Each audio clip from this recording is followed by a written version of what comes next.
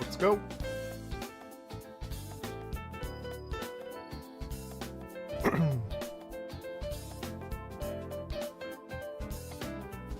Cool. We are playing Metroid Fusion. Oh, wait. I need to pull up.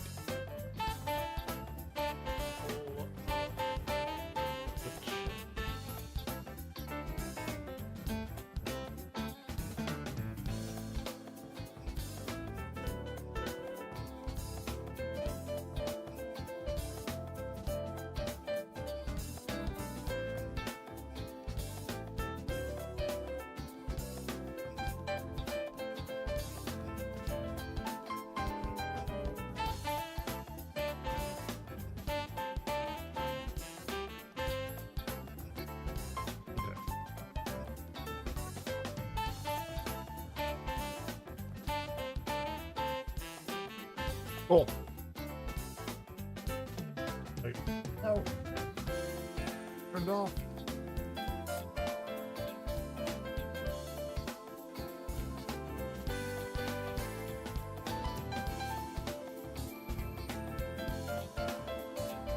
We good? I think we're good.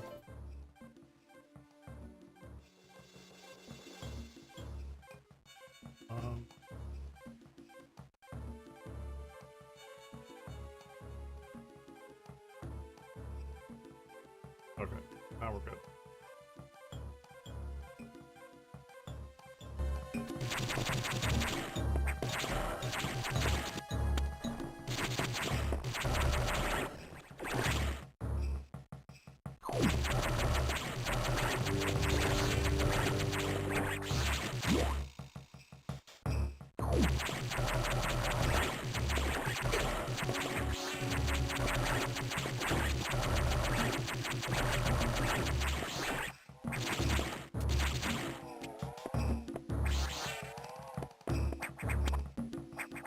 We no longer have the, or we don't have the bomb.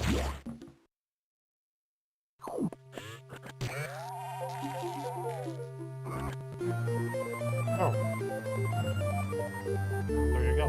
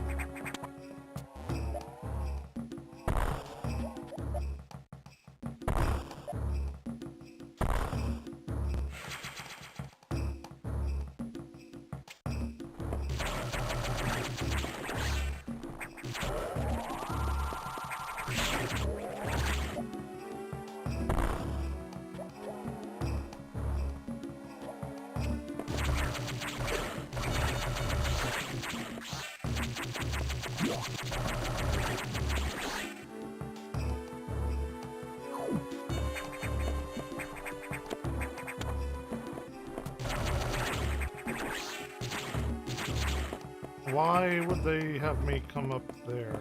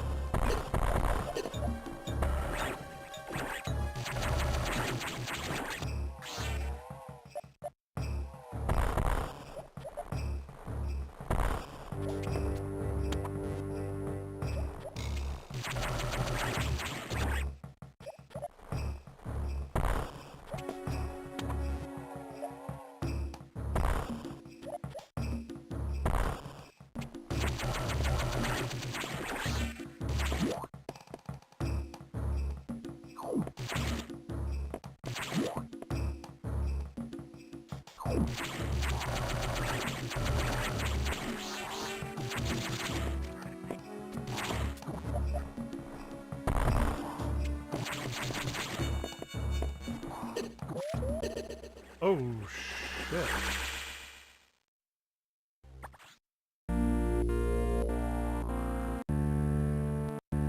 Damn, that was a long way away, too. Fuck. I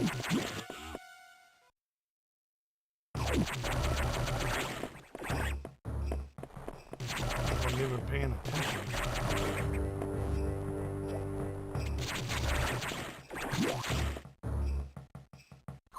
Damn.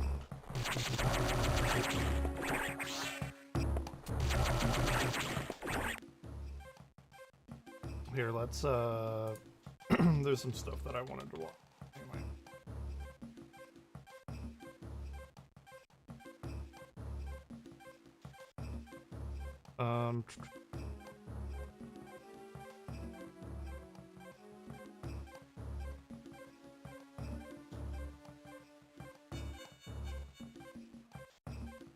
Yeah, Something Sinister just uploaded Reddit's Darkest Corners. Watch that. Man, he's been If you're on a like roll me, lately. you've probably spent an unhealthy amount of time scrolling through endless pages on Reddit. If you're lucky, or perhaps unlucky enough, you may have even found some stories and threads scary enough to keep you up at night. Here's some that I came across recently. Oh, fuck, I need to go all the way over Really here. quick, before we get started, I just want to say, a quick thank Come you to all on. of the patrons who requested this video. If you're not already a member of the Something Sinister Patreon and are curious about it, it's just $5 a month, and you get to do, cool things like request videos and stuff like that. As always, thank you for taking the time to check out this video, and if you enjoy it, please make sure to subscribe to Something Sinister. This story happened in Ohio in the 80s. I was a teenager long before cell phones existed, living with my parents near Columbus. I don't know when the first time he saw me was, but the first time I saw him was through our kitchen window. We had a pop-out greenhouse window, and it was late at night. I was getting a glass of water. All the lights were off, and I just so happened to look outside and see the figure of a man outside of the window. I froze and went back to my room because I was so scared, acting like nothing happened. It may seem crazy that I didn't do more, but this was not the first time that I felt someone was watching me. For weeks before, I knew someone was outside of my bedroom. We lived in a one-story house that backed up to the park, so anyone could go past the back of my house to the main street. It wasn't unusual for people to be around. For weeks late at night, I would wake up with the strangest sense of someone watching me. It was summer, so the window was open, but I had blinds blocking my view from the outside and the screen to keep the bugs out. After a few times of waking up like this, I started to hear someone touching the screen, like running their fingernails across the mesh. This happened 2 or 3 times a week, and sometimes I would get the urge to run to my parents' room, but by the time we went back, he was never there. They didn't really believe me either. This became almost a nightly thing. I knew I wasn't imagining it, so when I saw him outside the window, it was almost a relief because I knew it was real and I wasn't imagining it. This went on for months until finally it started to snow, and then there were footprints visible outside my window. So my parents at least acknowledged that he was real, but didn't really do much. Remember, this was the 80s. Then it all came to a head when I was home alone with a couple of friends getting ready to go out. My parents were away at a dinner, so we had the house to ourselves. The blinds were up on one of the bedroom windows, and as I turned around, he was standing directly in the window staring at us. He was a scary-looking guy with bright orange dyed hair. This time, I screamed along with There's my a fucking friends. save point right We ran there. into the bathroom, which didn't have any windows, and I finally got up the courage to run to the kitchen to call 911. The police came at about the same time my parents got there, but there was no sign of the guy. The police basically accused my friends and I of drinking and making the whole thing up. A few weeks later, I happened to see a newspaper and stopped dead in my tracks. there was a picture of the guy on the front page.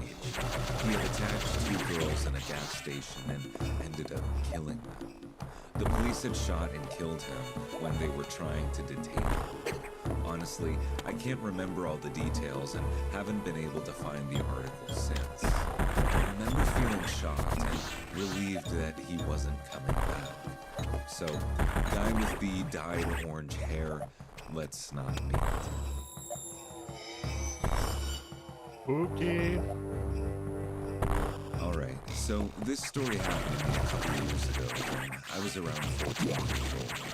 At the time, I wanted to make a little bit of money for myself. I figured the easiest way to do that was by selling some of my old toys on Facebook Marketplace. I had a pretty big Lego Harry Potter collection, but I wasn't really into Harry Potter anymore, so I decided to sell it. A few days after posting the ad, a buyer contacted me. I remember feeling really excited because I was about to make my first real money on my own. The buyer was a man who looked kind of old, but from his profile picture, he seemed nice enough. He told me he wanted to buy the Legos for his grandson, which honestly made the whole thing seem pretty wholesome. What's up? But as he started messaging, a few things felt. Whenever I asked him questions about the when blue he one could is pick up bad. the Legos, he would leave me on scene Where's it and going? not reply. Sometimes he wouldn't even answer until I'd sent multiple question marks.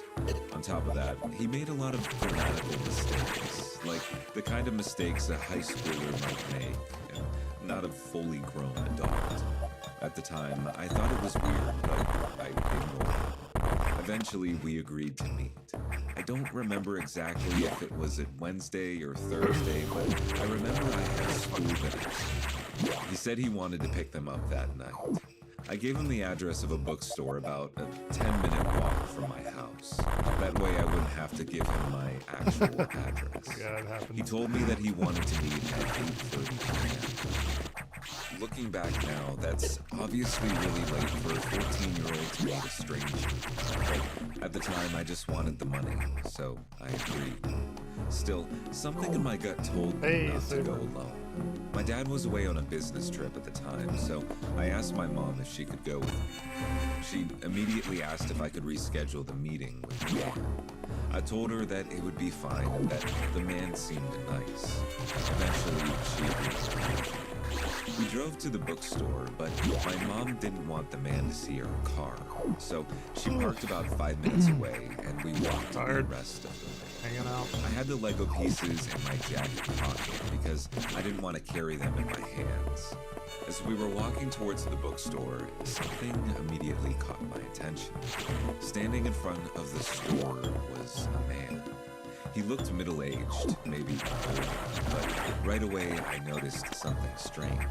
He did not look like the man in the Facebook profile picture at all. I don't think it's supposed to be The here. man in the profile picture had long gray hair, but this guy was skinny, had a buzz cut, and was wearing a sling bag across the street. Gonna get you. Before we crossed the street, my mom stopped me. She told me to text the man and say that I was already inside the bookstore. She had a bad feeling and didn't want me going there. So I did exactly that. As we walked past the man, I hid my phone so No, this that is he Metro wouldn't see Infusion. that I was texting. I sent him a message saying that I was already inside the bookstore and asked if he would come in. Almost The immediately, OG he Metro replied. Infusion. He told me to come outside, and he kept insisting. At this point, it was really dark outside, and barely anyone was around. The only reason I could even see him clearly was because of the streetlight nearby. I messaged him again and told him that I wasn't going inside. Even though I was actually walking away toward the car, I wanted him to think that I was still inside the bookstore. He sent another message. That's He why. simply called me an idiot and added a laughing emoji. The message really freaked me out. It felt like he knew something was off. As soon as my mom and I got back to the car, we drove away. On the way home, Little sound she told effects? me to delete my marketplace Hey, another account segment. and block the man immediately. When we got home, I thanked my mom for coming with me. Oh, She hugged me cool, and told I me guess. that I should never meet someone that late. But the story doesn't end Around that same time, one of my friends was also selling Lego figures on the marketplace. He was a little older than me, maybe 16. I told him the whole situation, but I never told him the name of the man. Halfway through my story, my friend suddenly said and asked, "Wait, was it this guy?" I was completely shocked. I asked him how he knew. Then he showed me screenshots of a conversation he had with the buyer. It was the same man. And he was telling my friend the exact same story, that he wanted to buy Lego figures for his grandson. I forgot what this was. My friend immediately messaged him and said that someone had already bought the figures. That wasn't true. He just didn't want to deal with the guy anymore. After that, neither of us ever heard from the man again. I don't know what he's doing now, but my gut feeling tells me that whoever that man really was, he definitely wasn't trying to buy Legos for his grandson. Never mind. In my freshman year of high school, I was a part of JROTC, a program in the U.S. that teaches high schoolers about the military. Students were required to join a team for marksmanship, and we traveled to schools across Washington, Oregon, and Idaho to compete. We spent so much time together practicing on bus rides and on field trips that we grew close, especially within our own school. Sometimes that friendship is official. There was a junior who helped me rank up and made me his assistant. We were close friends, hanging out often because we were in the same club. Then things got weird. He started lying too much, leaving gifts in my backpack, notes in my locker, and snacks on my desk. The gifts and snacks could have been passed off as friendly, but the notes were unsettling. I burned them years ago, but I remember some of them. I wish other people liked me like you do. You care about me so much. Or, I saw you walking with some kids yesterday. I didn't see your thing. Yeah, I just started close not too long ago. me, and it I've been on for started 18 feeling like minutes. I had eyes in the back of my head.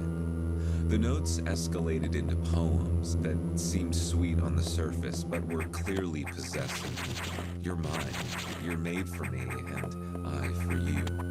He also started putting things in my backpack that I never mentioned and needed. Gifts I hated because I didn't want anyone to think I expected them. But he always knew. We traveled to a competition across town, an overnight stay where we slept in classrooms.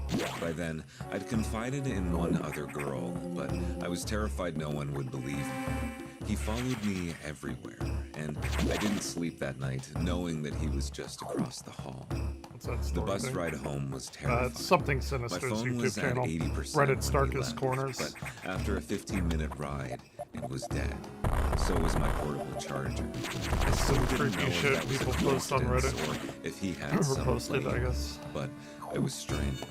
I couldn't drive yet, so I depended on my parents, who I couldn't reach. Desperate, I accepted a ride from him, even though it was a terrible idea. Almost everyone else had already left, so what else could I do? He knew where I lived. There it is. All I could think about that night. And worse, he lived a block away from me. For about a week, things seemed to go back to normal. Then he got bold and asked me out over text. I politely declined. I was in a relationship and he knew it. He responded by lying, telling me he had brain cancer and that I was his quote-unquote last wish. Obviously, it was BS. After that, I blocked and ignored him as best as I could. The gifts and notes continued, but the notes grew more possessive and scary. If you really cared about me, you'd talk to me. Normal stalker behavior. Then, suddenly, it stopped. For 2 weeks, I thought it was over. But early one morning around 2 a.m., I woke up to a light tap on my window. I assumed it was my cat needing back in, but when I looked, there was a face staring back at me. I ran to my dad, screaming about a face in my window, but by the time he checked, he was gone. I knew somebody like that in high school. They got arrested and thrown in jail. ROTC instructors. I showed them months of notes Yeah, and dude. told them Stalking. everything. They had a hard time believing me at first. Then I found another note in my locker. You look pretty in your sleep. That one stuck with me for years. I will get chills thinking about it. I had blinds and curtains clipped to my wall so that there wasn't any gaps, and my bed was right next to my window. He had gone out of his way to open the window, move the blinds, and unclip the curtains just to look at me.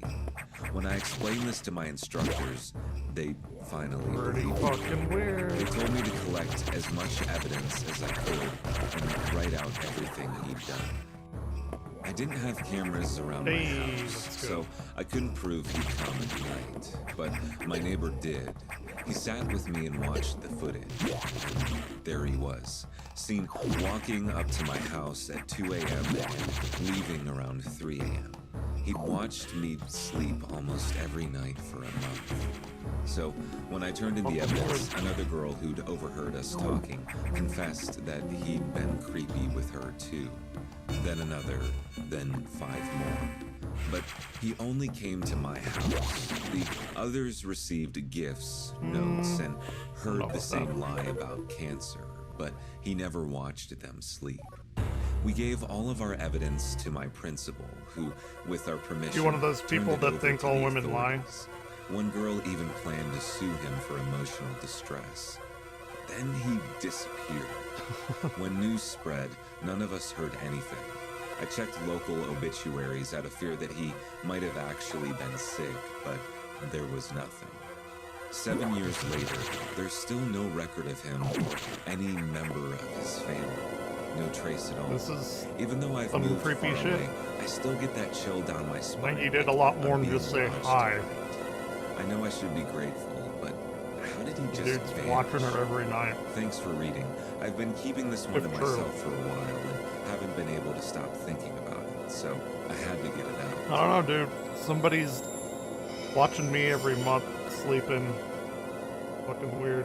I always sleep with one eye open, but I haven't used a sleeping aid to this day because of what happened that night. Men For are some fucking context, creepy. I used to live alone with my mom when I was a teenager, and Like she I was on said, some pretty the powerful dude in high sleeping school that meds did at the this time. kind of shit and got I guess caught. it runs in the family because I was also Thrown a in deep jail. insomniac, sometimes missing after sleep high for school. days at a time.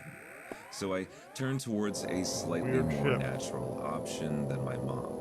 A blend of supplements, including valerian, along with some other stuff that seemed to help. By bedtime, I went back to my room. I had divided the room in a way that I had to go around a shelving unit to get to Like, my oh bed. fuck, I knew a It left person the like that. layout of That my like room looking creeped like me a out. U-shape, where one end of the U was the door and the other was my bed. I took my supplements, and as they kicked in, I slowly faded into sleep. I don't exactly know how much time passed, but I woke up in a daze, still well sedated. I was nudged from my slumber because I heard a muddled voice in my room. But I was still half awake, and I couldn't process the words being said. Too much text. I managed to open my eyes. For a Metroid and game, though that's my why vision it's not was my still favorite. blurry, I could see that there was a tall man facing me, standing on the other side of the shelving unit where the door was. A tall man, I thought to myself, still in a daze. Then my brain kicked into overdrive. I lived alone with my mom. The only other man here was me. Adrenaline finally rushed through me, waking me up for good, and I sprang up. I feel I must preface what happens next with the fact that I was a bit of a wild kid at the time and was really into weapons and knives. And next to my bed was a trusty machete. For people in the Hell US, yeah. guns are kind of hard to come by in Canada. Unless you're a hunter security with a proper license. But people Machete here him. feel generally safe enough to omit having any kinds of weapons Right in the middle their of the house head. at all. So let's just say that being a bit of a maniac for French-Canadian standards paid off that day. I jumped off the bed and grabbed my machete. And I as think soon in as he Canada saw me, you have to offer them he maple did a syrup quick though. 180 and bolted towards the exit. I ran around the shelving unit, looking like a half-naked teenage Jason Voorhees. By the time I reached the outside of... Dude was stalking people, man. Nah. They had pictures and everything. People like that don't need to be out and about. Can't be doing that. It definitely was good for society. Like, your basic stance can't be nobody should be thrown in jail if there are pictures and shit. Reddit Maple, it was like bland water. Dude, you are just contrarian, man. You are the most contrarian person I've ever met on the internet. It's fine, but man, just everything you post is just so fucking like crazy contrarian. Like, you understand you come off this way, right? Like, go back and read all of your stuff. It is ridiculous. It is ridiculous. It's fine. It's fine. But man, it gets tiring, dude. It gets really tiring. My bedroom. He had already run out of the apartment. The first thing I But noticed I mean, was you that do you. he I'm not had your kicked the dad. front door Just saying. completely off its hinges to get in. I It's didn't like hear a anything lot. like that, It's a lot. So I guess the meds were working. I'm a very I go was with the about to flow pursue kind of him, person. But my mom finally Like, entered it's my like, room. whatever. Her room was right next to the entrance. Her Holy door was shit. closed, so I ran into her room only to find her fast asleep. Relief washed over me, and I woke her up as I dialed 911. The police came. So what are you working were on as anyway? useful as you'd imagine. If they don't catch you mid-murder, or at the very least with the intruder in the house, there isn't much they can do. I asked them what I'm supposed to do for the rest of the night without a front door in the middle of the city. It feels like it would be They assured me exhausting. that I probably scared the guy enough for him Sounds not to come exhausting. back. After they left, I told my mom to go back to sleep, and I would stand guard for the night. I sat on the couch with the machete next to me and stayed awake until the sun came. But as I sat there at night and thought about the whole ordeal, some creepy details stood out to me. The intruder had left every door in the house I don't know closed, where I'm going. except for the one to my bedroom. He essentially kicked the front door in and went straight to my bedroom. I also wondered, what was he saying to me before I finally got back to my senses? Was this just someone drugged out of their mind? Or maybe someone who used to live here, looking for someone else? only to Someone find that I me? used to know. Or was all this meant for me? Worse yet, if that was the case, what would have happened if I weren't armed at that moment?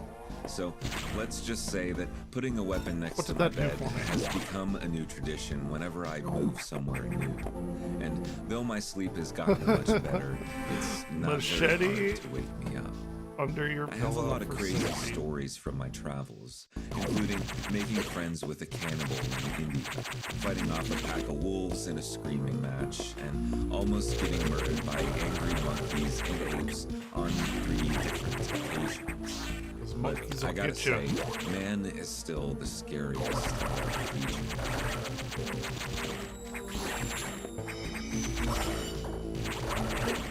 This was something from when I was a kid. I'm now 26. VHS full. When VHS was still around, and a good chunk of the time it was bought secondhand, sometimes there would be kids' movies that would be overwritten with something else. It'd be the usual cutoff or just another movie entirely. But this one actually made me hate marionettes and puppets. My memories are a bit splotchy in the details, but the effects from it still stick with me today. I was watching The Land Before Time. I was alone. Suddenly, the film changed and it started showing a dark area, raining, with a spotlight from a lamppost on one single puppet. Black and white in color, just standing. Oh, I thought It looked thought so Orion sad was, like, and depressed. on a bag or something. There was no It's the music sound aside effects. from the sound of rain and thunder. There was nothing around it, but sometimes it would focus on the strings. Earlier, it was like severe lasted a good thunderstorm, while. almost tornado-y here. You know the Like, really that eerie, too. quiet, scary sound films use to make the tension even worse? Like it gives you a bad feeling. It started to get louder and louder as the puppet looks at its hands. I think it had a gun. It started to feel really intense, and suddenly a loud pang with a flash. It stays in the blank scene for a Damn it. moment. Then it pans to the puppet, now lifeless and just hanging there on its string. All that was left on the screen was the spotlight of a lifeless puppet hanging on the strings it was attached to. To say that gave me the chills is an understatement. I had no clue what was happening, and just stared. I was confused and scared. Then another puppet walked in, and this one was in some type of black trench coat, I think, and a hat, and it walked up to the dead puppet. In its hands was a pair of scissors. Tornadoes are... It jumped to a screen Here in its Texas, face. we're like, oh, All tornado, I let's go remember outside and was see just it. a white pale Probably not the face most with intelligent black thing to do. eyes that had white irises. Still gives me chills thinking about it. As it stands over the lifeless puppet, it raises its hands with the scissors and starts cutting the strings of the puppet in and out, like it was stabbing it. Then silence. The lifeless puppet is now on the ground with another, standing over its body, staring. It reaches down to grab the puppet on the floor and drags it off screen. And then nothing. All that was left was that spotlight and rain, and it went on for a little longer. And the screen went back to Littlefoot and his friends, and it left me absolutely dumbfounded. I never saw it again. I couldn't sleep for a whole week, and for some reason, I could never find the tape. I have not been able to figure out where it came from.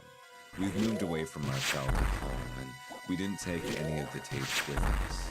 So I probably will never figure it out. I want to see the creepy puppet tape.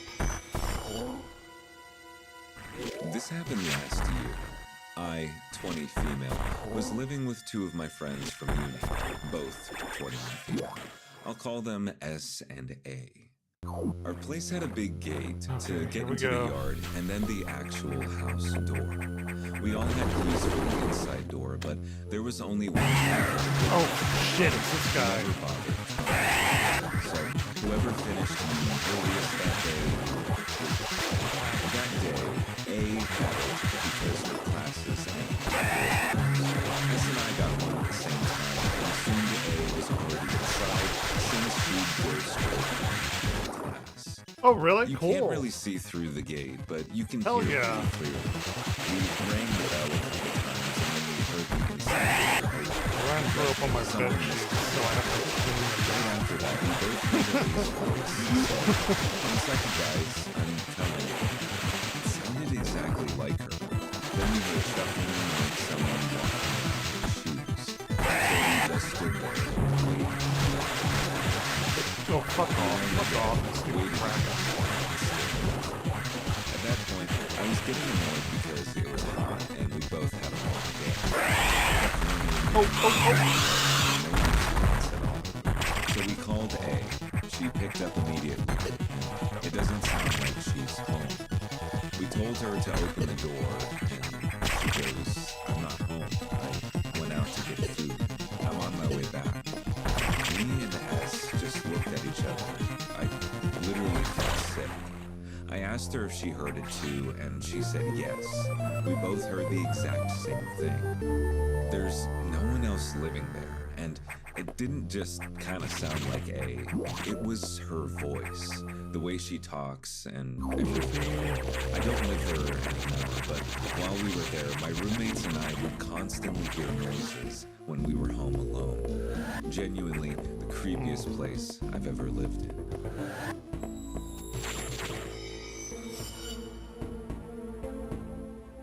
Okay, you read... 1 second. I'm going to... I need to concentrate real quick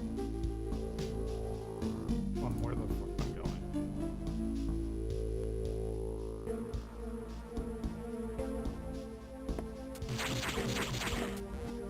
Get back to that in a minute.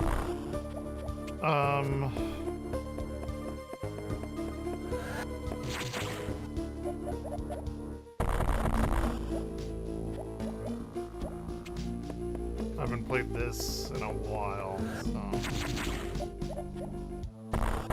Okay. I need to get to a save point. It's been a hot minute.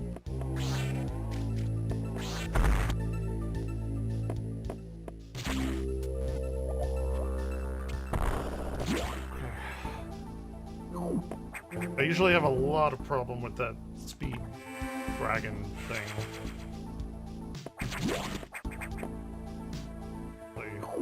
Quite awful. And then we go down and to the left, and then run into...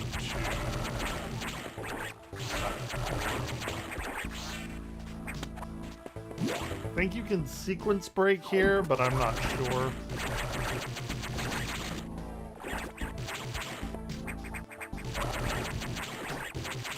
Those what?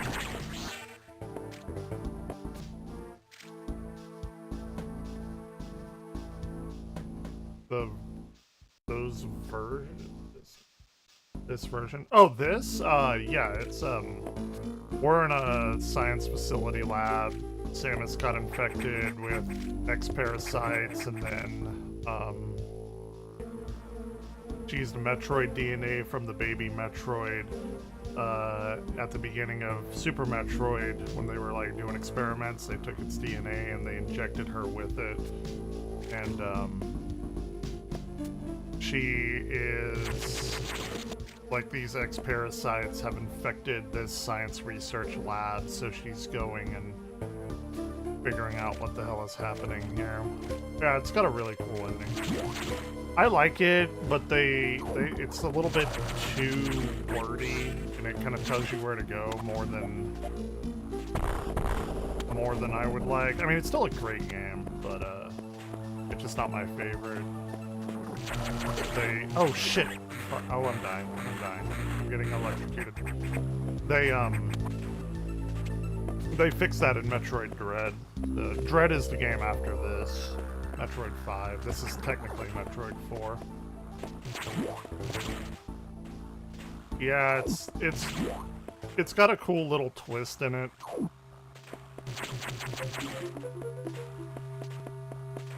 Because at this point, all the Metroid are dead. Kind of. There's a twist. It's cool because, like, since the SAX or the X-parasite infected you, like, they mimic the things that they infect, and so there's like alternate super powered versions of me from like Super Metroid, like wandering around. It's like kind of got a spooky atmosphere to it. Because you're trying to sneak around because you're like super depowered. Oh, ow.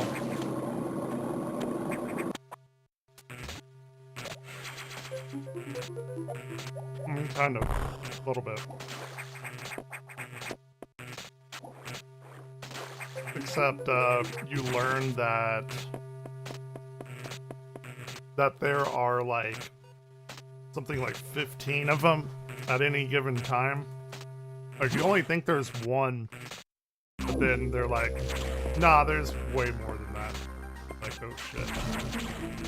And they can kill you in one hit if you come across them.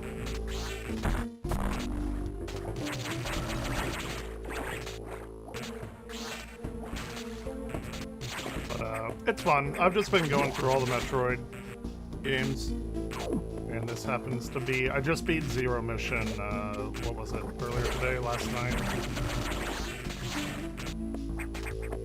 I need to do like a ranking system of all the Metroid games. In fact, I kind of want to restart Prime 4 and give it a go again, because I haven't played it since it came out in December. And I want to give it a good try because there's a pacing issue. It's really on the player, but now that I know what I need to know, I think the game will be a lot better in my eyes now that I know that particular thing about it.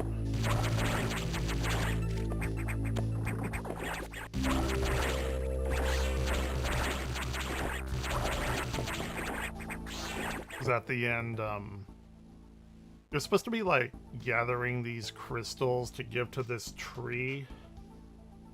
Oh, yeah, that breaks my heart. You're supposed to be gathering these crystals to give to like this tree to make it bloom or something, and you have to do that. Like that's basically a key to get to the final boss, is because you get the final suit from that. And I didn't do that the entire game. So I got to the end of the game and I just had to like roam around and find these crystals and give them back to the tree, and you can only carry so many, and I had to do that again and again and again. The game does tell you you need to be doing that the entire game. It's like, whatever. And I just kind of forgot about it. And then into the game came and I'm like, oh my god, and just completely slowed down the game. The game otherwise was fucking great, but that just really killed it for me. And now I'm thinking I want to go back and do it, and like actually as I'm adventuring go and do the crystal thing like throughout the entire adventure, and I'm sure it's fine. I just need to do that.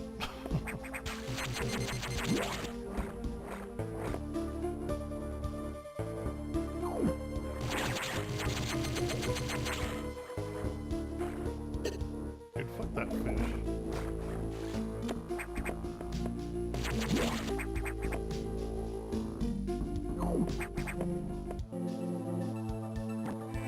I don't know where I need to go right now.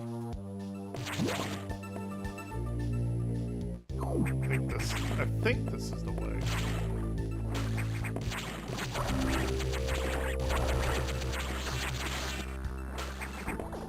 And this is a Game Boy Advance game, so a little different.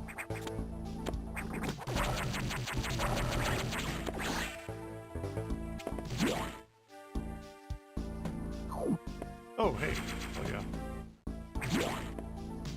That's perfect. Perfect.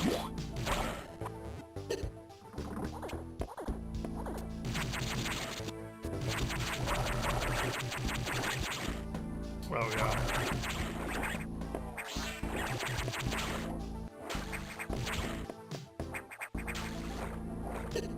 Yeah, it's something like that.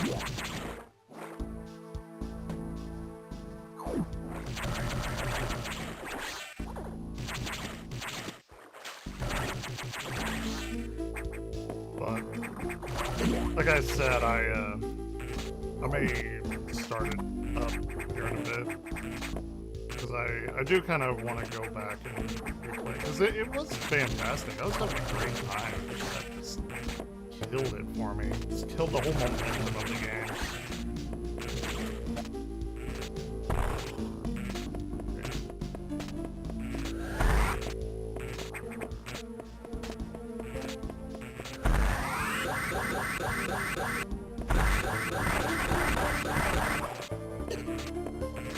Oh, I think I'm supposed to go down here, and then I go over here. Okay, that's what I'm supposed to do. I just went the very long way around.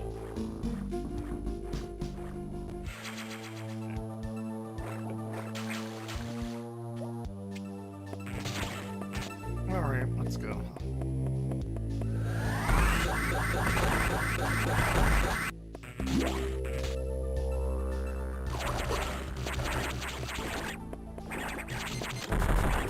Whoa! That one was a weird color. Okay.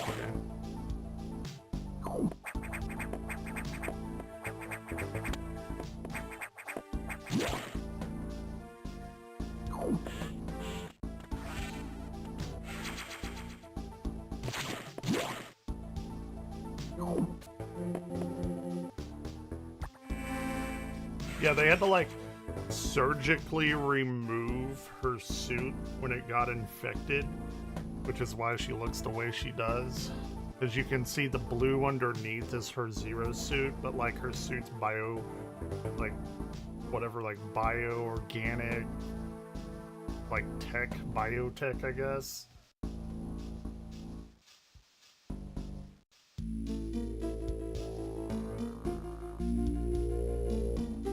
I've never beaten Earthbound. I should. It's like one of the very few RPGs I've never beaten. The Ceres had been infected by the X2, while as a result, you recovered another ability. At this rate, you may be able to face the SAX, but that's still a ways off. Yeah. And then, like, she still kinda looks like that in Dread. In Metroid Dread, but, like, the suit is, like, reforming around her. It's, like, I love her Metroid Dread look.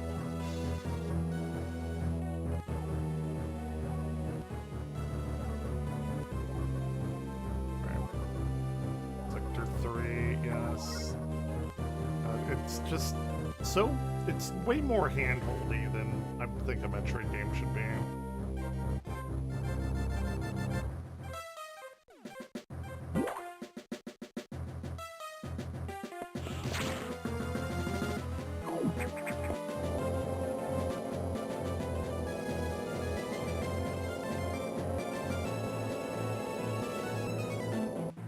Red, yeah. Man, I fucking love Metroid Dread. I would say it's my favorite, but I can't. Super Metroid has too much of a grip on me to like put it at above Super Metroid. It's at least as good as Super Metroid though. If I didn't have the nostalgia and the speedrunning capabilities of Super Metroid, I would say Dread is the better game. Because Super Metroid's just such a huge part of my life.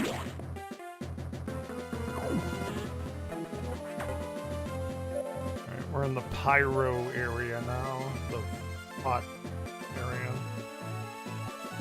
The X have not invaded this area yet. Security room, level 2 hatches. But if I open the hatches, the parasites are gonna come in here. Fine. I think we're gonna get Bavaria suit here. Oh, it's super missiles.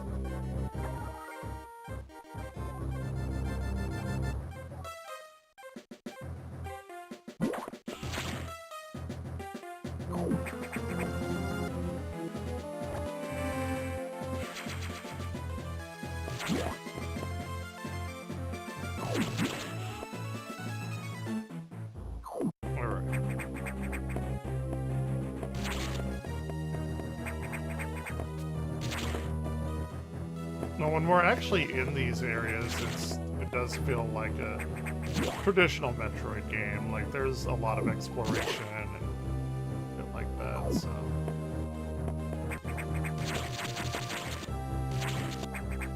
What is in here? Yeah, nothing is in here, I'm sure.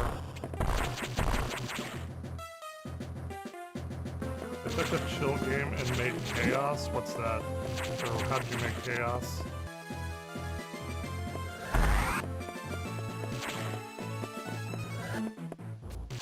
Can't go there.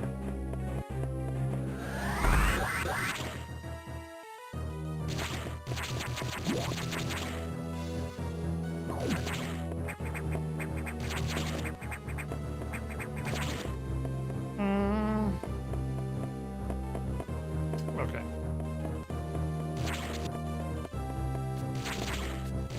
I think there's a spider boss here.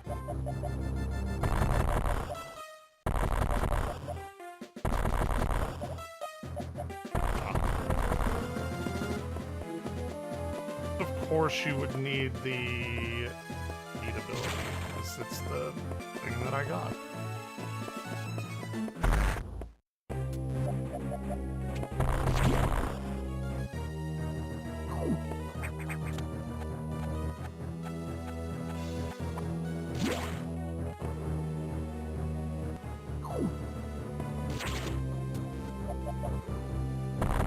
I'm so glad when they gave me the high jump boots, they also gave me the ball jump too.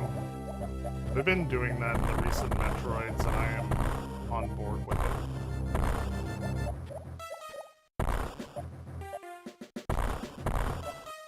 Oh, fuck off. This trolley ass game.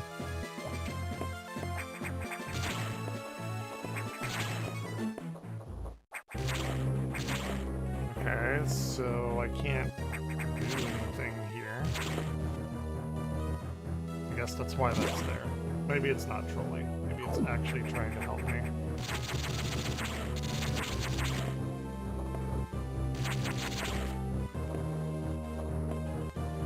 Well, I can't do anything here either.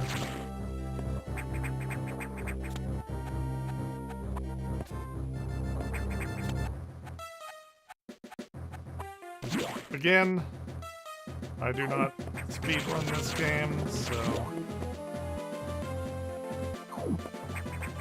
a casual playthrough. I'm not the all-knowing god and master like I am at Super Metroid. Maybe I go down here. Yeah. I know I'm about to face a boss.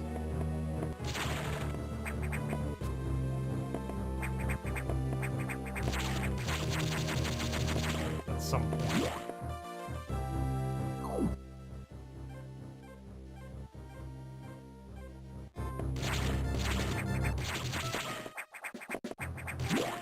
No, that was the hot room.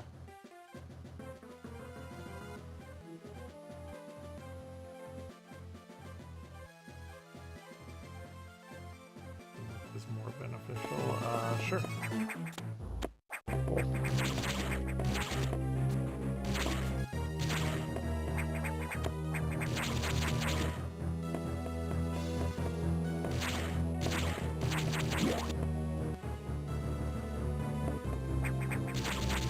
Oh, yeah, I don't know. I enjoy it.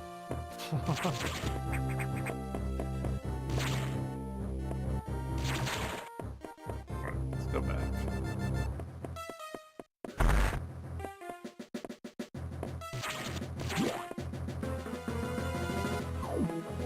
Brown Diddley comes in here and says like one thing and then leaves, like invariably. I'd be surprised if he was still here.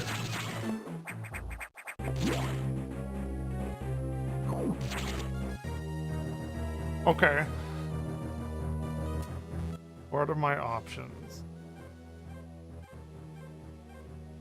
I'm pretty sure I have to go up, if I remember correctly.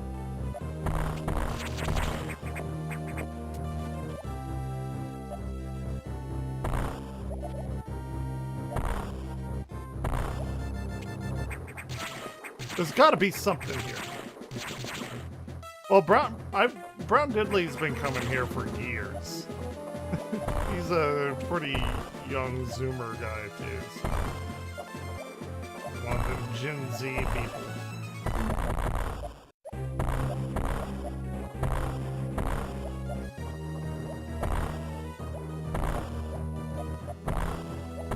So he keeps saying all the funny memes and shit that I don't get. But I guess they're funny, I don't know.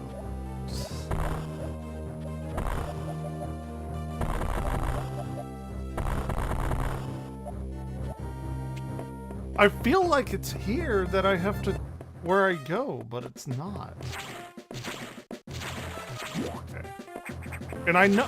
and whenever I play this game, I know I get stuck on this part. It's like, okay, one would think that I would remember what to do now. Here, let me go back up to the data center.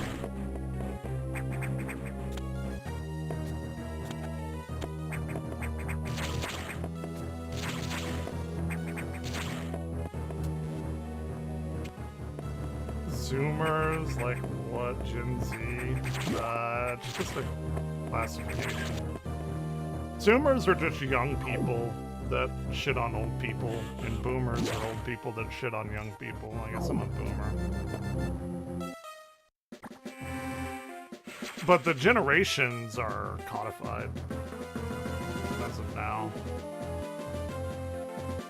Like millennial is like 1981 to 1995, something like that. Generally speaking, I would say. Like, actual boomers are the greatest, the greatest generation. Those were like the people that fought in World War II, young kids.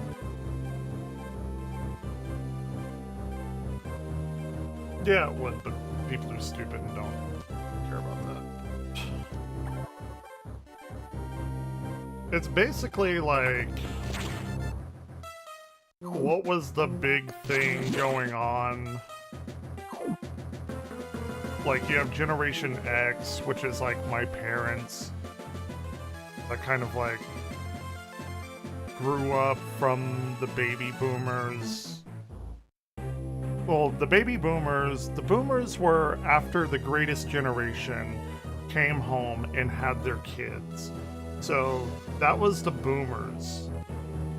Before that was the greatest that's just what they call themselves. They're not. They absolutely ruined the world. But and then you had the boomers, and then you had Generation X, and then, which is my parents, and then Generation X gave birth to millennials, or Generation Y, and then at the turn of the century you have people that were born in like the early 2000s. Those are Gen Z, and then you had people that were born in like 2013 on, which is like Gen Alpha, and the next generation is gonna start soon, and that's Gen Beta. Yeah. Generation Y, yeah. Millennials are Generation Y, but you're right, I misspoke. The boomers were from the people that came after the greatest generation. I don't know what the ones before that were called. I'm sure they were named like the early 1900 people. Generation Y. I think it is unfortunate that we have the Gen Betas are gonna start being born soon. The silent generation? Was it? Oh no, let's go look up generation.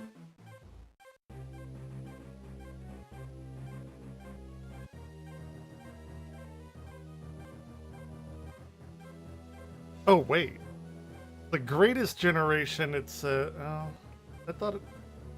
So the baby boomers were after. Yeah, it said the silent generation is 28 through 45, assuming this is done. Pew Research Center. Okay, the generally accepted order. So there's some wiggle room there. The greatest generation was, okay, up from 1901 to 27. So then, yeah, the greatest, and then they caused the stock market crash, and then 1928 through 45 is a silent. I thought I don't know. Anyway, baby boomers, then Gen X, then millennials, then Gen Z, then Gen Alpha. Oh, I guess Generation Beta has already started. Someone invents these. Yeah, everyone invents everything. But, yeah, no, apparently the silent generation's the one that went and fought in the war. Generation is a group born at roughly the same time. They're usually grouped in a 20-year time interval. Generations take on special meanings because of the members tend to experience critical life events and transitions at particular historical moments. Fair enough. Silent generation. Oh, they got their name for being conformist. They were silent through the McCarthy era for the fear of communism swept the country. Kids were expected to earn their way through baby boomer, Generation X, millennials, Generation Z, Alpha. Man, sucks being Generation Beta. I guess that's what my niece is going to be.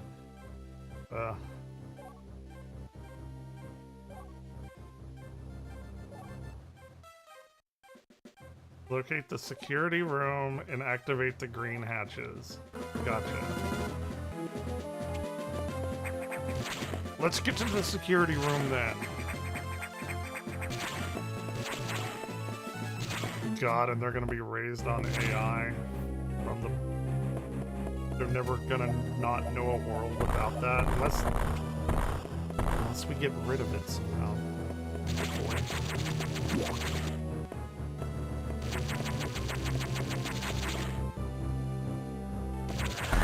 These generative AI.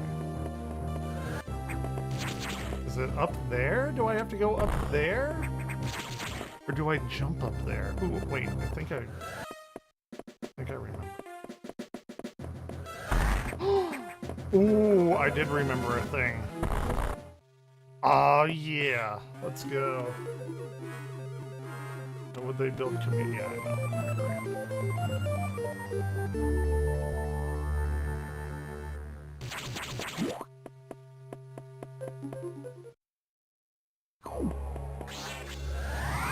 Here all the enemies come.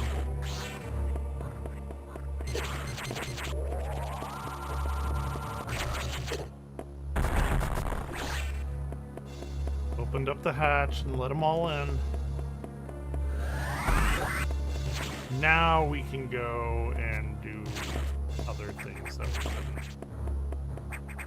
Enemies are everywhere.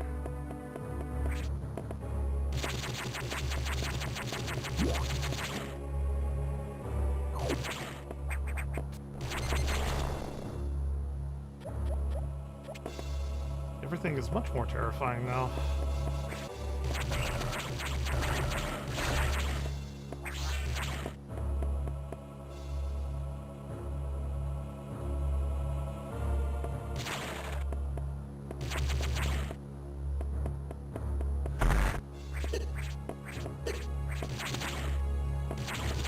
Okay.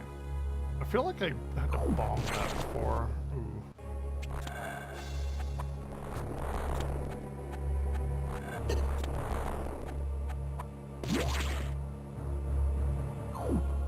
Now we go up.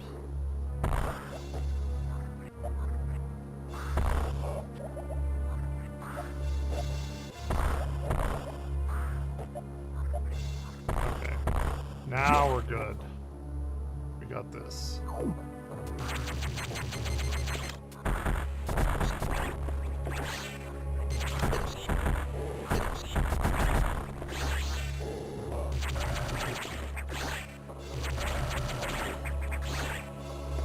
I like the little heat waves in the background. That's what it's like here in Texas. Actually, since the storm rolled through today, it's gotten actually quite pleasant outside right now.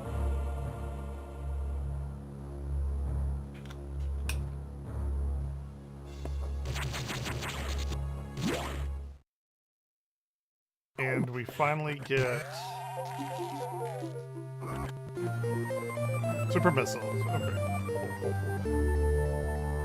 Hold R and press B. The missiles are just upgraded to super missiles, I believe.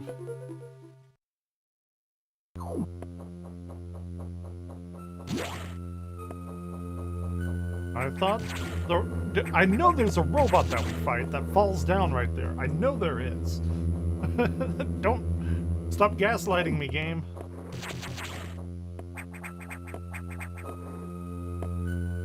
Maybe it's here.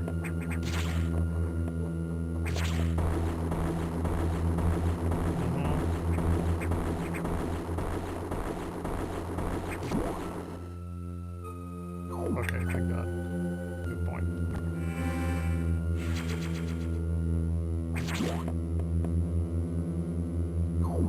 And recharge. Would have preferred the recharge before the save point, but whatever.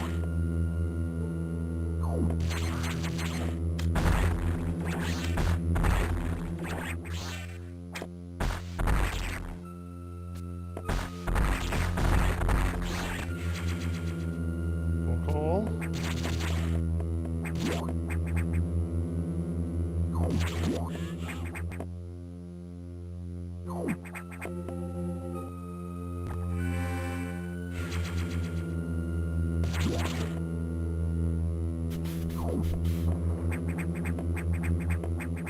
Okay.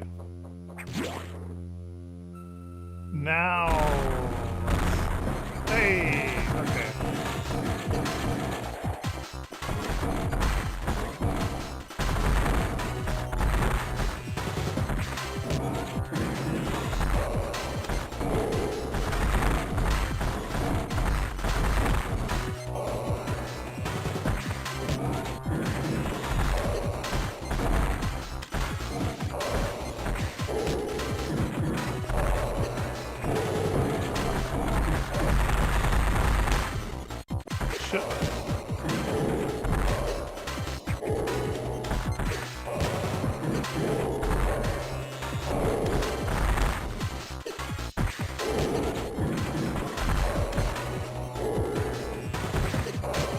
Dude, oh my god. That Homer was looking for the blue mailbox. Wait, what? Okay, I was wrong. It did not fall down. It jumped up. My memory failed me.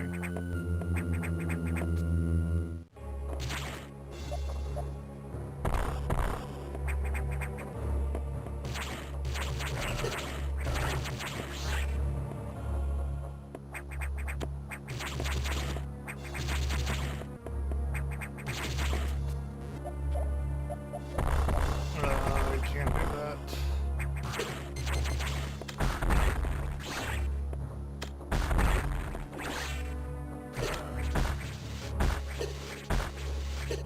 Oh my god. I'm gonna fucking die.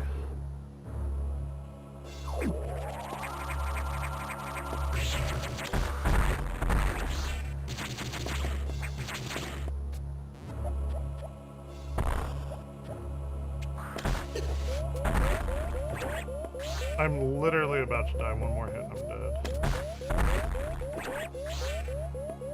No, thank you.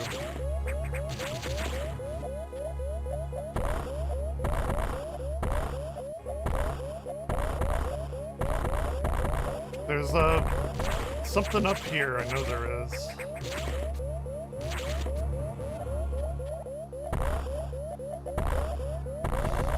Can I just bomb jump up there?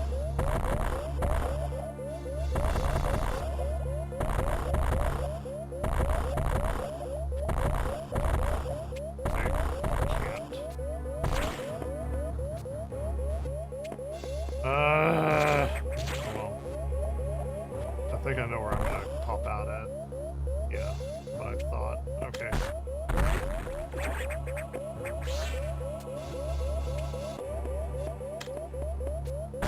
I mean, I've done... Okay, I'm fine.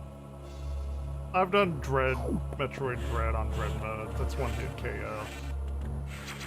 One hit, you're dead. But I just really don't want to die here.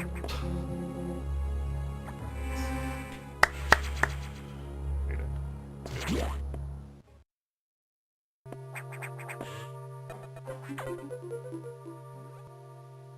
I see that you encountered a rogue security robot. You may destroy it if you meet it again. Your safety is vital. But as to your brief, level 2 security locks are released, so sectors 5 and 6 are open. That means those sectors have likely been infiltrated by X. They are much harder to stop than we initially suspected. Sector 5 arc is sub-zero. You're still susceptible to cold from the vaccine side effects. I think that's interesting too, is that since you have Metroid DNA in you now, Metroids are susceptible to cold, so you are now too. I think that's really cool. Big thing. So you'll take damage if you even set foot inside there. Avoid Sector 5 for now, but in the meantime, HQ is working on data to adjust your suit for extreme temperatures. Once we have the transmission, you can download it, but the X have destroyed all the data rooms you have used so far. I no longer doubt their capacity for critical thought.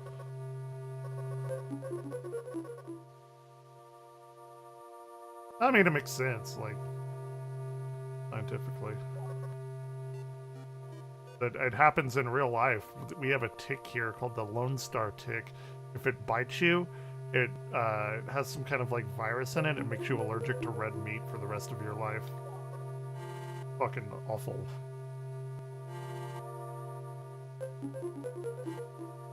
So I really hope that never happens to me.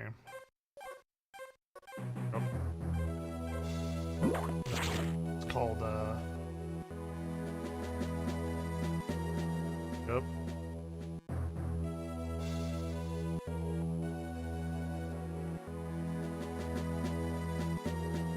Yeah, it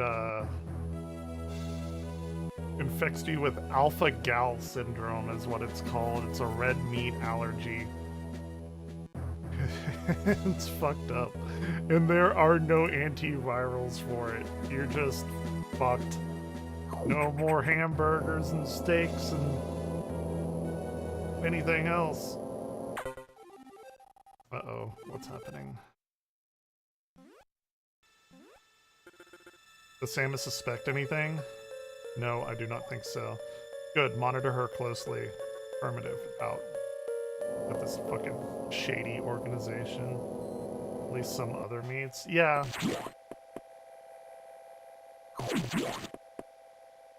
There's fish. I don't know if red meat is... if pork is considered red meat either. Oh yes, it actually is. Damn. So fish, I guess? Chicken? I'd be okay. I eat a lot of chicken. I eat a lot of chicken. So, I mean, I wouldn't like it, but...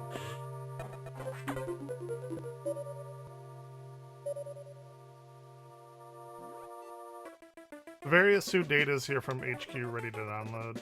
Get moving to a data room, but there's a problem. X from the Sub-Zero sector are in Sector 6 knock. And they have been changed by the cold. If you absorb one, you'll be frozen from within. This seems like a deliberate tactic. Once you download the various suit modification, you'll be out of danger. Just be extremely careful until then. The knock data room is all the way at the bottom, nearly. Use your beam to stun them in order to get by.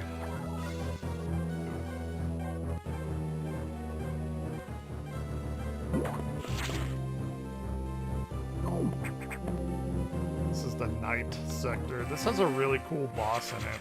It's like a boss that manipulates gravity and stuff.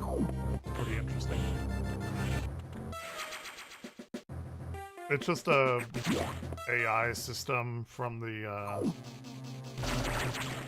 science lab, but I guess it's also being controlled by the shady parts of the Galactic Federation. But it's actually a little twist at the very end with the AI. It turns out to be like her, based off of her old commanding officer, and it helps you at the end when it's supposed to be like kind of against you. They're kind of using Samus, but at the very end, a cool little twist.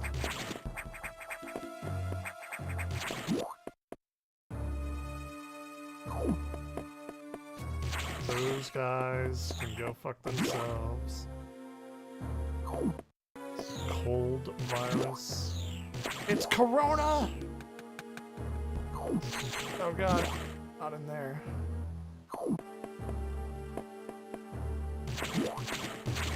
I think one of those contain... Yep, that's what I thought. Oh shit. Yep, that's not good. Don't do that.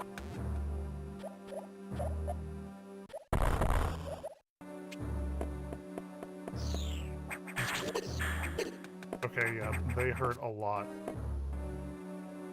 Yeah.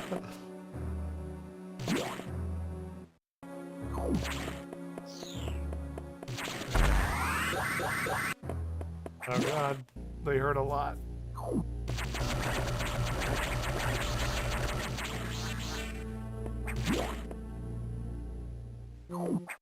Bit of a dodge, like stealth portion. Not really stealth.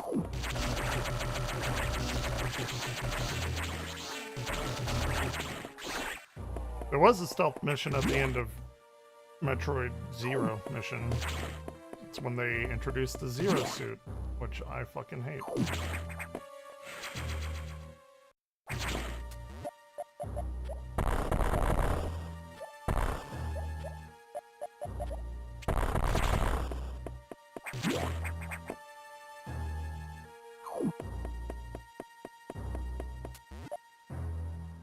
So I think we're gonna see...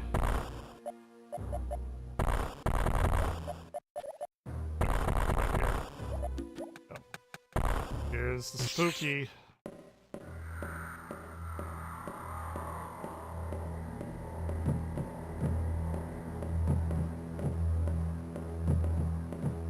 Give me back my suit, bitch.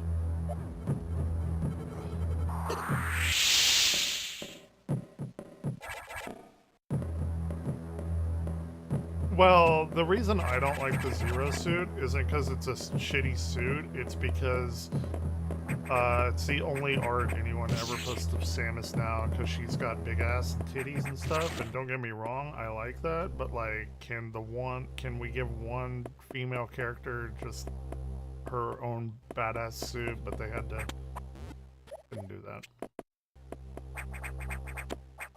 Like, don't get me wrong, I like my big anime titties as much as anyone else, but it's just like all anyone ever fucking posts if they're drawing Samus, they draw on her suit.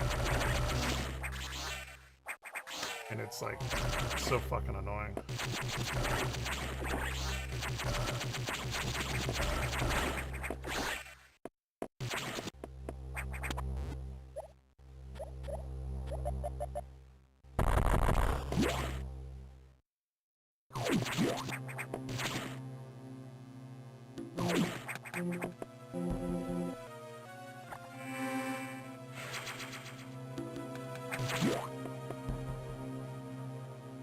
Okay, nearly there, I think.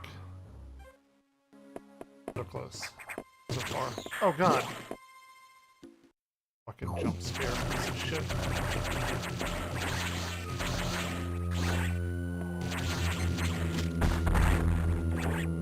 Alright, take it easy.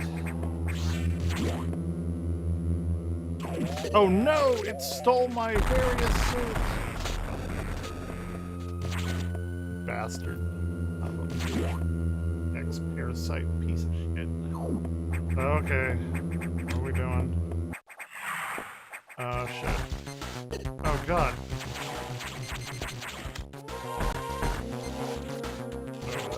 That is...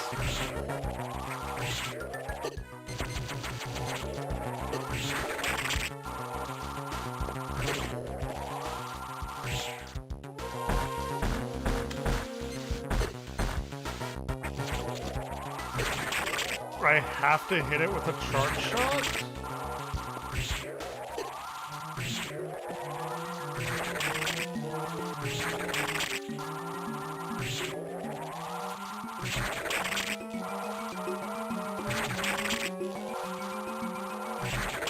Just give me my suit, you bitch.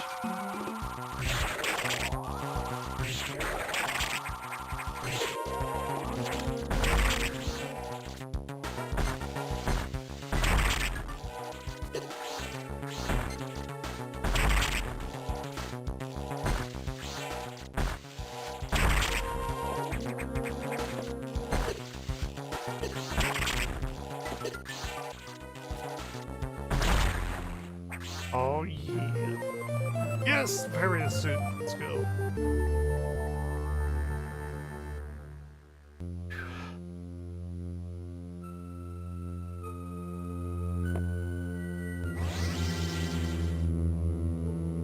I don't really like the color of that, not gonna lie. Not great. When we get the gravity suit, it's better, but this is probably the least good looking suit. Yeah, bitch. No more badness from you.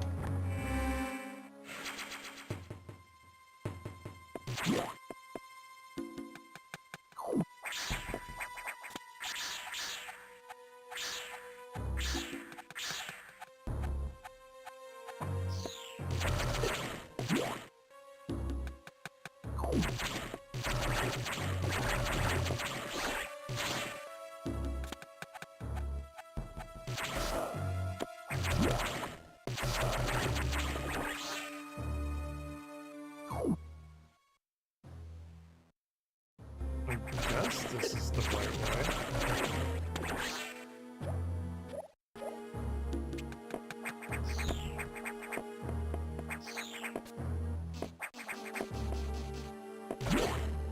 What are the cold ones avoiding me now?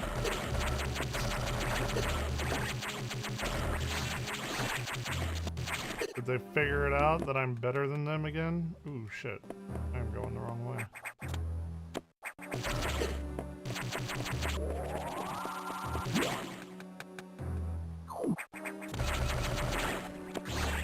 What are the Pride Month caterpillars doing?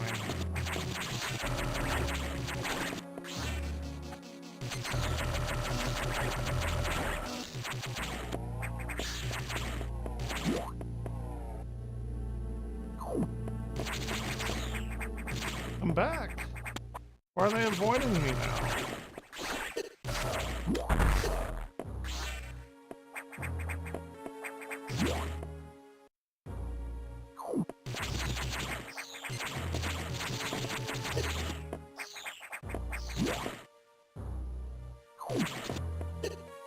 Oh, fuck off.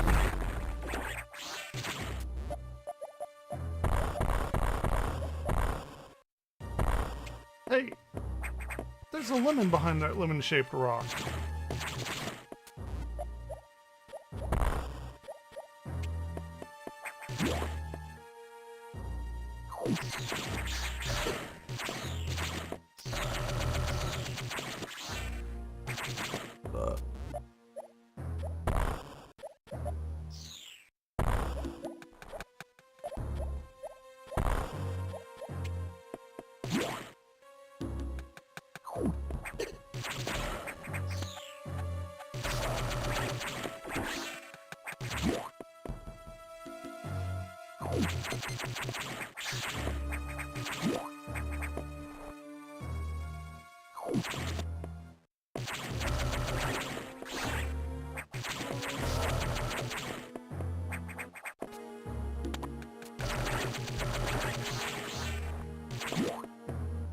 Alright, I think we're nearly back to base.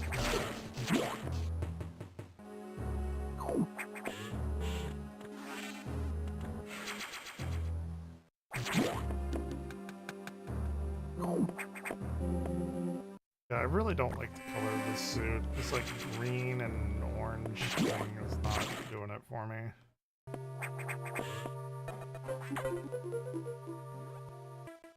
How did the X download the various suit data? This doesn't make any sense at all unless the X have the ability to process data organically. At any rate, you have the various suit data. Now you'll be protected from extreme temperatures. More importantly, the SAX will no longer be able to freeze you, so you can escape easier. But if you're still too weak, that thing is too much for you. Currently I have no way of damaging it, but my simulations indicate that a penetrating weapon like the plasma beam might work. Developing modification data at HQ will take some time though. Also a chance you might be able to restore your plasma beam by absorbing a large core X as you did with the charge beam function. As for restoring the ice beam functionality, I doubt it. Your current cellular makeup would reject that addition. Therefore HQ has developed an ice missile upgrade. This will add freezing effect to your missiles. It will help. Go to Sector 5 ARC for the download.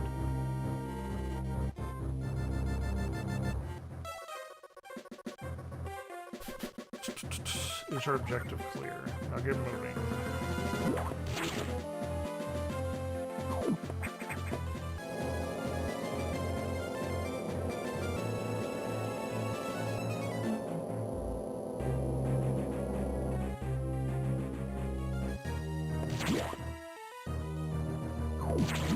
Four.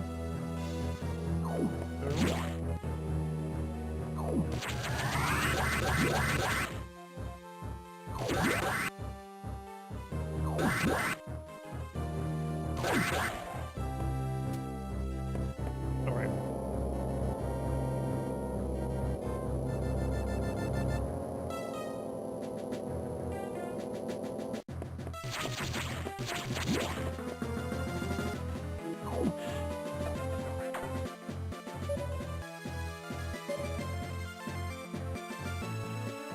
You need to download data for ice missiles, but as you might expect, the data room is secure. Level 3 hatches are yellow. Release the security lock and download as usual. Experiment with those new missiles. They might be helpful.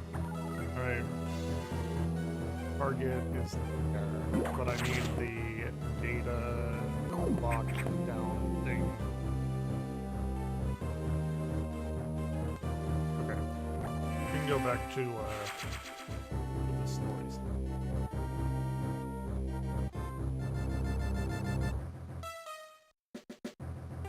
I needed to get past that stupid spider bot. At the time. Right now it's 5:05 in the morning as I'm writing this. I just moved to Pittsburgh about 4 months ago. I got my own place, and things have been going okay. Anyways, I've been sleeping in the living room of my apartment because I'm still trying to move stuff in. So the bedroom is basically a storage room. The building I'm in has 9 floors, where the 5th floor is basically the lobby. It's pretty much on the side of a mountain, but I'm on the 4th floor.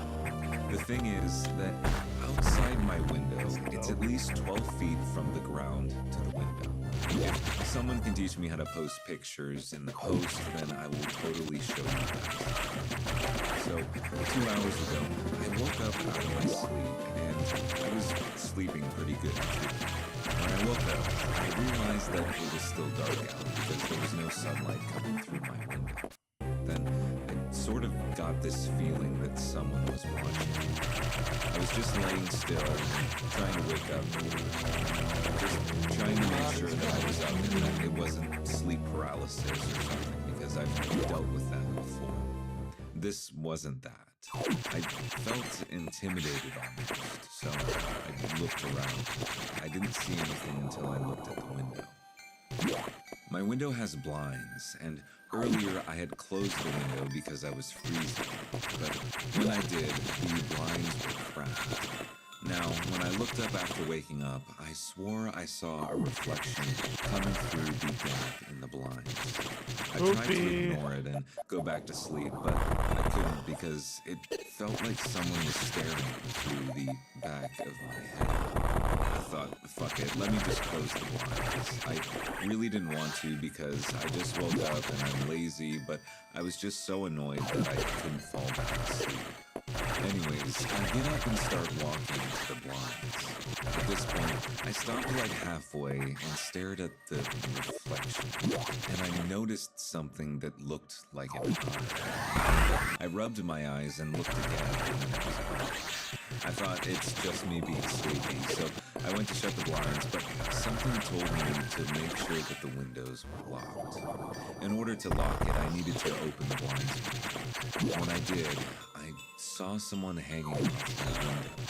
They dropped, then ran up the hill into the parking lot behind my window and took off. I didn't know what to do but try and drink something and process what had just happened. But I figured I might as well write it down because honestly the face was blurry and he or she had like black eyes. I don't know if that's because it was 3:30 in the morning, but it was black eyes and they were wearing all white, but the clothes looked dirty. That's how I woke up, and I'm not going back to sleep now. I'm about to wait for sunrise and go do something, but that shit really tripped me out, and I'm just not sure if I saw what I saw or if I was just groggy. But I was up for at least 20 minutes before going to my room. I haven't told anyone this yet. Not my sister, not my coworkers, nobody. I'm only posting here because I genuinely do not know what else to do, and I have not slept properly in about 3 weeks. I moved into this house in March. Nothing special about it. Single story, older neighborhood. The street is quiet except for Thursday mornings when the garbage truck comes to early. I took it because the rent was decent and I was tired of apartment living. That's it. No gut feeling, no weird vibe when I toured it, just house. I work nights at a logistics regular company, old house. data entry, boring stuff. I get home around 1 a.m. most days, sometimes closer to 2. The first time I noticed the porch light on, I honestly thought I had left it on myself before my shift. I was half asleep. I turned it off and went to bed. I woke up the next morning and didn't think about it at all. But it kept happening. Not every night. That is the part that kept making me doubt myself. If it was every single night, I would have called an electrician immediately. But it was random. 3 nights off, then on, a whole week of nothing, then 2 nights in a row. I started keeping notes on my phone because I felt like I was going crazy. Just the date and light on again or nothing. I have 23 entries in that note. My coworker Marcus told me that it was probably just a short in the switch. He said that his bathroom fan Oh, used yeah. to turn on by itself for like 6 months before he replaced the switch plate. That explanation made me feel better for maybe 4 days. Then I actually looked at my switch. It is a brand new switch. The previous owner must have replaced it recently because it still had that fresh paint smell around the edges where someone had repainted the wall after installation. So it was not old wiring. It wasn't a worn out switch. I did not tell Marcus that part. I want to pause here and say that I am not someone who believes in this stuff. I grew up in a pretty no-nonsense household. My dad would have laughed at me for even writing this. I am writing it anyway because I saw what I saw. There's a lemon and I behind need that somewhere to lemon-shaped put it. rock. I set up my old phone to record all night, propped it up against some books on the shelf across from the front door where you can see the switch clearly. I turned off the light and double-checked the camera to make sure it was running and went to bed. At 2:17 a.m., the light turned on. I watched the footage for maybe 5 or 6 minutes the next morning. My hands were actually shaking a little by the third watch, and I am not someone who shakes easily. The switch did not move. Nobody touched it. The light just went from off to on like someone edited the video. One frame was dark, the next frame the yellow glow is there, and the switch is still pointing down. I sent the clip to Marcus and just said, explain this. He said it was probably a ground fault issue and sent me a YouTube video about electrical gremlins in older homes. I did not understand. My neighbor across the street is a guy named Dave, retired, probably late 60s, the kind of guy who is always doing something in his yard and notices when your trash can blows into the street before you do. I don't know him well, but he seems decent. I knocked on his door on a Saturday morning and asked him straight up if he knew anything about the house. He was quiet for a second before he said something. He told me that the family before me had the same issue with the light. Said that they thought it was something electrical, had someone come out twice, nothing was ever found to be wrong. I asked him how long it went on, and he said that the whole time that he lived there, about 14 months later. I asked why they left. He said that the light was not the only reason. I pushed him on it, and he told me that the wife used to see someone standing outside at night, on the porch or near her, always when the light was on. She told Dave that it did not feel threatening, more like someone peeping watch. Dave said that he never saw anything himself, but he believed her because she was not the type to make things up. Then he said something that stuck with me. He said that she told him once that it felt less like something watching the house, and more like something watching over it. I went home and sat in my kitchen for a long time. I started staying up to watch. I know that's probably stupid. 3 nights I fell asleep in my chair around 4 a.m. and woke up stiff with the torchlight glowing through the window. Nothing to show for it except a sore neck. The 4th night I made coffee and stayed awake. Nothing happened up until almost 3 a.m. I was genuinely about to give up. I stood up to stretch and looked toward the front window out of house. There was someone standing at the edge of the yard. Not fully in the light, right at the border where the yellow starts fading into the dark of the yard. Standing with their back mostly toward me, like they were looking down the street. Very still, the kind of still that felt deliberate. I stood there for, I don't know how long. Probably not as long as it felt. Eventually, they walked away, normal pace, down the side, and then they were gone past the edge. I didn't sleep that night. I sat in that chair until the sun. I called the non-emergency line the next day. An officer What's came happening? out, looked around, and said that there were no signs of anything. Probably just a neighbor out for a break. She was nice about it, but I could tell that she thought I was being paranoid. Maybe I was. I filed a report. That was about 2.5 weeks ago. Here is the part I have been. Last Tuesday, I woke up late again, not even watching for anything, just I couldn't sleep. I was on my phone in the dark blue. I looked up at the window for no reason, just one of those random glances. There was something at the far end of the street. I say something because I don't know what else to call it. It was standing in a way that was not quite right. I can't fully explain what I mean by it. The shape was just off somehow. The proportions maybe, or the way it was holding itself. It was still in the way that the thing on my porch was still. Worse, and it was facing my house. I watched it for maybe 2 minutes, then my porch light flickered once, and whatever it was turned and walked away in the other direction. Gone. I have not touched the porch light switch since then. I do not know what the figure on my porch is. I don't know if it's connected to the light or if I am just pattern matching because I'm scared and sleep deprived.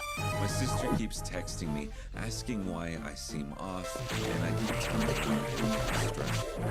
But I keep thinking about what they were saying, watching over it. I don't know what is at the end of the street. I don't want to. And as long as the light keeps coming on by itself, I think I'm going to be okay. I will update if anything else happens. Sorry, this was...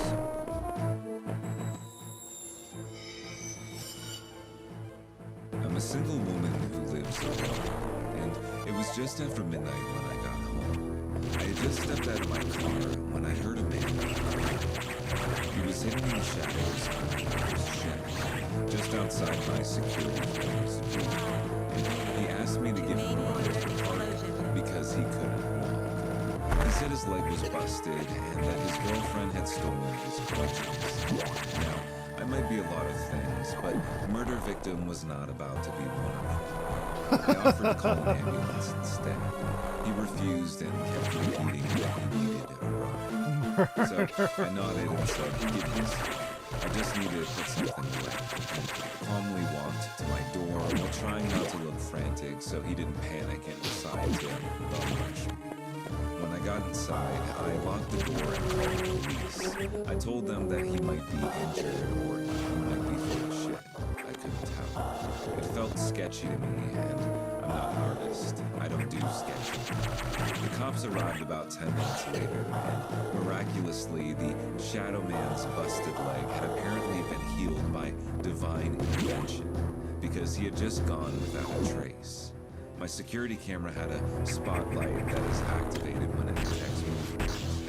I'm certain it was no accident that Shadow Man stayed just out of its view the entire time. Honestly, if it wasn't for my camera, I might not even be here. Edit. Here's a short clip from my camera. In case anyone's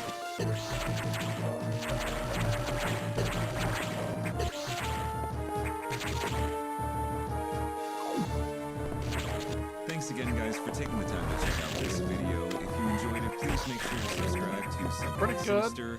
And finally, a second shout out to all of the patrons you see on screen for requesting this video.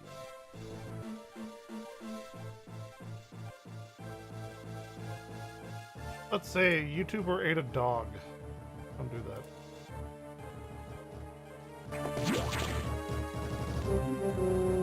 1,000 YouTube videos at this point, and only like the first 25 or so were just of me being an idiot in middle school. So I feel like it's pretty safe to say at this point that we have seen a lot of crazy shit. But what's the craziest thing we've ever seen? More specifically, what's the craziest thing we've ever seen a YouTuber do? Let me be clear, we've seen a lot of YouTubers commit a lot of different crimes, but a lot of the crimes, while they're like heinous and they're disgusting, they're not necessarily like crazy because they are crimes that a lot of people are unfortunately willing to commit. So while they might be deplorable, they might be despicable, they might be shit you don't even want to talk about, in the grand scheme of things, they're really not that crazy. A YouTuber, however, who, I don't know, uploaded a video of him eating a dog as a form of protest against rising livestock prices. Yeah, that's pretty fucking crazy. And unfortunately, that is not something that I just came up with off the dome as an example. That is the topic of today's video. Recently, a Moroccan YouTuber whose name I believe is pronounced Ben Business was arrested after he posted a video onto YouTube where he skinned, cooked, and ate a stray dog. The video was surprisingly removed off of YouTube not too long after it got uploaded, but apparently it got about 200,000 views before that happened.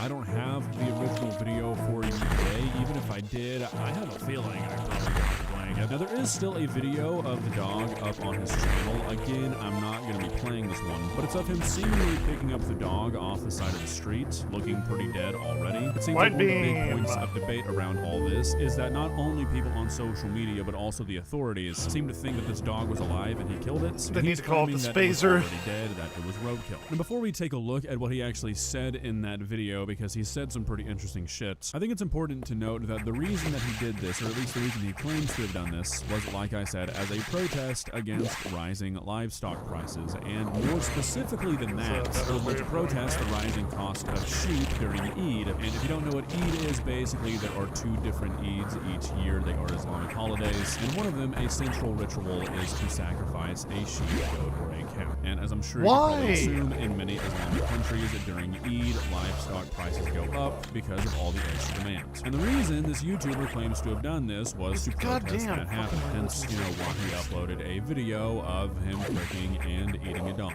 Now, to the surprise of nobody on planet Earth, a lot of people have a lot of strong opinions on this. I have my own opinions, but we're going to get through what actually happened, what we know, what we don't know before we start talking about opinions, because I think there's a lot of nuance in this story that is essential to forming a full, reasonable opinion. So, like I said, he uploaded this video as a form of protest. Apparently, it was taken down very quickly, and not too long after that, he was arrested in a town called Martil in Morocco, after apparently the video went viral across the country, and it pissed a bunch of people off. And according to some Moroccan media sites, the offenses that he were charged with were animal mistreatment and insulting Islam. As of right now, it seems sort of unclear as to what those charges might bring, jail-wise, but it seems to be a very public thing, and a lot of people are pissed off, which is, never good if you're trying to be nice. It's gotten a lot of attention from animal welfare groups, with the head of Al Rahama Animal Welfare Association saying that his video showed a dangerous level of detachment from human values, even going as far as to say that the video presents a negative view of Moroccan society. Now, like I said, I think the main point of discussion here is whether or not he killed the dog. And again, I'm not going to be showing the dog that's in the video that's still up on his channel, but in my opinion, it does look like roadkill. And he threw up a wall of text at the beginning and the end of that video, and I threw them through Google Translate, and here's what they say. The first one reads, "Note the dog in the video, I didn't slaughter him. I found him dead by the side of the road after he was in a car accident. The video documents that I found him and didn't kill him, so stop saying I slaughtered him. Everything is documented and proven. This is how my life has been since I started YouTube. I've done everything, and all that's left for me is to go to prison. I'm looking for it. It's better than prison anyway. I'm sick. Everything in life is easy for me. I've been dead for a while now. Take care." Now, obviously, I think that there is a bit of stuff lost in the translation there, but it doesn't seem to be a very positive message, I can say that much. The second bit of text says, "My brother, your fellow countryman, wants you imprisoned, and you laughed and entertained him in videos. What's left for him to do in life? We all make mistakes, and woe to the poison and hatred in this country. There are people with pure hearts, but unfortunately, most hearts have turned black with envy, and they only want to destroy your life. What's left to live for in this life that has become nothing but negativity and the poison of people?" So, I mean, some pretty strong messaging here, but consistent is the fact that he claims to have not killed this dog. Now, really, that seems to be all the, concrete information, I guess, that we have right now. Who knows how accurately everything is being reported, but this is the stuff that's being reported, and, honestly, I'm very torn on this. Look, if it comes out that this guy did go out and kill a dog just for a YouTube video, even if it was as a form of protest, not cool. Obviously, I would have a major issue with that, but two hot takes. The second one, I think, is going to be the hotter one, depending on who you are, but first of all, and I don't know if this is even a hot take, I feel like this is pretty reasonable. I'm not going to do it, and I probably don't want to be your friend if you do it, but, I mean, if you want to eat roadkill, I'm not going to fucking care. It's dead already. I wouldn't do it, but if you want to eat something that has already been killed in some other way, and you want to make sure that like it doesn't go to waste, I mean, why would I care? Genuinely. I don't think that is harming anything. Obviously, again, if you are like hitting shit with your car for the sole purpose of eating it, no bueno. But if something dies as a result of an accident and it's an animal that you can safely eat, I'm not gonna lose sleep over it. I'm sorry. I don't care if it is a dog. Maybe that makes me a bad person. I don't know. Pigs are just as intelligent as dogs, and I had bacon this morning. So like, really, what leg do I have to stand on to be like, you are a terrible person if you're eating a dog that's already dead? Now, secondly, and this is the much bigger one, but personally, I do not think that any form of religion should have any place in any form of government. So at least for me personally, I cannot get behind somebody being charged with insulting a religion. Now, if this guy is Islamic, which there doesn't really seem to be any information on whether or not that's the case, then, I mean, you kind of make the bed you sleep in, right? If you support and buy into a system, you can't really be all that upset when that system has support, right? But personally, I just can't really get behind a government punishing somebody for something that's like dictated by religion, and I definitely cannot get behind a government punishing somebody for something that's dictated by religion if they don't even practice that religion. And furthermore, you know, beyond anything that's related to like morals or religion, because that's gonna be very personal, I cannot get behind a government punishing somebody for eating some roadkill, even if it is a dog, when that same government is trying to kill every single stray dog in the country. Yeah, so the Moroccan government is planning to kill 99% of all homeless dogs across the country before they host the World Cup in 2030, and they've been doing it by shooting them, poisoning them, or burning them alive. So, I mean, are we fucking serious? Like, really, if you have some sort of moral objection to a person eating a dog, I get it. I totally understand that. I think that's a pretty normal thing to feel. It's something I could never do. It's something I never want to do. But cultures are different and people eat different things. It's not something that I'm personally going to condemn someone for doing. But for a guy to be imprisoned for eating a dog that was seemingly already dead on the side of the road by a government that would have killed that dog if they saw it, it's like, you've got to be kidding. I personally just cannot stand for that. Even if the guy did something that I just can't really agree with, I feel like you've got to look at the bigger picture here and see the insane hypocrisy at play. And like, look, I'm aware of the dangers that having an out-of-control population of stray dogs in a country can bring. And I mean, if there's nowhere for them to go and they just can't stop the reproduction of them, there's really only so many options. I mean, most countries kill stray dogs if they aren't adopted, but the idea that, at least based off what I've been reading over the last 45 minutes or so, that you can go out and shoot a dog in the streets and have like no repercussions, but if you eat one that was hit by a car, you can go to prison, just seems backwards to me. I mean, I feel like one is definitely worse than the other. Maybe I'm crazy though. Well, guys, what are your thoughts? Personally, I can't wait to get DMs on Instagram of people saying, oh my god, August, I can't believe you want to eat my dog, because I know need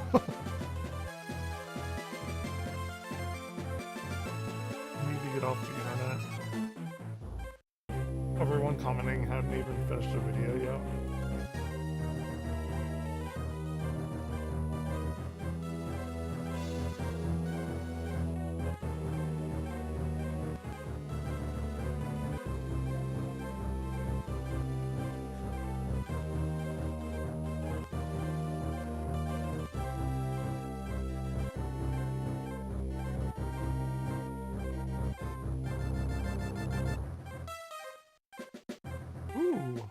Gamers hate AI so much, it's leading some indie devs to reconsider collaborating with studios that use it for game development. It seems humanity still has some time left.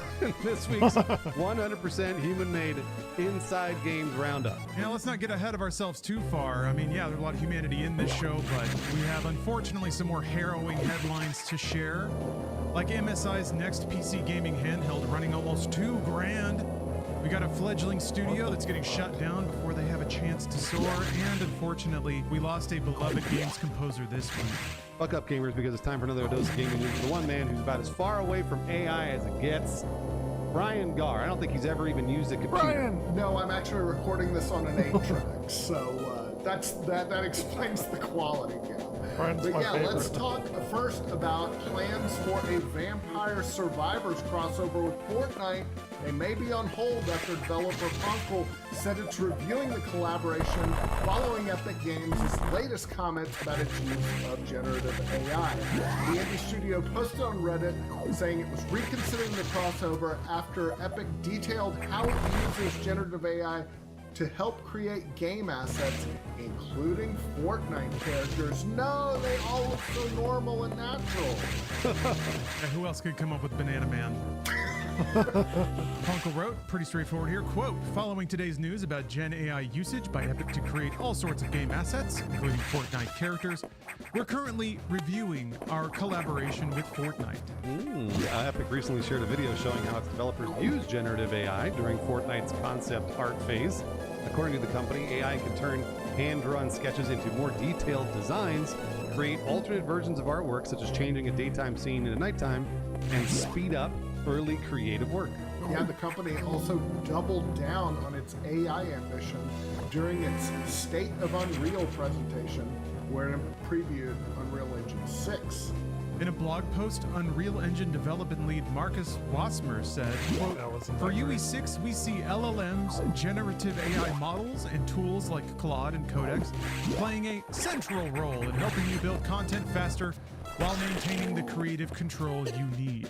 I'm not sure about any of that. Fortnite has already featured AI-powered content publicly, including the interactive Darth Vader character that can speak to players using the voice of James Earl Jones and make it so that Darth Vader could say slurs. That was great. Duke AI fucking sucks. But yeah, Epic isn't the only major gaming company leading further into AI. They kind of all are. In its latest annual report, though, Sony added new language to its official PlayStation business strategy, stating that it is, quote, utilizing AI to unleash the creativity of studios and further enhance the PlayStation experience. More machine now than publisher. Twisted me. More bad news. I hate this part. Yeah, the company also removed a previous reference to continuing to deploy first-party games to multiple platforms, such as PC, while changing its goal from achieving, quote, sustainable and profitable business growth to simply, quote, sustainable business growth. Well, it's good they're leaning into AI then. Nothing says sustainable like AI.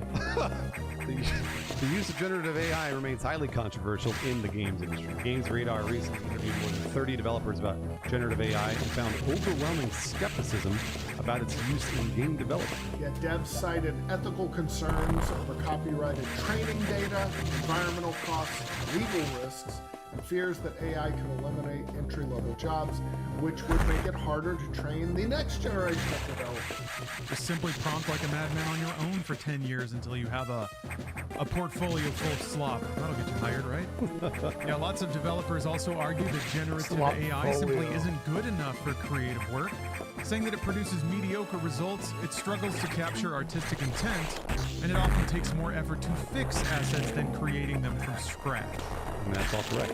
New Blood Interactive CEO Dave Ostrich said, quote, we were fine for decades without it. We don't need it now. Called the technology garbage. And Dave was correct. It is absolutely garbage. Bill Dave, always hip firing. Our He friends. threw a wrench at me at Summer Game Fest. Oh, really? It's cute though, it's a little foam wrench. Oh, it's a little foam wrench. That's adorable. It's a weapon in Tenebrous Somnia, so now you can like whack people with it. All right, moving on. Buying a high-end gaming handheld is about to get more expensive, like more expensive than you think it will. MSI has revealed that its new Claw 8 EX AI Plus will cost $1,800, and that is roughly more than a PS5, a Series X, and a Switch 2 combined. Speaking to Fervor, MSI product marketing lead Andy Chu is said a the company had lot. done everything it could to keep costs down by working with suppliers on memory and storage pricing. Chu said, quote, all I can say is we've tried every approach to get the memory and storage at a Etacoons lower and cost. Decoras. But unfortunately, I think the situation, the result is what you see right here. So I would say, yes, it will be a tough year for us and for the gamer. Oh man, we are the gamer. Dang it. No, hardware-wise, the handheld has an Intel Arc G3 Extreme CPU, Intel Arc P390 graphics, 32 gigs of LPDDR5X memory, and an 8-inch IPS touchscreen, and a 1 terabyte SSD. Each one of those things running you somewhere in the neighborhood of like $1,500. And they've crammed it all into this thing, somehow made it $1,800. I guess good for them. Chu added that while the Claw's price is steep, he believes buyers are now looking more closely at performance as handheld prices continue to climb, and he is wrong. Yeah, he warned the prices may not have peaked even yet, saying, quote, I would say there's Thunderbolt much parts. room for another price hike, at least from my own observation. I would tend to agree. It's nobody wants to say this in the middle of rising prices, but there's still a class of consumer that has so much disposable income that the difference between a $1,200 PC handheld and an $800 PC handheld is kind of meaningless. That sucks to Really? hear if you're struggling with money. But I think what's dangerous is there never are enthusiasts with a lot of come back to disposable haunt cash that they can still sell to. I don't think that they're happy to be in this position, and I'm K-shaped sure they would economy, love to lower baby. costs to expand their market appeal if they could. But on that note, I'm going to shout out the Xbox ROG Ally yet again. It's a handheld, it's $600, and that subsidy is going away probably in about a week and a half. They've basically said as much. I expect that to shoot up in price real soon. So if you're in the market for a handheld and you want to pay something that's a third of the cost, please take a look at that. I shout that thing out all the time because I think it is currently the value lead in all PC hardware. All right, and the future of Gang of Dragon is looking very uncertain these days, to say the least. Nagashi Studio, the developer founded in 2021 by former Yakuza creators Toshihiro Nagoshi and Yasuyuki Sato, is facing fresh questions after Sato updated his X bio to describe himself as ex-Nagashi Studio. Uh-oh, that's not good. The studio's first game, Gang of Dragon, has faced mounting uncertainty since reports surfaced in early 2025 that NetEase was scaling back its gaming investments and reducing marketing support for that project. I don't understand that. After 3 years, there should have been a good demo. I don't know, weird. In March, reports claimed NetEase would stop funding Nagoshi Studio in May, while the developer was seeking an additional $44.4 million to finish and release the game. And I'm shocked they weren't able to find that. Yeah, and while Gang of Dragon got a new trailer at the Game Awards last December, recent months have raised a lot of more questions. The Trailers studio's website everywhere. went offline last month. Boy, that's really bad. And its lot of offices game have been listed studios as are shutting permanently down closed for on it. Google. Neither Because of Nagoshi it. Studio nor Obviously. NetEase has officially announced I'll a shut it closure. down. But let me tell you, when the website goes offline, I think that sounds like a closure to me. All right, and finally, rest in peace to Bobby Prince, the composer behind the iconic soundtrack for Doom and Doom 2. He has died Yeah, at the age of that 81. sucks. Prince's No. family confirmed But he he won passed and away on won. Tuesday. Over the years, Prince has composed music for just numerous classic games, including Wolfenstein 3D, Rise of the Triad, Commander Keen, and Duke Nukem 3D. He was best known for Doom's heavy metal-inspired soundtrack, which became one of the most recognizable scores in all of gaming. Just last month, Prince's Doom soundtrack was selected for preservation in the Library of Congress's National Recording Registry, recognizing it as one of the 25 audio recordings deemed worthy of preservation for their cultural, historical, or aesthetic importance. Doom co-creator John Romero paid tribute on How do we X, get saying everyone at Romero Games is deeply saddened by the passing of Bobby Prince. He left an incredible mark on games and on my life. Yeah, true legend. You can. There are some very intentional homages to Bobby Prince's Doom scores in Doom 2016 and Doom Eternal. Okay. Gives me chills every time they pop up. But just a very small and further example of the legacy of Prince's work. So, thank you for your service and contribution. He was an interesting dude. He was like a platoon commander in Vietnam, and I think for his age was like musically ahead of his time. He liked heavy metal, and I don't know, just like super interesting. From what I All understand, right, he let's had do no a idea 5-second review. about heavy metal. All right, I was exposing my kids, as I do, to older games, and they had No, don't say that sentence. Don't say that sentence ever again. That's a bad to sentence. older games. A really bad sentence, Brian.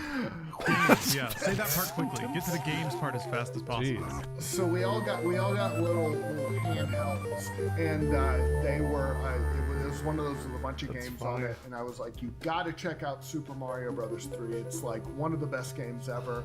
And we all played it. It still holds up in my mind. I'm getting the raccoon tail. I think is one of the most iconic moments in gaming. All of them felt like it was too hard, and I was like, "Fuck y'all, go play something else." I'm gonna continue playing Mario 3. Did you teach them, or did they know the wizard hack? Did they know the wizard hack? No, the bounce. No, the one that they go behind the block, right? Isn't that the wizard hack from the movie The Wizard? I think you're right. Now, Remember when Fred Savage does it? Come on, guy. Remember he knew how to do it. He knew how to do the hack, and he did it. because he was the wizard, or his little brother was. I don't remember. I don't know. Who cares? Yeah, it was Fred Savage's autistic brother. Lawrence does, and it was. Apparently, there's like a director's cut of The Wizard that has like another 90 minutes of footage or something. Yeah, I don't know. Oh shit! Weird I trivia. need to watch that. There's a lot more family drama in that movie that for some reason they chopped out to just focus on the video games. Weird. Yeah, Winnie Cooper comes in a bikini. It's like, really, I don't know why they cut it out. Transformative moment. And speaking of, we've got another transformative moment for you because Inside Games is, as always, on your side yet again. We got some free games for you this weekend. Ooh, Dusty's Epic on. Games, as usual. God damn, I'm missing Dusty. What the? Brock Mandible! Let's click on Brock Mandible. Let's fight Brock. Oh, he's just Look at you. You really think talking about his stupid you're fucking the most game. genetically optimized man on this app? Hell yeah, whoop your ass, Brock! Prepare for an ass whipping! Let's do it, let's hit Brock. You're one of these puppies. Blammo, Brock, what you gonna do? Not shit. Get your ass whipped. That's right, you saying that again. It's not too much, man. You need more stuff to say. Anyway, there Shit! it is. Oh folks. shit! So if you're interested in how to make these games, I'm going to kind of show you a little bit how I make this in the after party coming up directly after the show. If you guys want a short tutorial, I'll let you guys know. It's pretty cool. Pretty cool. So, I'm one good. week of I think I'd rather make my own shit. progress, basically. Started this about a week ago, so pretty good so far, to be honest with you. Pretty amazing. It's like magic, to be honest with you. That's what I think. Some people are like, hey, Dusty, why are you using AI? And to me, that's like asking Harry Potter not to use magic. Like, what the fuck? I was born for this shit, baby. It's like living in a world where all of a sudden magic is discovered. And all the worst Damn people it. on the earth are just using it to cause fucking havoc. They're raining fire down on people. They're killing folks all over the goddamn place. And I'm like, hey, maybe we should use this magic to fight back. And progressives are like, no, Dusty, no. You'll become one of them. You'll become part of the problem. You can't do it. And I'm like, they're killing everybody. Maybe we should use the magic to make some shields. Push back. No, Dusty. No. You just have to watch everybody you love and care about get wiped out in front of your eyes, right? You wouldn't want to help destroy the earth. And I'm like, let's destroy the earth right now. Let's fight back. No, Dusty. Just lay down and die. No, thank you. I'm going to use the fucking magic. Pew, pew, pew. Magic missile. Magic missile. Whatever. And all right, let's move on, folks. Get the show going. I'm sad to say, I have to cover the war again. I thought for sure after the last show was never going to have to cover this again, but turns out Donald Trump not very truthful. Let's go. But he is getting made fun of pretty roundly. What? Hopefully No it doesn't way. raise his ire and cause him to go back into the war. But I did, right before the show, I made a new intro for the war section. Let's fucking play it. It ain't gonna go away. By the way, super chats are on the show. No questions dodged. Every question answered. If you love the show, please consider super chatting me. Over here, there's a $sign. You click it. You donate money. I reward super chat. Sad news. I had to at least temporarily postpone the work of my editor, Chris. Sorry, Chris. Chris did a great job out there.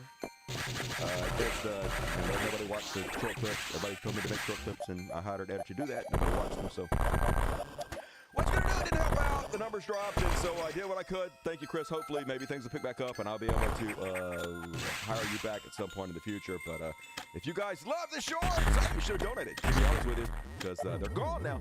And if you love my show still, you don't want to see this show go away like the shorts did, please consider super chatting me or Patreon. All of that, you'll figure it out. And all right, let's go ahead and get the show off, folks. Here's the new war intro.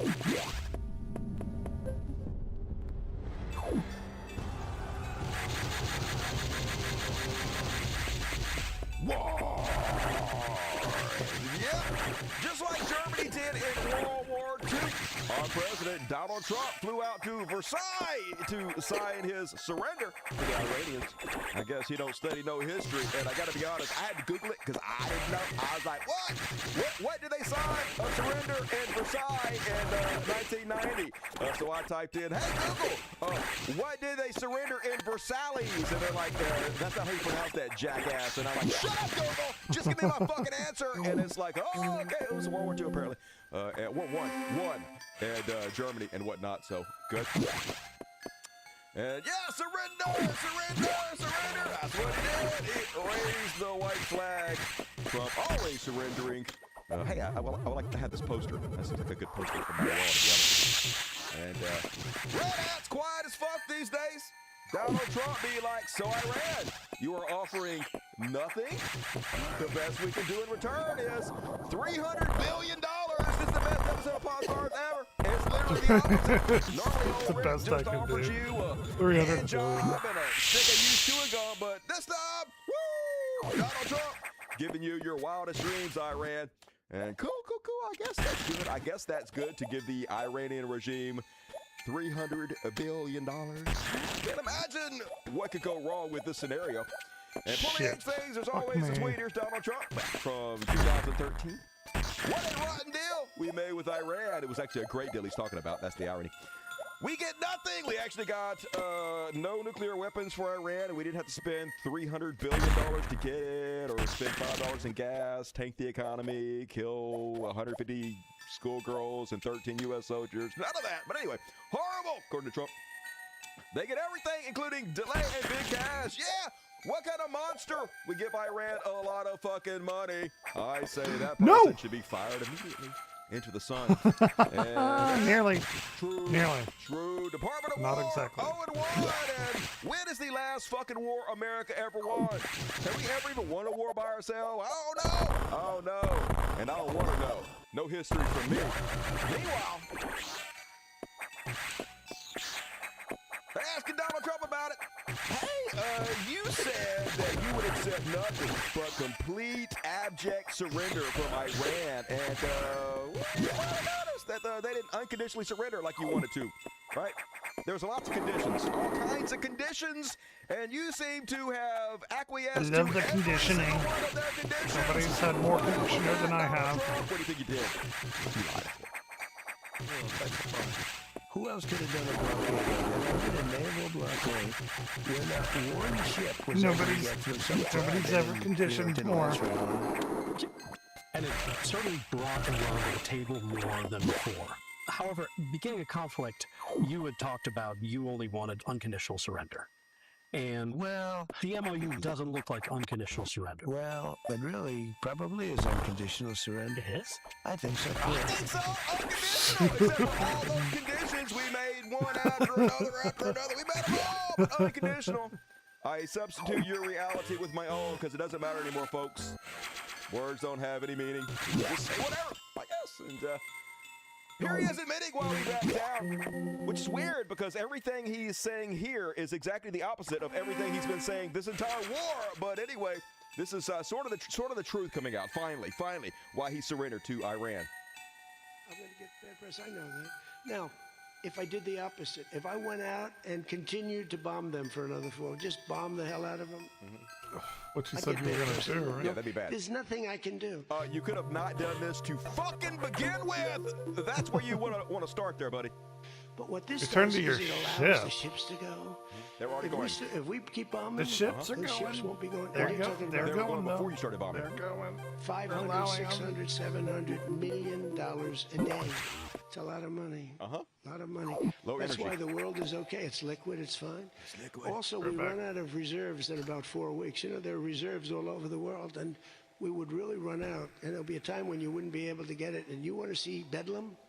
So for all those so-called geniuses that want to show me how smart they are, ask them why didn't they blow up General Soleimani? Yeah, Ask this is already happening. The shortages are already happening, dude. We're already seeing it all over the fucking place. It's affecting our gas prices here now. No shit, but oh my God, he admitted it. Everything he said was a lie. The oil shortage actually is hurting us and the rest of the world, but you might remember he's been saying the exact opposite this whole time. It doesn't really affect us. We have so much oil. We have tremendous oil and gas, much more than we need. We're now totally independent of the Middle East, and yet we are there to help. We don't have to be there. We don't need their oil. We don't need anything they have. I'm going to get bad press. I know that. Now, if I did the opposite, if I went out and You hear how he sounds too? This is just April and March. The last couple of months, his health is deteriorated incredibly. You can just see it. continued to bomb them for another 4 Listen to his voice. I'm going to get bad press. Need their oil. We don't need anything they have. I'm going to get bad press. I know that. Now, if I did the opposite, if I went out and continued to bomb. Yeah, I love how every time Trump has to explain how he get bad press, if he did something good, it has to begin with if. He can't say, well, I did this good thing, and I did this good thing, and I did this good thing. You guys didn't give me good press for it. He has to say, if I saved a plane full of orphans about to crash into a mountain, yeah, you ain't done that, bitch. That's the problem. And reports are that our real leader and president, Benjamin Netanyahu, furious and fuming over Donald Trump. Israeli Prime Minister Benjamin Netanyahu was silent on Wednesday as President Trump released a signed inside deal that Israeli officials see as a strategic and political disaster. Netanyahu promised the Israeli public total victory in Iran. He had to settle for Trump's memorandum of understanding, a frequent criticism from the president and frequent criticism of the president. All 4 months. I don't know if it's a real beef or not. Who knows if they're doing this for the cameras or not. It does sort of seem like Trump and the Trump administration are a little bit sick of Israel shit. It's pretty clear what happened here, folks. Donald Trump, bad press from the Epstein files, bad press from the terrorists, bad press from everything. He's doing a horrible job. Did a little Venezuela action. And while Venezuela and kidnapping their president should not have been good for his ratings at all, this is America, we're the fucking worst, so he got a little bump. America's like, yeah, we love it when you invade other countries and kidnap their presidents. That's great. And he did it, without any deaths, without much trouble. And he was like, yeah, baby. And Israel's like, you know where you should go next? You should go over there to Iran. You should fuck with the Iranian people. It would be so easy. We know where they all are, President Trump. You could just bomb them all at the same time and kill them all, and they will immediately surrender. You look like a hero. It would be so much distraction. Do it, Trump. Do it. And they've been trying to get every other president Alexa, turn on the lights. to do this for 40 years, and everybody was like, get the fuck out of here. We ain't bombing Iran. They crazy. They got the straight Hormuz, man. We don't want that shit shut. That'd be bad. But Donald Trump was like, oh my God, really? You sure it's going to distract from the Epstein files? You sure they're going to be pushovers? Well, I definitely need a win going into the midterms because if the Democrats win, I'm fucked. They're going to have all kinds of congressional investigations, subpoena power. They might even get rid of the filibuster, do all kinds of crazy shit. So I need the good press. Let's go ahead and bomb Iran, baby. And then, of course, everything he does turns to fucking shit. Bad idea. And now he's scrambling. Approval rating dropping below 30%. Economy spiraling down. Gas prices. That was the one thing he said he was going to do to get gas prices down, was going to bring all inflation down 30%. Even now. Desperate. Midterms coming up. Flailing, jumped out of the plane, and he has a knapsack as a parachute. He's fucked up. So he's like, I got to get the fuck out of here. I done made a bad mistake. Trying to get a runaway, but Benjamin Netanyahu and Israel's like, oh, no, you don't. They're like goddamn Scorpion or whatever. And gotta keep bombing. Gotta make sure they never get their claws out of America. They're like a tick embedded. You can't get out of this war, Donald Trump. Everything they can fucking do to make sure that we stay all over Israeli media. They mad. Israel stunned by Trump deal. Sees it as a catastrophic capitulation. Yeah. The only thing we can do to save our fucking country. Right-wing newspaper.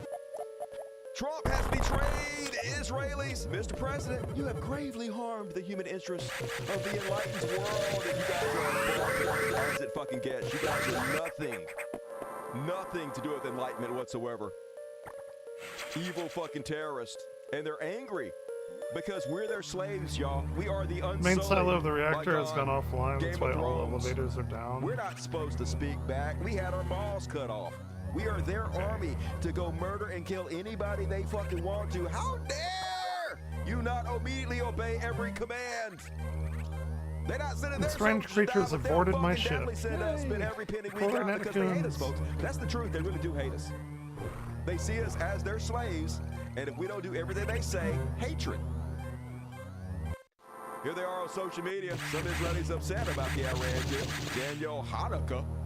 Trump says again that without him, Israel wouldn't exist. I'll say it again. Habibi, Israel was here before you, will remain here after you, and will survive despite your betrayal. And the most beautiful thing about all this is the community note. Donald Trump is older than Israel. It's funny because it's true. It's absolutely true. Israel ain't that fucking old. Okay? You guys don't get to claim you're the same country that existed 1,000 years ago, cause you ain't. You ain't the same country. You brand fucking spanking new. And it remains to be seen if Israel gonna be here. You'll probably outlive Donald Trump, but will you be here forever? Doubt. I think you guys have fucked it up for yourself forever now. Everybody's against you. Everybody hates you. Everybody knows what you are and sees what you fucking done. And I know you think we're all your slaves. I think you believe that we're going to bend over and take the dick forever, but you got another goddamn thing coming. This whole fucking nation's waking up. The whole fucking world's waking up. And we see exactly who our goddamn enemy is. You. Israel, far-right Israeli miniature. This is the other guy of the Netanyahu who runs the whole fucking country. All of Lebanon must burn. They want to make sure we never get out of this war. They want to make sure the entire Middle East burns. They want to make sure America collapses too. I guess then they can just come over here and take us over once we're fucking done. A far-right member of Israel's governing coalition on Friday said that all of Lebanon must burn as fighting broke out. So it looks like they're going to keep it up, folks. It looks like they're going to do everything they can to make sure America doesn't pull out of this war. So what's going to happen? Is Donald Trump finally going to have enough of their shit, unlike every other president, and actually break with him? Or is he going to ramp back up the war again? That's one thing I worry about. Everybody making fun of Donald Trump. All the memes about him surrendering. Everybody talking about what a bad deal. He's going to worry that he's going to come off looking like a fucking pussy. Double down, go back into it. Just like Israel wants them to do. We'll see what happens, folks. But maybe his own self-interest will take over. Maybe Donald Trump is the first president in history to be so selfish he says no to Israel. Fucking Biden couldn't do it. Biden literally lost the president because he wouldn't stop murdering children from Israel. Fucking Kamala Harris lost the presidency for exactly the same reason. They literally would rather murder children and suck Israel's dick to be the president. Donald Trump, we'll see. We'll see. His selfishness may actually come out to be something good. I won't hold my breath. And then another sign the Trump administration might be a little bit annoyed with Israel. Shady Vance just got up there, and Vance throwing the shade, y'all. Here's what he had to say about Israel and their complaints about the United States signing a peace deal with Iran. Let's go. Let's do it. What have we got here? Oh, this is a spider thing. He's saying one thing to the public and saying another thing to your fucking face. That's a two-faced bitch, isn't it? That's what we expect from a terrorist guy. He's saying something to somebody else that he's not saying to me. Dude, what I will say, and this does bother me, is that you've seen people within Bibi's cabinet who have come out and attacked the deal, and in some ways very And I guess my message to them would be twofold. Number one, Donald J. Trump is the only head of state in the entire world who is sympathetic to the nation of Israel. Everybody else on earth knows you're a terrorist regime. Everybody else see you mass murder children, genocide, ethnic cleansing. Nobody else wants anything to do with you, but Donald Trump is the only one that enjoys the mass murder you're doing. The only one willing to have your back as you rape Palestinians in your prison. So, you might not want to bite the hand that feeds you, you sacks of shit. At this moment in time. And he happens to be the head of state of the world superpower. If I was in the cabinet of the Israeli government, I might not be attacking the only powerful ally that I have anywhere left in the entire world.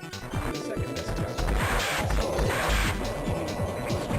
have not gone down this path. But to some of these cabinet members in Israel who are attacking the President of the United States,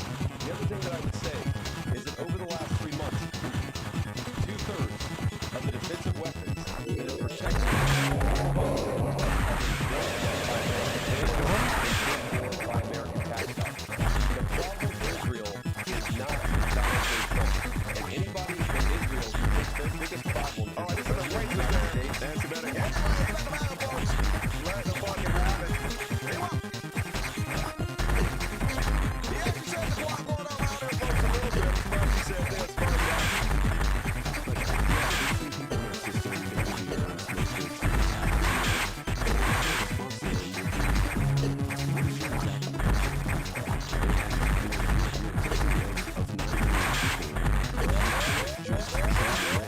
out of solving every single national security problem we have. Yeah, but you know already what their plan is. They don't plan to kill anybody. They plan on having us fucking do it, okay? They plan on having their slaves, their attack dogs, kill anybody on the earth that they want dead. And we have to pay for it. That's obviously the fucking plan. That's always been the plan. You guys have gone along with the plan the entire fucking time.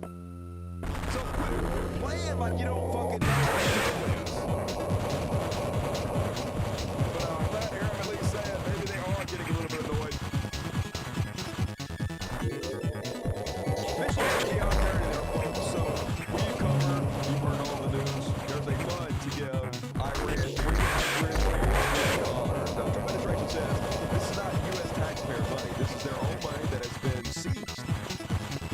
They're trying to spin it as, hey, this is money being donated to them by Qatar, by other Middle Eastern countries, but that's not actually true. It's literally their money that was seized. Just like Obama gave them $1 billion, their own money back. They're going to unseize their money and give it back to them. That's exactly what's going to happen. That's what's in the understanding. So yeah, Shady Man, hey, how are you guys sure this time that Iran is just not going to agree never to have a nuclear bomb, but then behind your back just build one anyway? And his answer does not tell me.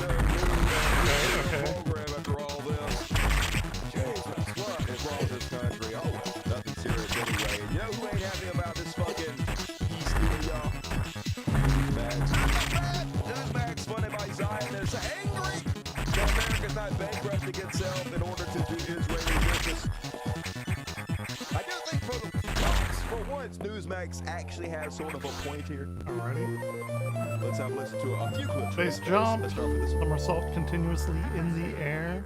Fact that we're going to see gas prices go up again. We just spoke to an economist before, and he said, yes, we saw the prices go down because the Strait of Hormuz and the peace deal was reopened. Now it's closed again. He says we could see those prices jump as early as tomorrow morning. Well, I'm a big supporter of President Trump. I bet you are. So you're to blame? But again, sometimes you wonder if we shouldn't have let this war go on a couple more weeks. I have not wondered so that. it was more apparent who won the war and who lost it. It's I think apparent Iran already. thinks it Way is apparent. They're broadcasting to anyone who will listen that they're going into this with the upper hand and with complete authority. So we'll see how that's handled in the negotiations. Even Newsmax reporting that we fucking lost. Now, obviously, they're doing it in order to saber rattle, beat the war drums, try to shame Donald Trump, and then going back to war for Israel. That's all that's happening here. But I kind of agree with the Newsmax guy here. All right, so and this one question, are we really going to give Iran $300 billion? Yes, we are. Everyone in Washington claims that we're not, that our Middle East partners are going to do it. If Iran behaves themselves. A $300 billion reconstruction fund for Iran, according to this 14-point peace plan. We saw it today, and all day I've heard the same thing. Don't worry, that money's going to come from Qatar. Qatar's going to do it. And you just expect me to sit there and nod my head like a sock puppet, like, yep, okay, Qatar's going to do it. Iran attacked Qatar. Why would Qatar ever give Iran $300 billion? They wouldn't, and they can't, because they don't have that money. It's just obviously a lie. Obviously, think about that. Why? We think these are fair questions to be asking right now. Yeah, finally you guys are asking some fair questions. Where have you guys been this entire time? This deal becomes final. Why would anyone give Iran any money? Like a dime? like $300 billion. I don't because we're desperate, because the Strait of Hormuz has been closed and the gas prices have shot up, and we're just about to reach a critical point. As Donald Trump said, will reserves completely run out in these countries, and then it's going to be Mad Max, hell on fucking earth. The entire system's going to collapse on our fucking head, and Donald Trump realizes, Oh my God. I'm in a horrible era, and is doing everything he can to back out of it, including giving Iran everything they could possibly want in order to make this go away. buy it. I don't. It's my job not to buy it, except for this. Maybe it is the only way to end this war now. The alternative would be a worldwide depression. You know, the stupid people want to have a worldwide depression, and the stupid people. So you can only go so far. Drive somebody into the ground, and a lot of bad things happen. Number one, the Strait would never open because they don't like floating billion-dollar ships up and down the Strait. I thought you had complete control of the Strait. When the rockets I thought it was already open, but it was always open this whole time. That's what you said. Anyway, he's telling the truth, though. You started this shit, he thought it was going to be easier. And now he's trying to tuck his tail and run. And a lot of MAGAs fucking pissed off. And I love to see it, folks. These are the same people who selling us this war this entire time. Oh, Banya Ungar Sargon. The greatest superpower to ever exist. Brought to his knees by a few minds, just a disaster for America. But a few months ago, she was like, Iran played their only card and rendered it moot. Absolutely incredible strategic maneuver by President Trump. You're a genius, sir. Masterful gambit, Mr. Trump. Yeah. At least, maybe they're seeing air other ways a little bit. I would hold my breath. There are two camps in form. The pro-Israel camp MAGAs and the people that are super loyal to Donald Trump, who are still obviously Israeli shills, but it looks like there have been two sides drawn. Who do you worship the most? Do you worship Donald Trump the most? Or do you worship Israel the most? And damn, what a Sophie's choice for all Republican politicians in America right now. Ted Cruz, let's start with Ted Cruz. What side do you think Ted Cruz ended up on? Well, if you guessed Israel, you had it right. No matter how much he loves Donald Trump, Israel is his first love. Literally said he got into Congress to protect the interest of Israel. And he ain't never lied, baby. So Ted Cruz and Coke Jr. having a little beef over there on the Twitter. Ted Cruz says, Dude, I don't know if I can do this. Let's see. I am hoping there are more deep details and better details than what has been released. What has been released so far suggests that, unfortunately, the president is getting, I think, very poor advice when it comes to this deal. Notice how Trump is never responsible for anything. It's always other people always to blame for everything. History teaches that giving billions of dollars to theocratic lunatics, yeah, Donald Trump history teaches us that, who want to murder us is a bad idea. And then Coach Jr. says, the only problem with this quote, Ted, is lying through his teeth about the deal. We're not giving them a cent, and he knows it. Only we are. We're giving them all their money back. I guess they're trying to play these word games like, we're not giving it to them. It's their own money, which is exactly what they attacked Obama for, who gave them much, much, much less. So, they expect to see Ted Cruz get some kind of primary candidate endorsed by Donald Trump coming up soon. Because when Trump quits you, that's pretty much it. You're a MAGA, right? But, Ted Cruz, I guess he stood 10 toes on business with who brought him to the dance, and that's Israel.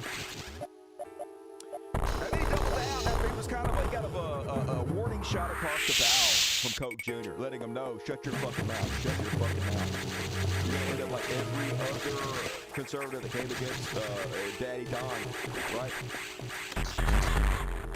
Better keep quiet before you get primary too, Teddy. But Teddy went quiet. Next day went out and said Trump's Iran deal ended up terrorism. It's the same one, but anyway. Doubling down, Mr. Ted Cruz. Damn it. Yeah, here he is. Meanwhile, guess which side Lady G, Lindsey Graham, ended up on? My daddy Trump side, of course. Oh my God, anybody That's so funny. Hey, what's up? the Iran Fusion, I don't care for Fusion. It's probably my least rated Metroid game. Like, I like it. I think it's a great game, but it's too hand-holdy for me.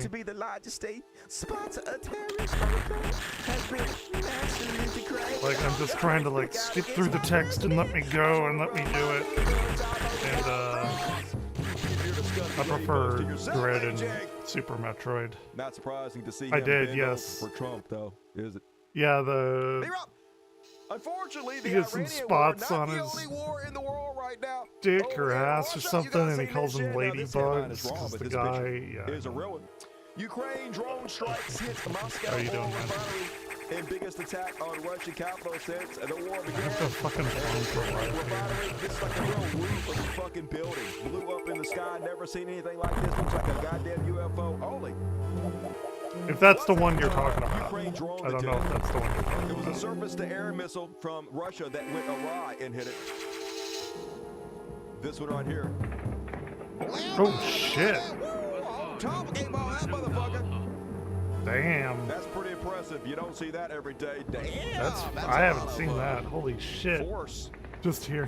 But I did see one banger meme I thought I'd share with you guys. This is pretty good. Let him come. Ooh, he didn't do this. But I'm going to give you credit anyway because this is such a badass picture. That is a my funny war picture. coverage tonight, folks. Hopefully it's over. Hopefully things will turn around, but I won't hold I've got Elliot. I should be playing any of these other games. Might actually turn Star out to be a Fox good thing for demo, once. Red Dead I got just the other day, Kirby, Elliot just came out yesterday. Section in a real quick religious bullshit. You guys are never gonna guess what happened. But first, Yoshi, actually, I think I forgot to do Dragon something. Quest, Damn it. and yet I I'm forgot to playing put my fucking what. Super. That's the old or what. Metroid. I forgot to put my new what in there. Hang on. I'm gonna do it real quick, and you guys can't see. Don't look at my screen, everybody. Don't look while I do the new. Have you been playing anything new lately? Or anything lately? I guess it doesn't have to be new. Dude, what the fuck? This is fucking bullshit. God damn it, I'm already fucking shit up. Here it is. Yeah, that's it. Don't look! Don't look! Off! Don't look, you lookers. You fucking lookers looking at my shit. What do you think you're doing? I've never played. Do I have Emerald? This is how shows are made, Is folks. that what I got? You're watching the I forget. sausage get made fucking live. I don't know. I just Gotta put buy audio on. games All right, here we and go. never Boom. play them. Now it's all set up. Woo! All right, it's gonna be fucking hilarious. Roll up, Dusty! I tried playing it and I can't. It's too slow. No, I'm thinking of Leaf Green. I have Diamond. Folks, let's do a little thing I like to call Sword. the economy. Yeah, I don't have time for that. It's the economy, stupid! And according to the Washington Last great Post, Pokemon game farmers that I enjoyed was finally getting Arceus. sick of Trump shit. I'll believe it when I see it. Farmers, one of Republicans' most loyal voting blocs, are increasingly voicing discontent with the party's GBA. policies, which they say are making an already precarious business even harder. For Those years, the old cost of being a farmer turn-based has been too high, and the RPGs are prices getting at too which slow they sell for their me, crops have man. been too low, squishing margins. Now, heading I don't into have this the year's midterm patience elections, for 'em farmers are facing anymore. multiple headaches as a result of Trump's actions. Price spikes in fuel and fertilizer due to the war in Iran, volatile markets for the president's trade wars, and a new uncontained parasite threatening cattle. So, I, for one, just want to know who'd you vote for? Shut the fuck up and die, farmers. You guys are so fat you'll live a while without eating. Maybe keep your mouth shut, but all they're doing is angling once again for more bailouts. They already got $40 billion. They're gonna vote for you again so you can bail them out again so we can subsidize our farmers forever fucking always, the biggest suckers, and then guess who they're blaming once again for the screwworm epidemic. Now, I showed you guys in the last show what mainly caused the screwworm epidemic is the defunding by Deutsche of many programs. I have to grind for fucking life so I can tank a damage, take a hit. That would share out the millions and millions of flies that they often release to keep these screwworm epidemics down. Also, a bunch of other stuff. They defunded the programs that keep this stuff in check.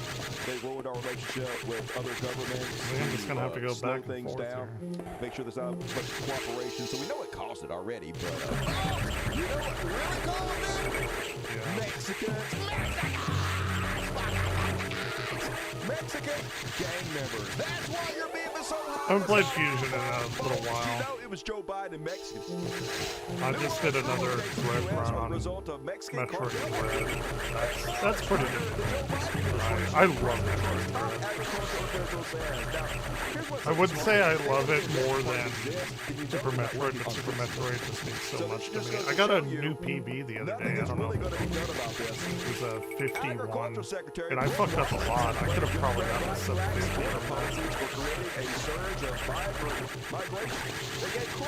I got all the, for me, difficult speedrun tricks like Crazy Slick Bill and Ocean Fly and stuff.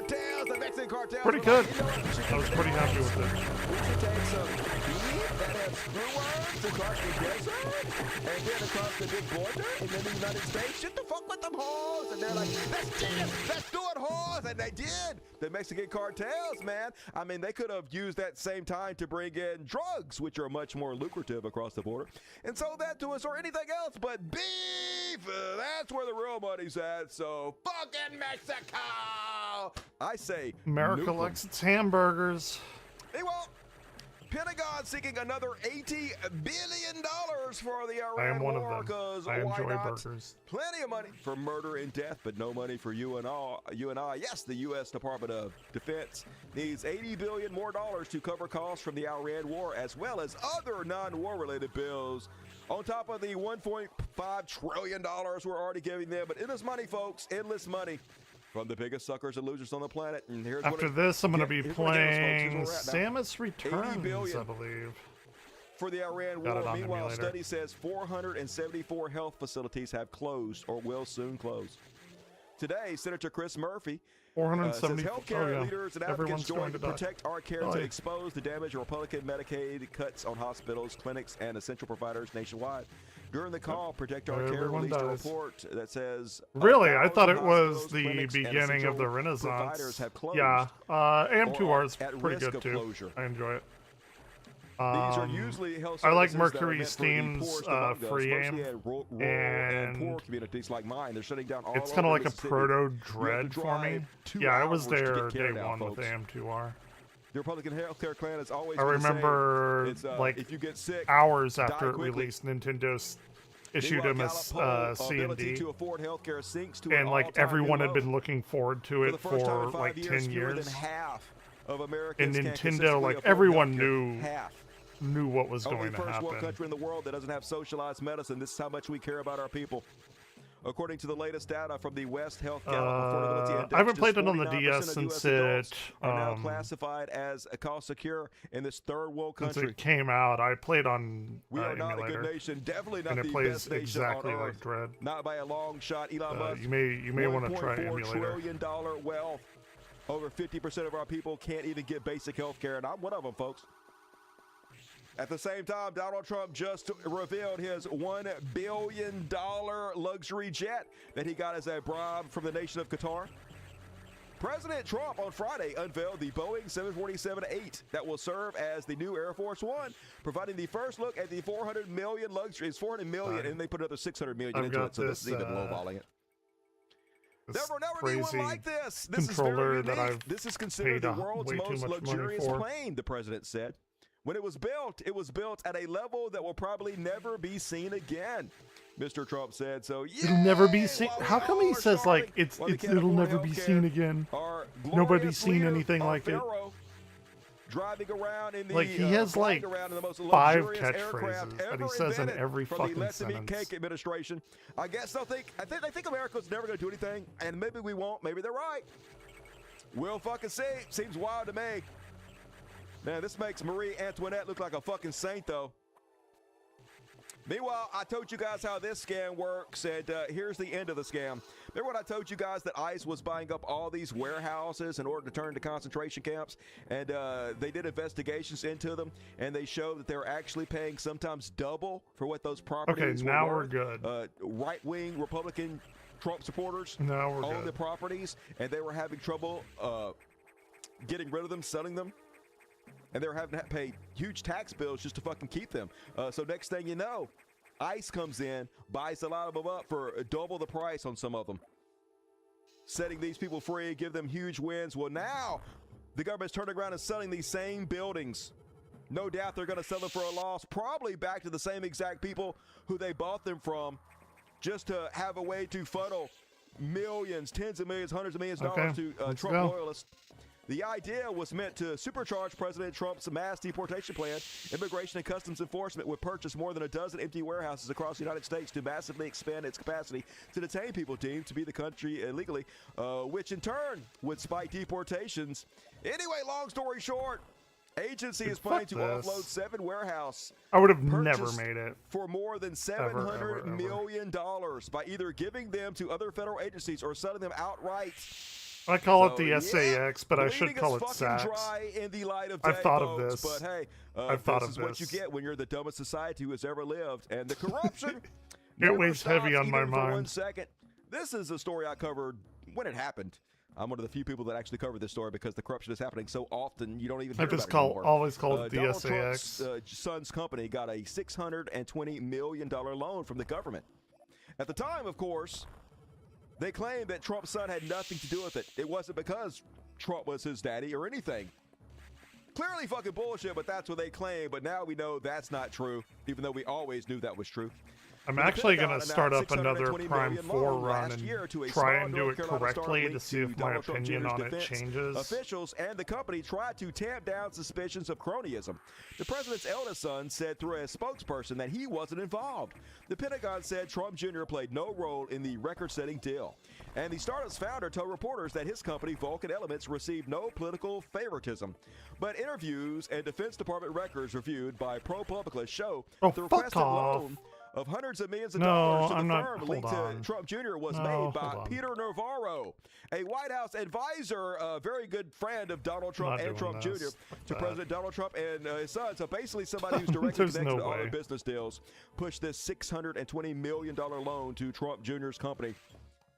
First rule of business is never spend your own money, right? When you can get these suckers and losers in the United States to do it for you.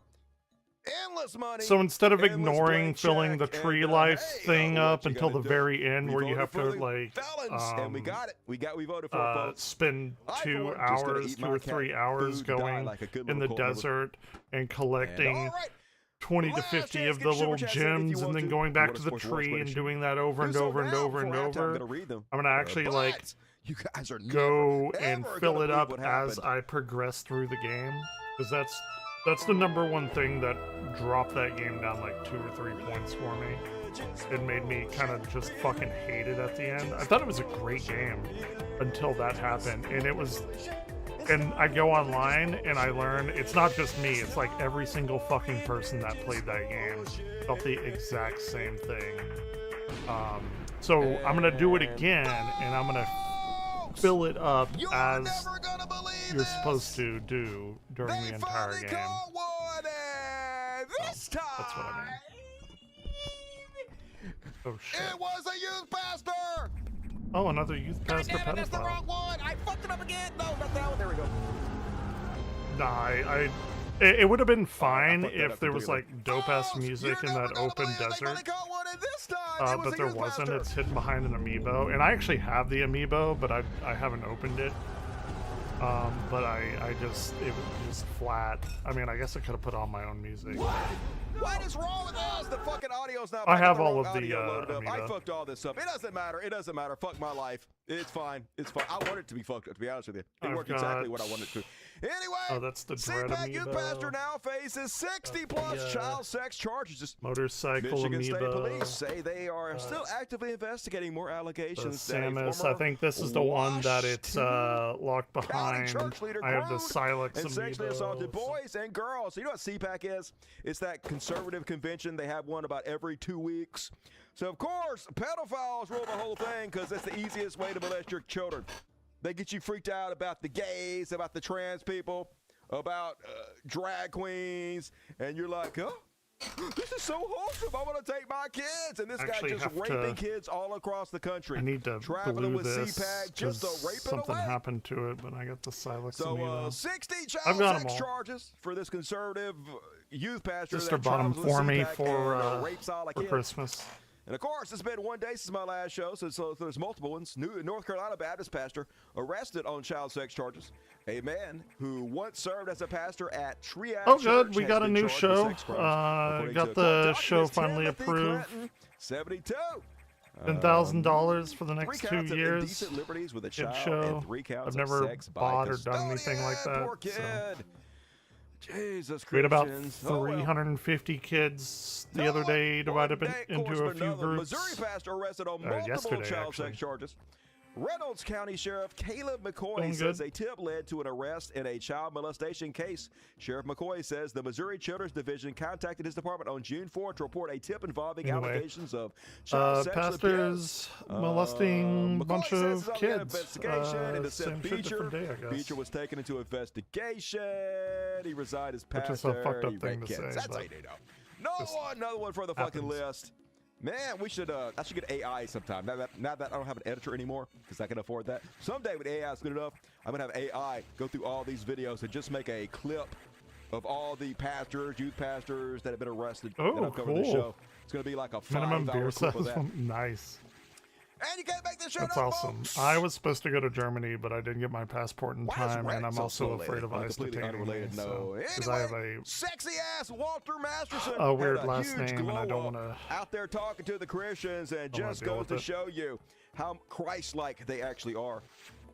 Jesus was here right now. Would you let him in? But I paid $350, nearly $400 for my. As long as he came here legally.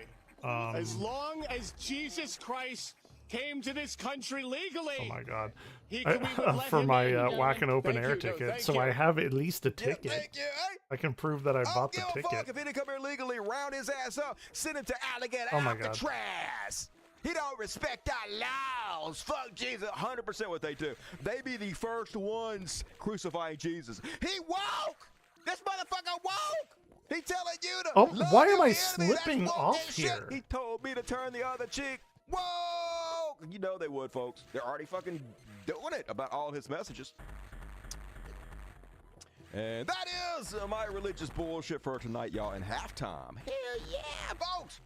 Please forgive me for this very quick commercial that I have to do right now. My name is Dusty Smith, and I am Dude, an I'm about independent to journalist, rewind. not Oh my God, historian. it's so tedious. A digital busker, and my job is to make free content and put it out for you guys to be entertained by. Could you please consider I'm finding your indigenous heart to- to chip in a couple bucks a month and keep my show So on the nervous to air? travel to think I'm really the Mexican only or person on something. earth Oh doing it yeah, like you'll I get do, deported to and I'm having a hard time staying in Guatemala business. So or if you wherever, like it, Colombia. please click Wherever that crazy on one the is. description of the video. Click the I would very be first button. It goes to my podcast and consider becoming nervous a as patron. well, dude. Patreon. I am It's, nervous. What whatever am I you can saying? afford. I just $1 told you I to a was like month. super nervous. My You last probably name won't is even notice on your very. credit card bill, but It's it adds check. up. It's Not Casari. just like if you got 5 or 10 or whatever you got. It's not Like if you, Smith or John have a or few extra- anything. I said So 1 or 2. That's I'm just shooting myself in the foot. I'm trying not to be greedy. That's what I'm trying to do. I'm going to go bankrupt trying to be not greedy. So whatever you can afford, help the show out if you want to, and you help me and the cats out. You get access to all the after parties. Okay. And Oh, after shit. parties Oh, tonight, shit. it goes down to here, and we're also going to do a little tutorial. I'm going to teach you guys how to make my game. So if you guys are like, man, I really wish I could learn how to make my own game. Tonight is your chance. And also, above me QR codes. Be sure to click on the QR codes. Why is Oh, my God. camera fucked up? It doesn't matter. what do we get here? I click on the forget. QR Is this codes. the? Go to my Patreon. Go to my PayPal. Thank you in advance. And all right, let's read the super chat. See how we're doing tonight. I want to say this is the wide beam, but we already have that. Roland, sorry to hear Not the that spacer Roland was because they dropping. changed Hey, it. you know, I Words appreciate change you, in Roland. I Metroid did go check history, my calling Patreon. I the appreciate you being so generous. the You know what my three favorite beam songs the is? wide beam Rolling instead of the Atlas spacer. Thompson Gunner, talking about the man. Little This is Warren plasma. Zevon, for you olds out there. I increased my Patreon membership. Woo woo! A woo to you, Spacer Roland. sounds so much cooler than wide beam. Rolling, what was beside him? Van Owen and the rest of the word. Remember a few weeks back, hoping you would have 1 month where it finally increases again. I appreciate it. It goes on every single month as the ratings do. So what you gonna do? Maybe they'll go back up now that I'm not doing the shorts anymore. I think that was actually hurting the ratings for some reason. People just have no idea. They always give me like good advice, but like nobody knows, unfortunately. I don't know. Nobody knows. That's the way it is. But thank you, Roland. One of the fucking heroes. I love you. WSD time, it's been tough to keep up with the news recently as the buffoon often does things that increase my anxiety. Let's hey, play let's some together, right? At least Kirby. we can laugh at it. I We really have to haven't, laugh at and it I keep from need crying. to. So thank you for joining me, WSD time. And one ticket, if you got a ticket for WSD time, please give him your My love and show up tonight Switch after party. And Rebecca Boys, as always, memory gets, is kind of maxed out at this point, the reflective especially pool ever since ironically reflects Elliot. the administration in its entirety. Yes, the defective pool. Thank you, Rebecca, as always. Please, everybody, heap your praise and love upon Rebecca, who Let's is see one the of the main Star ones keeping Fox the show demo. going. I haven't played love the you, Star Rebecca. Fox demo yet. Thanks for not quitting me yet. Thanks, Dustin. I've got it Thank you, coming Dustin. next Good to week. see you nights. I appreciate I turn you. Hope you're having 40 a good one. in 5 days on Wednesday. Kill me down now. sometimes. First time catching the show live on time. Fuck yeah! National, You made it. dude, That's right. I don't know Catch how everything you out. have Got the best community in the patience for world. all You that get to shit. hang out and crack More jokes. So you props guys to should you. be here live every Monday, Wednesday, and Friday, 8 p.m. Central, 9 Eastern. Lizzie Bennett had an axe. Happy Juneteenth. To beat a game and then move on Greatest to holiday another ever. one. Best thing America could be celebrating is the freeing of slaves. Go out partying. Unless I We'll watch really, the show really, on replay. really All right, like the fun. game, Do and it then up, I'll Lizzie. 100% While you're it. driving, Like I did in remember when our glorious leader Pragmata. used to talk Pragmata was like the this last in all caps? game that I Wasn't it so 100%ed. edgy and 'Cause cool? Hey, I it think that's worked. my What game the of the fuck do I year. know? He I don't plays even it think out. He's Ocarina literally of a Time dictator, remake so, will top that. It might. It might, depending on what Sucks they to do be with us, it. I guess. Doesn't this get my The point across so Pragmata. much better? It is easy to read. $20 for me. Favorite game in Ephraim, so thanks, long. Dusty. Woo woo. Thanks to you, very generous Sexy King Ephraim. Anthony Cannon, $5, 5 and 5. Sub Dusty. Many of the Israeli soldiers Yeah, Halo are will the be result fun, of for sure. consanguination, the marriage breeding among close relatives, and it shows. Yeah, that's how most royalty gets started. Come in, That's Star why a lot of Fox. the worst This is people Cornelia Defense roll us. Force You guys ever seen headquarters. Trump's Do your parents? read. They literally look as inbred as any couple I've ever Loud seen in and my clear. entire life. James McLeod here, General. Star Fox is on approach to Venice. Anthony! Also, no happy indications Juneteenth. yet of any Woo, suspicious today! activity. Is that today? We'll know what we find. June Proceed with 19th caution. it is! Fuck We're the yeah, first happy to set Pride eyes Month. on that place in From years. this black Is this like the bisexual, intro or yeah, whatever? double it up, happy Thank you Juneteenth, for happy accepting Pride this Month. mission, James. You're the only one I can trust. Get out there and General Pepper, do it up do you big. read Have me? some fun out there. This one's for you. Something's All my jamming gays long-range out there. comms. Stay sharp, team. Comrade, $20. What up, comrade? seeing this, Didn't say nothing, James? and you ain't got to, According you to my sexy instruments. motherfucker. Hell to the comrade! It's a young Peppy. Kevin Milligan, $20. And Pigma. Tina La Asada Ahoy Gringos. Yeah. Fertina, Taco Bell Grande, Yo Kiera, Pseudo-Fed. Love you, Kevin. Thank you. I am too fly cam. Dusty, did you like the boys finale? I thought it was all right. I thought it was fine. It didn't make any sense because he did seem like they nerfed his superpowers a lot, but they had to end it some way. And if they had to end it one way, that was not All a the bad more way to reason end to figure out what's going on. Dr. Andros made mistakes. Okay, we and he turned paid on the price for Dusty. them. Wanna hear Whatever this? else he is a genius. Hey, look, oh, that Maybe he sucks. found a way to survive. Our leader. Me and the museum director are going to do split screen Halo on the planetarium dome whenever it comes out. I've decided. Where'd they come from? Defensive formation. I'm pretty fucking pumped about it. Pigma, where are you going? It's like you told me. I'm getting into formation. You two-timing swine! What can I say? My new boss pays better. Oh, fuck Pigma. Cornelia must suffer. Death to all who stand in the way Andros. of my vengeance. Was that Dr. Andros? Don't let them escape! This is kind of cool. This is kind of new.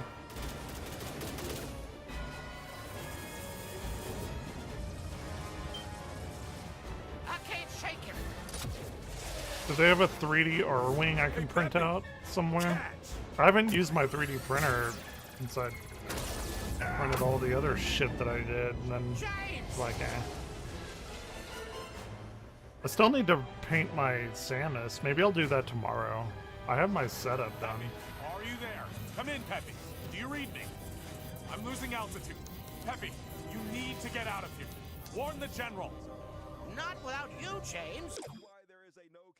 I'm gonna turn Dusty back up. And say shit like this? What have you learned about not just the exercise of power, but the limits on your power as a result of the conflict? There are no limits. No limit. No, not. I haven't learned that lesson yet. I know there are, but you know, There are no What a limits. fucking piece of He's right. human There are garbage. no limits, folks. The president is not supposed to be able to bankrupt a country by taking us into war like this. That's never supposed to have been able to happen. But there are no limits to his power. He can send secret police mass in the street to murder American citizens. He can loot everything he wants to. He's literally Wait, what putting his happened to own my live henchman stream on YouTube? in charge of the Fed. He's literally already got his own bank where he can just drain every dime from America out. He's telling you right to your fucking face there's no limits. And it seems like he's telling the truth, folks. What happened he to can my do chat on anything. YouTube? It's exactly What the fuck? what I warned. Our greatest fears have come true.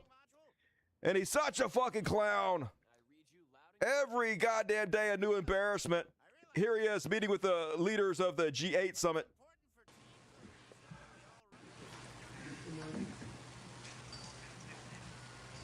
Hello, I'm the boss. Everybody laughs at you because you're fucking goofy. Imagine walking through. Still online on YouTube. I don't It know just what my reads so chat on insecure, my but this is what a weak whatever. man's vision of a strong man is. Then I think Trump might need a few more cognitive tests because he doesn't seem to be firing on all cylinders. Here's the super genius, can't even figure out how clasp on a medal work while he's trying to give this medal recipient his This is smooth. prize.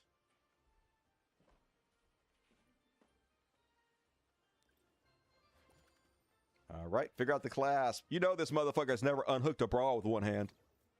He can't even do it with two. Look at him. He's That's like, funny. nope. Oh, how does it go? How does clasping work? Where is it? That's actually really fucking funny. So this goofy imbecile just ties a shoelace knot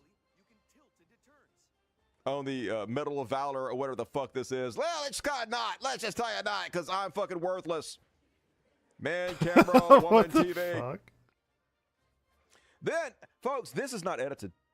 Y'all ever This played happened on Jet live Slalom? national television. I don't know if you saw it, I but used to play this is that not in AI. I'm school. not kidding. This is It's not a like joke. going in between. Trump shit himself on national television again.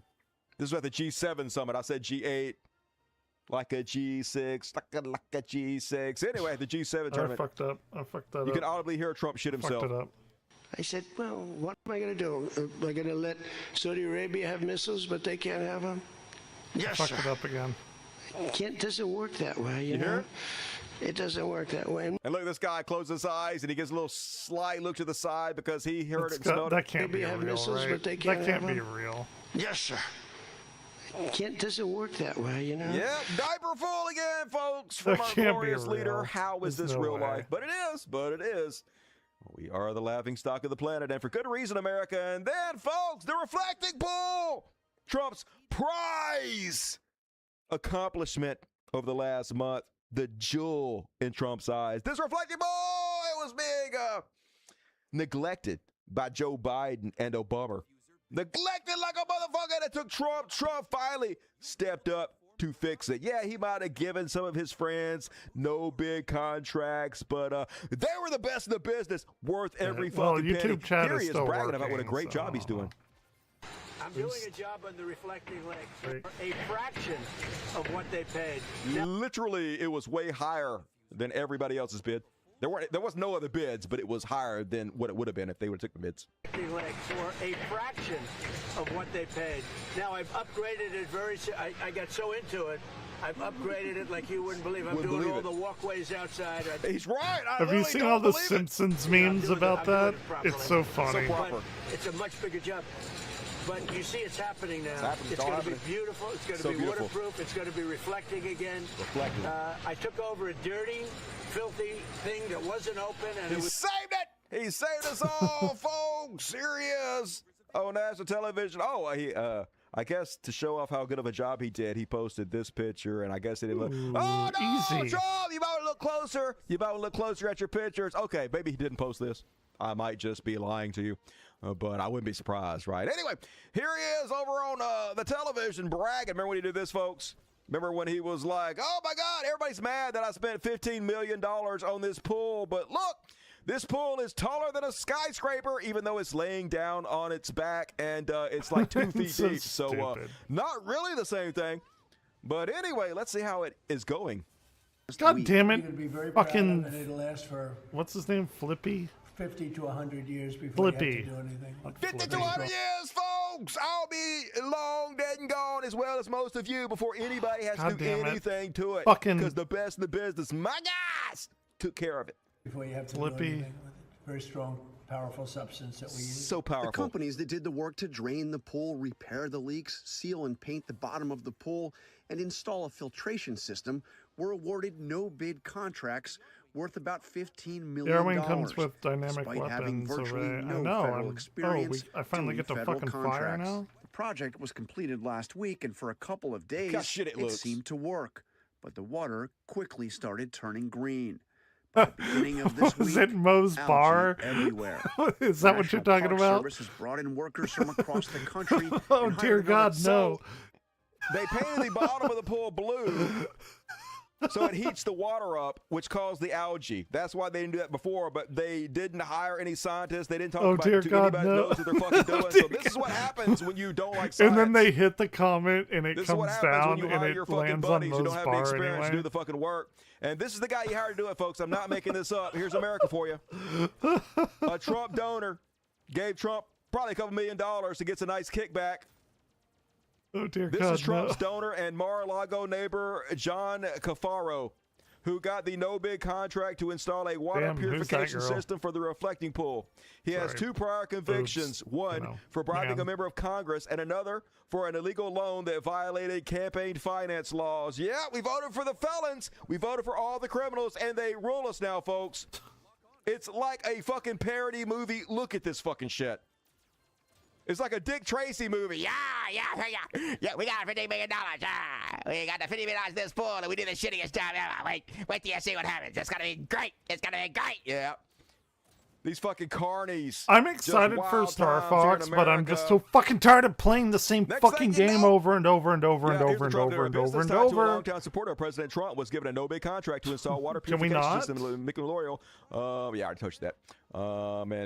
Next thing you know, huge chunks of this motherfucker coming up.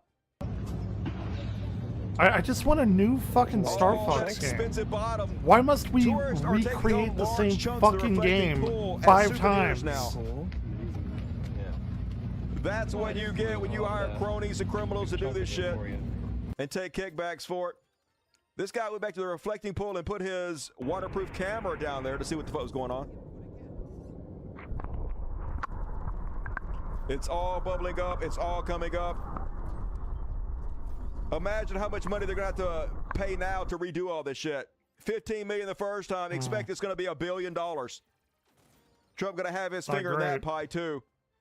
Wouldn't be surprised they did this on purpose just so they can re-fucking do it. Yep, it's literally greener than the grass, y'all. How is this real life? A country is a living parody of itself. Our president bragging about what a great job he did. I'm not literally doing greener mouse. than the I think fucking it's cool grass. that you can do mouse. And yes, it's the perfect not doing metaphor mouse, for the Trump though. administration. I'm fine with He my ignored controller. experts in science. They overspent, declared early historic victories. The left hates this, they said. It is a total failure. And then there's unfounded conspiracies about the left. I guess putting algae in it, but no, it's because the water warmed up, you fucking morons. They're just going to have to remove all this shit and paint it back the way it was. And now MAGA pretends it doesn't actually matter anymore after they bragged about it, trying to put it in our face. This is what always happens. Fuck you, And then folks so Falco. desperate to cover up this eyesore, this incredible fuck up, this embarrassment of the Trump administration, I guess they went to the local CVS and cleared out the shelves of hydrogen peroxide and That's so started just stupid. pouring gallons in the So motherfucker. Like, that's fucking going to do stupid. something. America's so fucking Look at this dumb. embarrassing, stupid shit. Yeah, that's got it. That's definitely going to fucking work. But it gets America's even so worse, fucking folks. So dumb. not only is this not nearly enough hydrogen peroxide to shock this shit and treat it, but hydrogen peroxide is also a paint stripper, which is causing the paint to bubble up on the bottom of this, making the entire thing way fucking worse. Because of course they are. And yes, dumb. the hydrogen I peroxide love only it. I'm here affected the for it. outside I don't edges, even so care. the I'm an inside is still accelerationist. green while the outside is blue, which made it look even more stupid, compounding I love the it. I, love dumbassery it. here. I don't even care anymore, man. And yes, folks, I wish this was AI. I wish this was a parody picture, but this is actually fucking real. I This should is probably America stop, right like, now. pouring hydrogen peroxide from 1 gallon bottles around the edges didn't work, so then they brought in dumbasses and their waiters out there. And yes, as I said, it is a real picture. This is ABC, just to prove to you guys. Where is the volume? Where is the volume on this motherfucker? I don't see a volume button. This is a great design, isn't it? The volume buttons are, here it is. Damn. Tonight, the National That is a bad design. Back here in the U.S. and to the reflecting pool on the National Mall. After This President Trump is spent fun. millions Like, of I taxpayer knew money it to would have be it fun. painted blue, the water is now green, and workers were Have on you site seen today. the memes? Here's Mary Bruce. Hold on, let me find the Tonight, memes. the National Park Service out in force trying to clean algae that's turning the reflecting pool green. Just days after Here, look. President Trump spent nearly $15 million. Why does everything this motherfucker touch just turns to shit? It's just crazy, and he keeps getting Why is elected. it loading Just so goes slow? to show you that if you want to succeed in this world, you just fail your way upwards. Meritocracy doesn't matter. Just be the worst version of yourself you can be. Endless rewards, and yes, pain is filling off. Because that's what happens when you pour hydrogen peroxide in the goddamn water, you fucking morons. After Uh, the blob, don't get in, Lisa. It'll get you too. Part of Trump's 14 And then we also have Money that the all Americans classic. pay at their national parks all across the country. The goggles. They do And nothing. instead, Doug Burgum is diverting all of it to President Trump's vanity project. And he's not even doing a good job of it. You can see more of it. I fucking love that. I love So, money back, but we ain't getting it. They're going to spend more money, and Trump's going to make even more money because that's how it works in this country. You're not punished for doing a shitty job. Literally going to be rewarded for it. Don't get You'll in, probably give Lisa. that It'll get dumbass you another too. no-bid contract. But gaslighting, that's what our government is doing to us, folks. Lying to us when we can It's see not with our called own eyes what the truth gaslighting. is. It's called gas lamping. The U.S. Interior Office, this is their official account. It's called gas lamping, not gaslighting. The advanced nano bubbler technology very effectively killed the algae that is If you plagued thought it was every called Lincoln reflecting gaslighting, pool you've been reopening, wrong your most entire infamously life. Obama did it too. Obama had algae, not just us. Obama. The reflecting pool water is crystal clear. It's literally not. And our National Park Services team is now evacuating the dead algae. Only after they posted this, CNN went out there and It's always been gas lamping as well. And I do want to show you, this is the output from what's going on over there, and you can see it is clearly green. This is the water that the federal officials are saying is absolutely clear and Ooh, perfect. look at that yummy water. Very clearly is not. It's Tell him to take a literally drink will of lie it. right to your face. Tell You him can to see take with a your drink of it. eyes the color is different, but it doesn't matter, folks. Be a good little cult member. Why do you hate America? Just believe everything they tell you. And It's like the that's pretty out, the folks. blinky fish. Donald Trump not good enough to be Ronald, though, to be honest with you. You know he would never take an honest look at his own reflection anyway. And I heard this. I don't know if this is true, but it probably is because it's on the internet. Apparently, the it's on reflecting the pool internet. algae is 2 weeks away from having a nuclear weapon. So nuke it before it can nuke us. That's all If I know. it's on the folks. internet, it Hey, has to we be have the right true. to defend ourselves. And one more. It is getting out of hand, folks. Apparently, it's so bad now that they found Luke Skywalker's spaceship. What? You know Yoda around that bitch somewhere. Ooh, me see algae everywhere. All right, that might have been Jar Jar, now that I think about it. Yeah, that was Jar Jar. And, you fucked it up, Dusty. This ain't about the reflecting pool, folks, but it's just wild. It's just wild how everything they do backfires, how inept they literally are at everything. You guys remember I showed you the last show? Taking too much It looked like they damage. took a blanket or something and put weed killer on it and then moved the blanket around the National Mall Park. I have work tomorrow. And That made sucks, but it's at noon, 86-47. so it's not that bad. But you could Not barely see it. awful. You could see the 8 real good, but I guess the poison wore off by the time they got to the 7, so it was just fainter and fainter as they went. Well, the Trump administration was like, fuck this. Fuck this! We're going to get out there. We're going to paint the motherfucker. We're going to paint over. We're going to paint. Hold on, Dusty. I've got a... This is new shit. Our self-proclaimed leader thinks he's real funny. I have to pause, Dusty. Guess we'll have to wait for the rematch. Fuck you, You're all Slippy. missing You the point of damaged my exercise wing. entirely. It's fine, Peppy. You worry too much. Somebody has to. Or didn't you hear the alert? Rob's got the commanding officer of the Corneria Defense Force on hold. You don't say. Old General Pepper himself hailing our humble band of mercenaries? This ought to be good. Let's see what His he has voice to say is for good. himself. I'm still iffy on the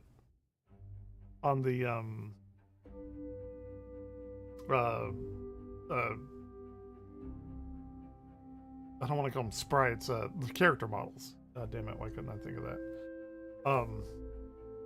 I don't hate them, but I don't love them. I think if you're gonna throw out the Mario Galaxy movie and put Star Fox in it, and he looks fucking amazing there, it's clearly to get people hyped for this game, because the Mario Galaxy movie came out, what, like 2 months ago or something? Why wouldn't you make him like that? Although, again, I don't hate these character models.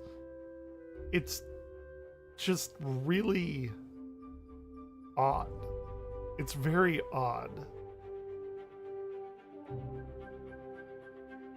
that, I don't know. It doesn't matter. None of this matters. Okay.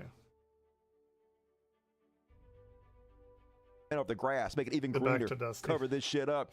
So they did, and here's how it looks. They made it worse! They literally outlined it! It's so much easier to see now.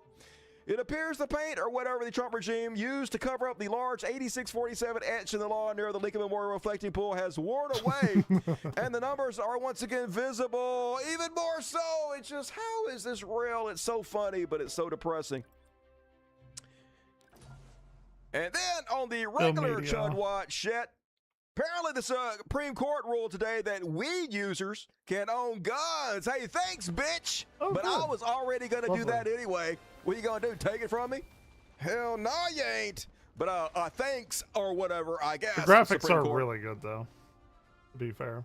Then- I'm excited to play it. I just wish we had Here's this week's another attempt to steal new- the election, folks. The or UPS a takes new next Star steps Fox towards game. restricting mail-in ballots. So basically what they're doing is they're demanding the state send them approved list of voters, and then they're only sending out mail-in ballots to the people that they approve. So the federal government is forming a giant list of voters that they have to approve, and then they're forcing the U.S. Postal Service to only send mail to people that they approve. The U.S. Postal Service should not have any involvement in who receives mail, but now I guess they can decide only conservatives can get mail-in ballots now, only conservative states. So one more attempt. I don't know if it's going to work, but we'll see. They're certainly trying. Gotta hand that to them. And this one goes into was supposed to go in the religious bullshit section, but since I missed it, let's do it here. Apparently over in Texas, the state is forcing the chitlins to learn Bible verses in school. The State Board of Education is preparing to vote next week Dude, on I have to requiring Texas school unteach children to all of read this about a shit. dozen Bible passages. Here they're teaching them about Goliath. They're teaching about Noah's Ark, all this I have ridiculous to fairy tale unteach all of bullshit. this shit all the fucking time. They're reading man. passages directly about being humble to Christ, literal indoctrination in our schools. So this is why you're so stupid. This is Right why now you care we're about running things like a show of vegetarianism, the Texas. This is why you history can't of have the nice universe, things. the origin of the universe. No separation of church and state. Definitely not sure a any lot way of worried people about don't like that indoctrination at one. all because they're full of shit. Then, why are so many conservative con artists? Well, it's very easy to understand. They see somebody like Donald Trump, who is probably the most effective con artist who has ever lived. And they see for themselves that if you want to succeed in this society in America, don't go to school, don't become educated, don't work hard, rob, lie, cheat your way to the top, con people. That is the way to do it. In fact, the conservative view is if somebody cons No, you I out of missed money, a that's your own fucking fault. double You're laser. supposed to con people out of money. You're supposed to lie to them. You're supposed to cheat them. It's survival of the fittest. If they fucking fall for it, good. Take those dummies' money. And that's why every conservative is heartened by Donald Trump. That's why he's their fucking hero. That's why he's their inspiration. Pepe's and that's ass why there. they flock to the conservative community, because that's where they're rewarded every single day for it. Case in point, the Secret Service arrests student for Trump founder apparently this little shit was running around pretending he was a Secret Service agent, showing people his badge and shit. Daly's alleged crime was less brutal, but a lot weirder. Here we go. And for the officers on the scene, more personal. Days before a tipster had warned them that Daly had, with Fournier's help, been using a fake Secret Service badge to pose as an agent. The officers were warned that Daly was so committed to the ruse that he had boasted about a plan to bring guns into the Freedom 250 USC event that would take place 48 hours later on the South Lawn. So, LARPers, that's what they are. They're so pathetic. In their mind, they want to be these steely-eyed missile man badasses, but they're such pathetic little wet babies. We did it. They have to fake it. We got 3. An update on this one I shared with you guys in the last show. This gentleman went into the bathroom where this other gentleman, it was the women's bathroom, this gentleman right here. Oh, yeah, had yeah. escorted his daughters into the bathroom and was washing his daughter's hands to make sure that they were safe and clean. And this gentleman, obviously a MAGA, obviously has had his brain seep out of his ears because of trans panic and fear. Freaked the fuck out that this guy dared protect his children in the women's restroom and wash their hands. Made a big scene, made the girls cry. Held the door open, called the cops on a man washing his daughter's hands. Because you're a pervert regardless of what you do in this country anymore. Everybody's a fucking pedo, I guess. I bet this guy that did that was really a pedo because that's what they always do. They overcompensate. Anyway, fired! He got fired, folks, man. Fired after confronting dad who took his daughters into women's restroom. Ha ha! He worked formerly at Overstreet Properties. Guess what he did for a living, folks? Realtor, of course. Why are realtors like this? Why is almost every time something like this happens, it's a realtor? Does real estate just attract the worst people? It's just Media strange. Crusher Anyway, pilot? here's the company he formerly worked for, Overstreet Properties. Overstreet Properties is aware of video circulating on social media depicting conduct by a former independent contractor during a personal trip that was unrelated to our company. We didn't do it. We're not with this asshole. The conduct depicted in the video does not reflect the values of Overstreet Properties or the standards we expect of those who represent our organization. Our focus remains on providing quality services to our clients, partners, and community. The individual depicted in the videos is no longer associated with Overstreet Properties. Finally, some justice, but he'll probably make $1 million in donations from the assholes on the internet. The right-wingers love supporting these fucking bigots. Hopefully not. We'll see. And that is my Chud Watch for this evening, folks. Fuck yeah! Realtors are assholes. Why? Why? I don't know why they're such fucking assholes. It's weird. It seems like they be people because you'd have to be like personable to be a good real estate agent. I don't know. They're really useless. Why do they even exist? I admit defeat. We should just be able to post our houses on the internet and people buy them and save 6%. It's a trick. Don't let your guard down. It's like tipping in this country. It's fucked up. Anyway, folks, I got one Beyond Parody. That's all I can find. It's a hellscape we live in. Not even a good Beyond Parody, to be honest with you. But I had to have one. This is what I got for you. And I got a couple of heroes. They're all right. They're all right. One of them's really ugly, though. Hideous. I bet you can't guess who it is. Anyway, last chance to get a super chat in. Can I kill the... let's do a little Beyond Parody, shall we? The guns? Beyond Parody! One and only Beyond Parody this week goes to Pig Keg's Breath. Pig Keg's Breath, April, 2 months ago, said this. Oh, we killed him? Okay. We're seizing this moment to discard any absurd, overreaching mandates that only weaken our warfighting capabilities. Like what? What you getting rid of? In this case, this includes the universal flu vaccine and the mandate behind it.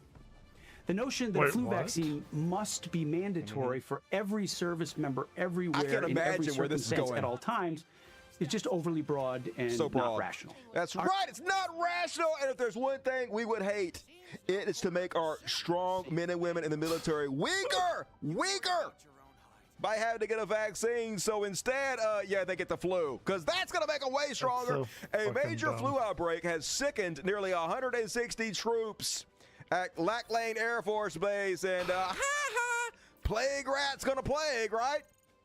If you guys too stupid to get vaccinated while you're around other motherfuckers all goddamn day long in a petri dish of disgust and disease, right? Pretty much get pretty fun, whatever's excited. coming to you. And that is my... Okay. Andros' army has targeted 2 of our forward military outposts. The Defense Force is responding, but we're overextended. The only outpost within reach of your current location is our base on Ficina. I'd like you to deploy to the ice planet immediately. The Ficina outpost is super remote and sparsely staffed. Shut up, Slippy. You damaged my craft in the VR simulation. But Ficina is the site of Corneria's Strategic Intelligence Headquarters. Intelligence? You mean secrets. Bet that's where General Pepper keeps his dirty laundry. So, the enemy's targeting Ficina because they're after your military Damn, Falco's secrets. extra sassy in this. I can neither confirm nor deny. Suffice it to say that Ficina is critical to the war effort. Reclaim that base, Star Fox, before it's lost to us forever.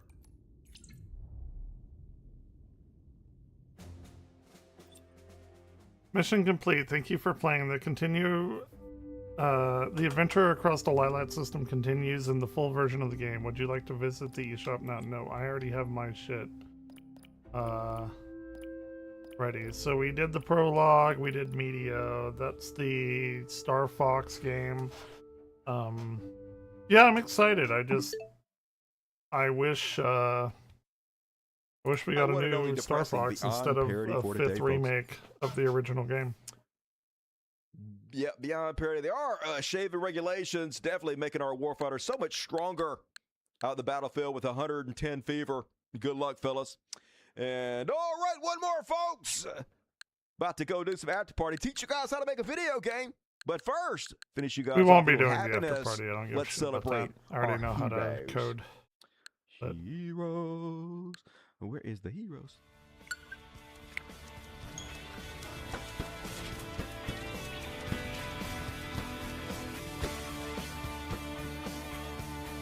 We could be heroes just for one day. First hero tonight, Fighter Cyril Game. Giant beefcake of a man fights in the UFC and fought at the White House in the latest UFC event, but it's pretty clear he don't like ER president. Every single one of the fighters, after they won, were supposed to go up and shake the president's hand and lick the orange ball sack, but you can hear he wanted no part of it. Nonplussed. And so this is how you brush off the president with style. Look at him. He's like, Trump's like, pat him on the shoulder, and he's like, yeah, can I go now? Can I go? Yeah, fuck that guy. You little stupid ass bitch. Little stupid ass bitch. And Trump looking at him. Trump's like, what? He just dissed me? Yeah, he's like, I'm getting the fuck out of here. Trump's like, trying to say something to him. He just walks by. And Trump's like, oh my God, that guy's so cool. Why does he hate me? Because you're a loser. You're a loser. And one more. Actually, 2 more heroes. The next hero. Guess who the next hero is? Ugly ass Hassan Piker made the heroes list. Yuck. Oh, I'm trying to look at it through my covered eyes, folks. New York Post is shitting on Hassan Abi. Says lefty streamer Hassan Piker claims Israel has no right to exist in its current form. And he's right, though. Hey, he ugly, but he right. He ugly, but he's right. But he's right. And you know what was crazy? I actually had a hard time finding this clip. I saw it when it was on Twitter to begin with. I didn't save it. And I was like, that was really well spoken by Hassan Piker. He was on Charlemagne the God, who is weird looking. That's not the point. And he beautifully explained why Israel doesn't have the right to exist. I had to go hunt it down, and I found it on Fox News. Let's have a look, everybody. In its current formation, given that it's a settler colonial operation that's seeking out the expulsion or complete extermination of the indigenous population as an apartheid state, does not have a right to exist. It's like, for me, it's like saying, does Nazi Germany have a right to exist? Exactly. Or does apartheid South Africa have a right to exist? Does Rhodesia have a right to exist? No, of course not. Right. People have a right to exist. People do exist. Israel currently exists. Very well spoken. A man after my own heart. If only he would fix that face. Work on that, Hassan. And one more on the Heroes list to finish you guys off with. And this is the clip I couldn't find on my last show. You guys might remember I tried to play this, and I didn't have it saved, and I went and tried to find it. I typed, so this guy is at the World Open or whatever the fuck it is. Pretty funny. And he says the word fuck over and over again. So I typed in, it was Oh, World Cup. yeah. I typed in World Cup fuck. And it was all kinds of soccer players fucking for some reason. I don't know why. That was weird of me to do. But don't type that unless you want to see that. Anyway, I found the clip. Here it is, folks. A man after my own heart. He a cheeky little monkey. And I like it. 142 mile an hour second serve. How tough is it to return that? That's so frustrating. You know, when I had the match point, I was on the second serve. Okay, you aim in the middle. Whatever you do, you just put the ball in the court, and then he hates me 142. I was like, fuck, I would have to serve, and I would have to. No F-bombs, please. Fuck. No. Yeah, fuck you, bitch. You're interviewing me. How about I say I'm going base. to ask you one more question. Apologies, funny. everyone, for the language there. I'm going to ask you one more question, so please keep it clean, okay? You on the grass ain't gonna do last it. week, He ain't not unfortunately, gonna didn't do go it. your way. What's it like to get your first victory? Fuck. Okay. man, Really to improve that for the next round. Apologies, everyone. Quarantine booty. It's just a word, so they find that man $40,000. But I guess it's probably money well spent because he's much more It's famous now. hilarious. And I, for one, love him. And all right, folks, that's my show. Okay, I'll be right back. Hold on. I gotta do something. Couple minutes.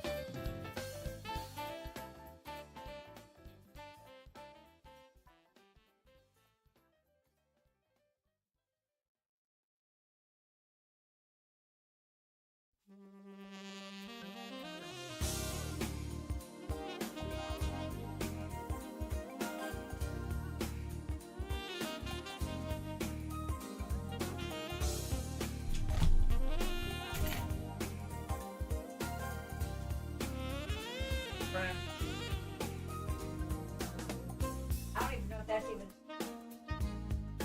I don't even know if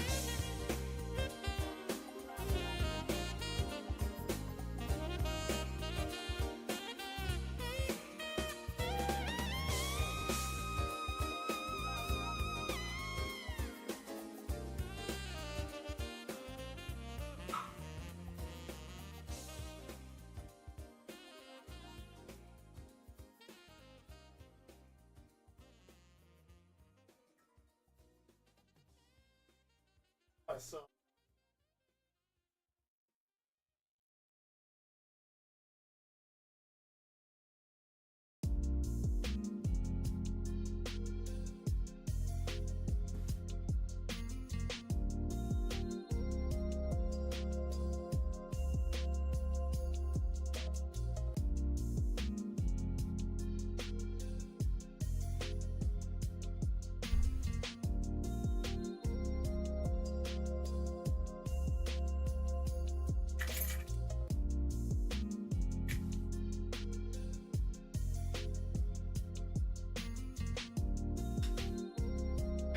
Be right back.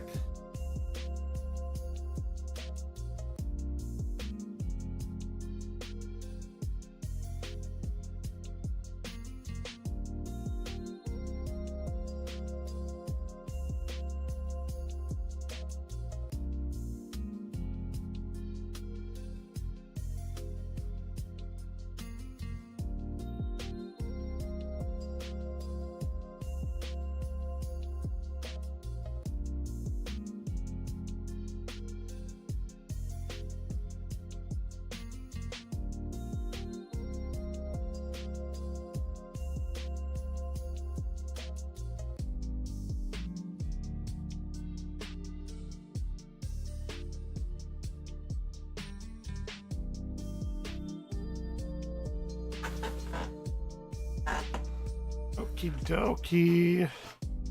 Back.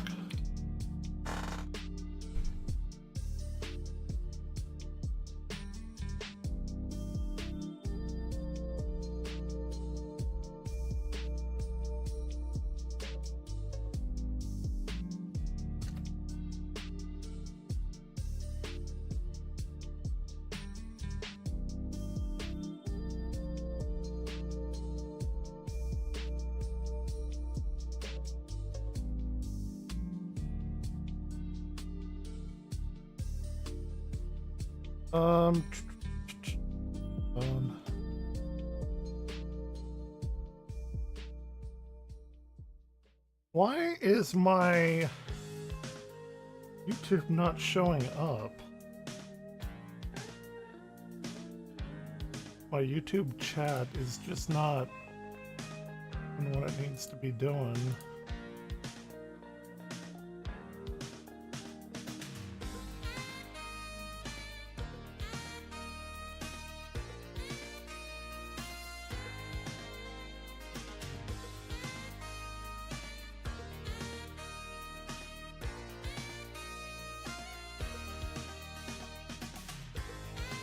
It just keeps saying chat is disabled, but it's like clearly not. My YouTube is fine. Yeah, it still works. I don't know. Very odd.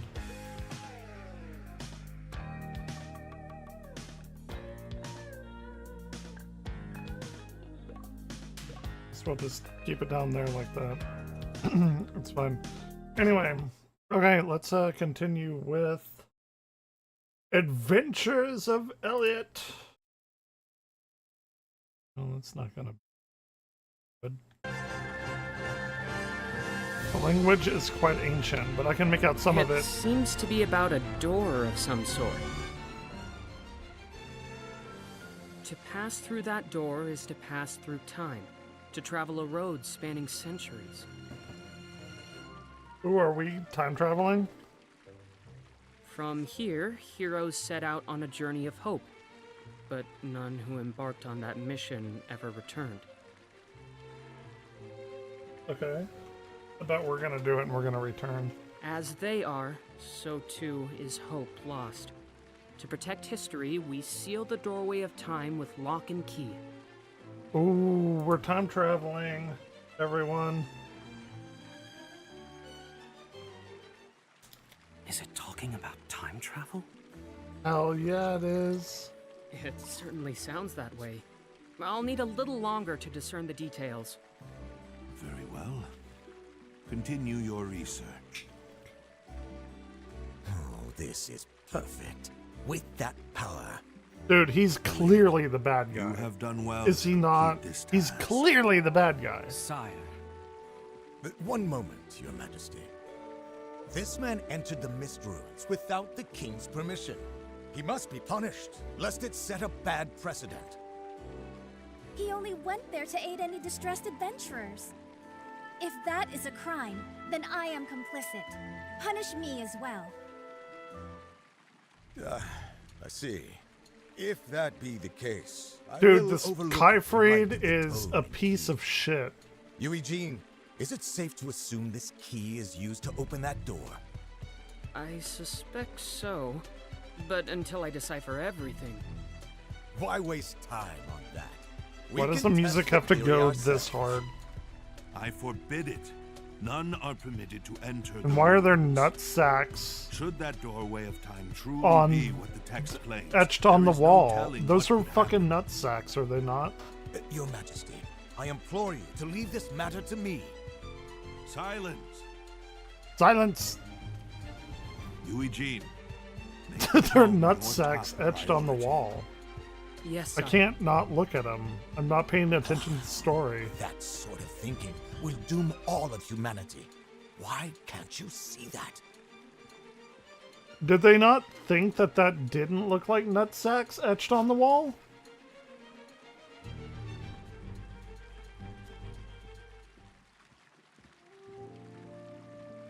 Now then, I suppose this is goodbye, Princess. Your support was of tremendous help. I cannot thank you enough. Likewise. Thank you so much for showing me a glimpse of the wider world. You have my gratitude, Elliot. Elliot, might I ask you to undertake one more task for me? I would that you allow my daughter a bit more opportunity to see the world. Sire? Do you really mean that? Please. This I ask you as a father, not a king. I understand. Okay. It would be my honor to accept such a task. Oh, thank you, Father. Elliot, this adventure has made me realize just how little I know. As a member of the royal family, No. As an individual, I want to learn more about the realm and its people. Would you help me do this? Of course. Yep. Count on me to show you a front row view of the world. Thank you.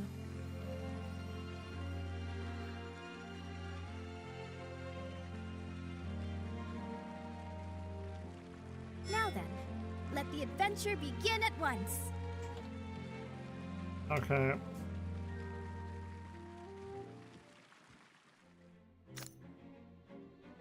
Be sure to talk to anyone with a blank up whatever scroll above their head. You can find them with the locator. I may have gotten a little carried away, but I'm just so happy. Elliot, let's take a walk around town. I want to know more about the people and the world, and you, of course. Is she gonna like fall in love with me or something? Because I like Leica.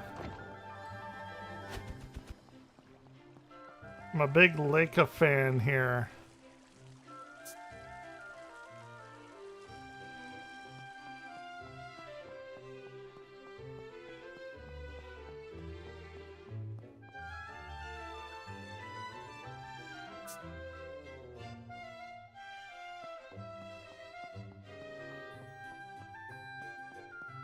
Let's see if we can make more magicite.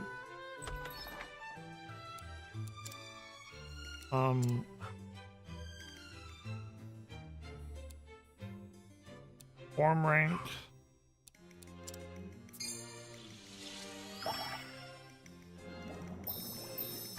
New Fortify magicite. offense. What powers lurk within, I wonder?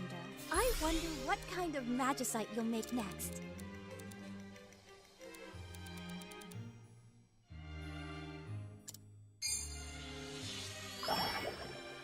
Okay.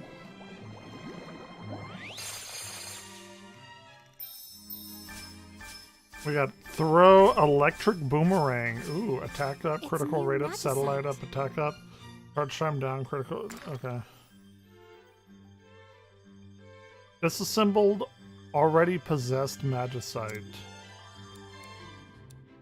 Okay, so if we make the same thing, it'll automatically disassemble it for us. Good to know. Critical damage up, but we already got that, so we get one back.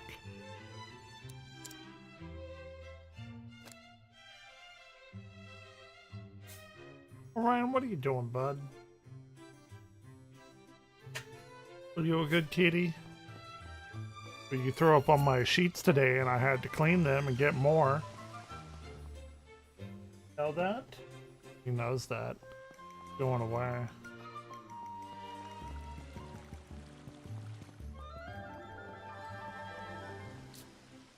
Are you familiar with the peculiar white ruins to the southwest of Huther? Place is steeped in sketchy rumors. Okay.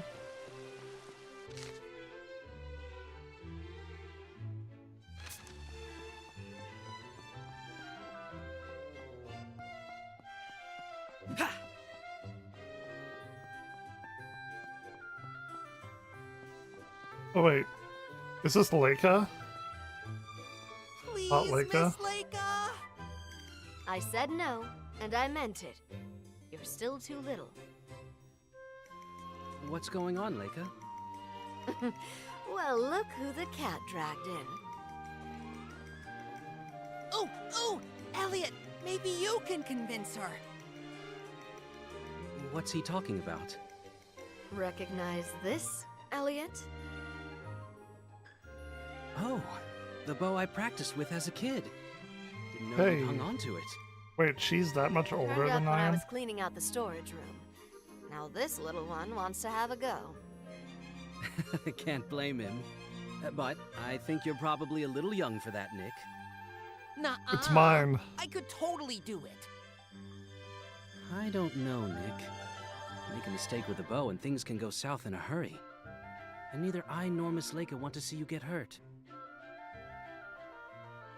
But... I know. How about this? I'll hold on to this bow until you're big enough to use it. Once you're ready for it, I'll hand it over gladly. I actually want to get Sound into good? archery. Some kind of physicalness. Okay. I guess I can wait until I'm older. This thing's quite old at this point. I'll go ahead and change the bowstring for you. That would be great, Leica. Maybe I should buy While you're myself a waiting, bow for my How about 40th taking care of some monsters birthday. for me? There's more and more lurking just outside of town these days. Ugh, it's a real pain for everyone. Now, And by the time you get back... who are we picking? Are we picking Leica or the princess? Because my money's on Leica. This bow will be as Like, good look, as the new. princess in... What is her bangs Somehow, doing? I always end up doing your bidding. Consider it done, Leica. Just saying.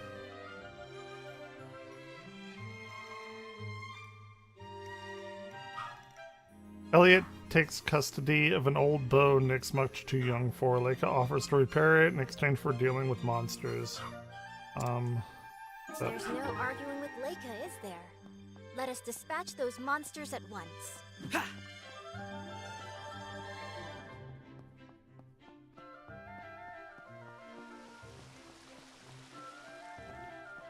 Okay.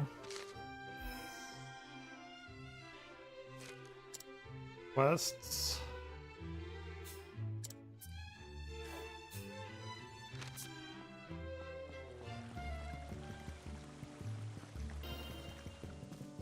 I didn't expect to meet a cat here.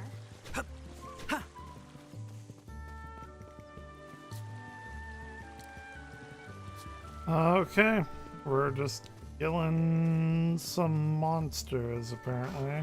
Seems to be the case.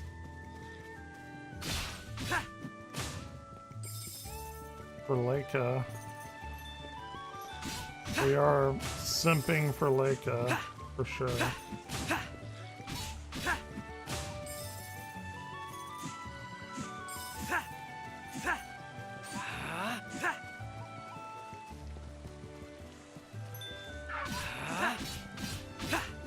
Are the beast people like actually monsters though? Wait, what is this? Like a bombable wall. I don't have a bomb for yet.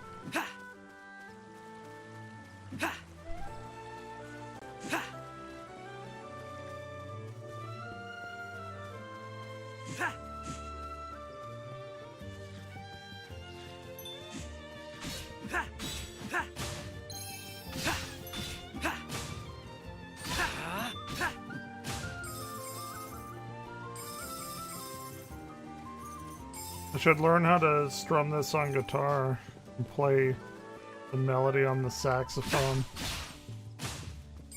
Fine work Or my defeating those iwi, monsters. my like actual I iwi. imagine Leda has fixed the bow by now.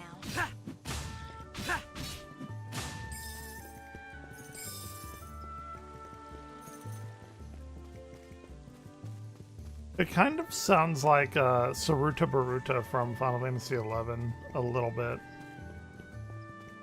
Got some Saruta Baruta vibes.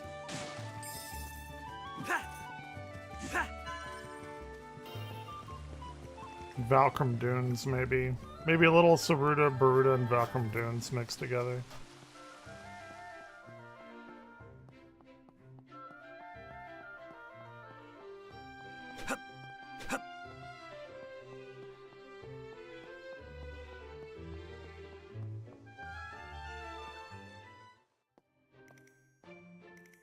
I've taken care of those monsters, Leica.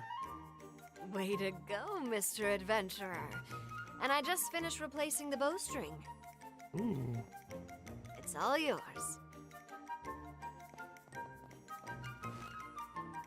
Wow, this takes me back. Is that how you got to be an adventurer, Elliot? By training a whole bunch with this bow? That's right.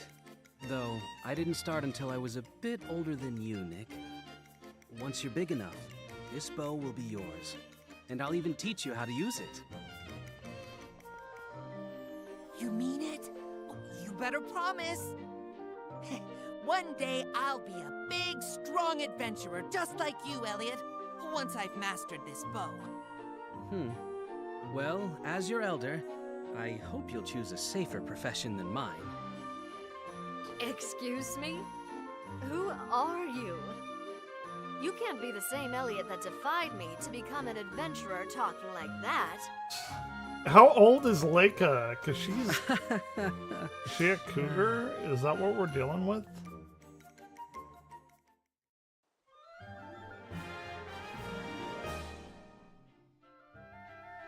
Okay, we got the bow.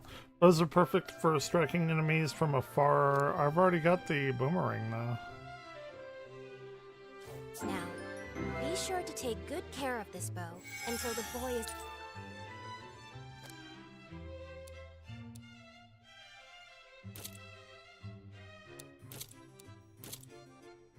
old enough to use it. We have the bow now. Doing favors for everyone is part of your daily routine, isn't it?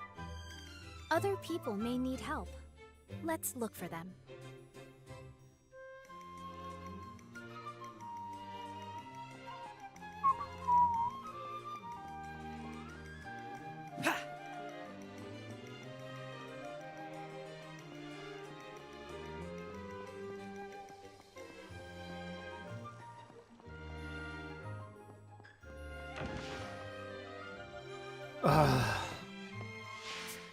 The nutsack on the castle walls is ridiculous.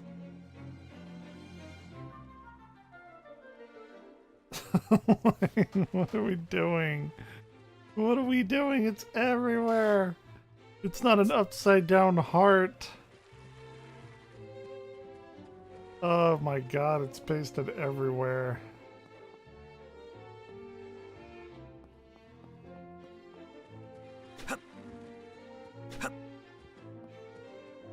It's just everywhere.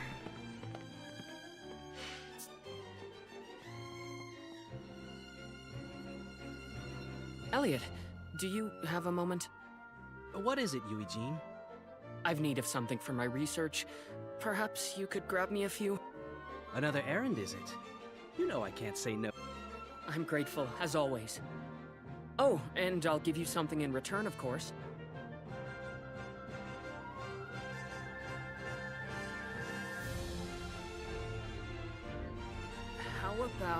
that over there. That's your old spear, isn't it? Oh my god, Sorry, I love can't offer spears. more than a hand-me-down. Dude, But it's fuck. quite a fine spear, as you know. Fuck the sword. We're going spear all the It way. must have a lot of sentimental value to you. Are you sure? Absolutely. I was never any good with the thing anyhow, and it seems a shame to just leave it on display. I think it'd be much happier being of use to someone. Oh? Well, if you're sure. Just keep up your end of the bargain.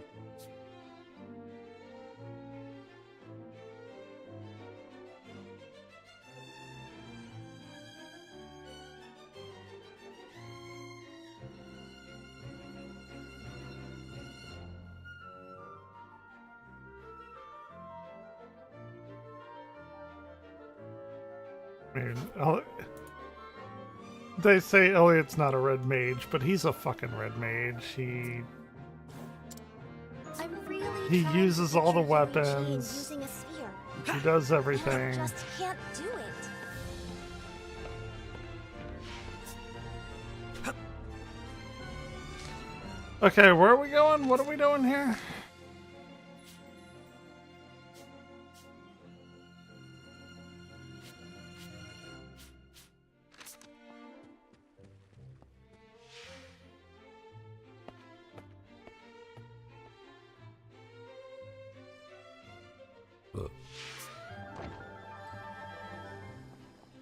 This is giving me more Final Fantasy Adventure and Alundra vibes.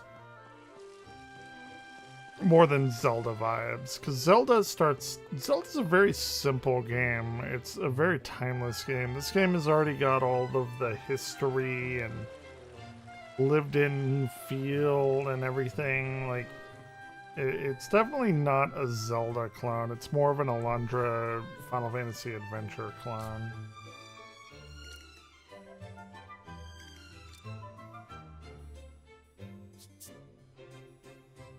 Ryan, what the f are you doing, bro? Need me to scoot out? You can lay on my lap a little bit. Head to the desert. Okay, well, where the fuck is the desert?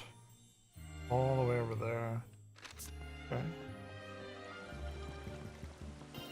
Not that I'm not having fun. This is a very fun game. Oh, kitty. Something's up with those cats. They're going to become important in the late game. I just know it.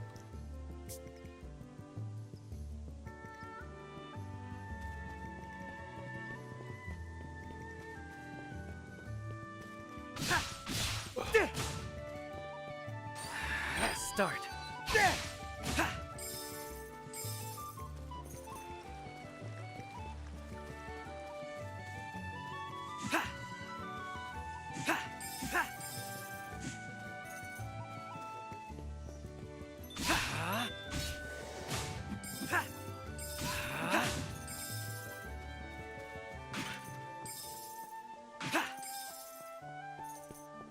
Zelda-ish breaking the pots for sure.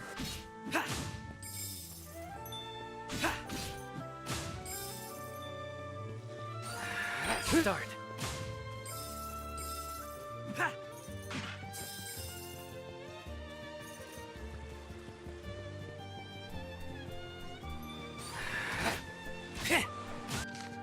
I don't even know if this is the way I should be going. It is absolutely not. I am not going the right way.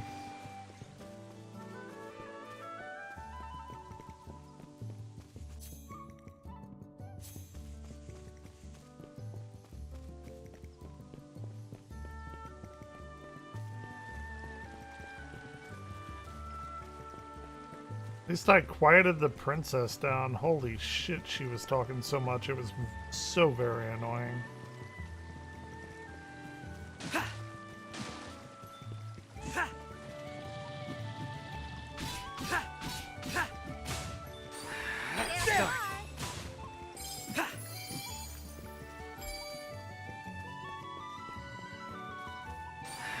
Start.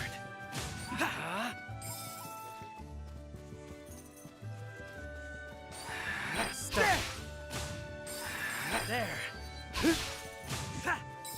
Not bad.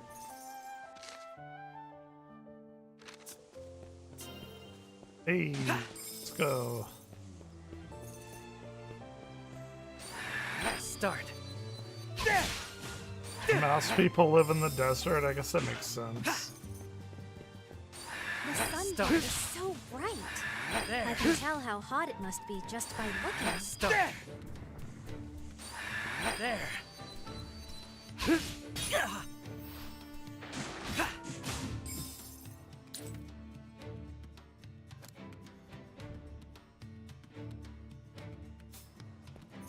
How do I get ammo back?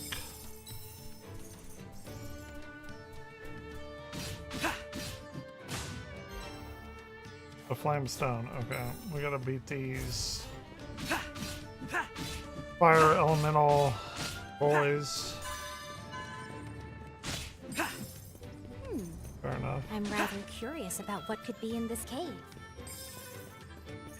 Dare we go in? I guess we will. Why not? Be bold.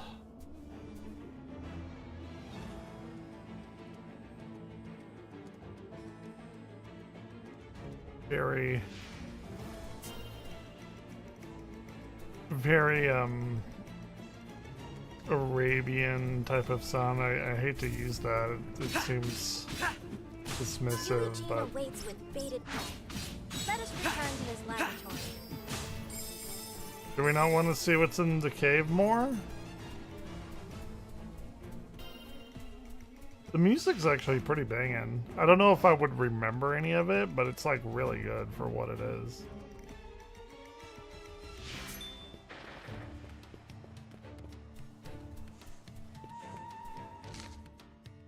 Okay.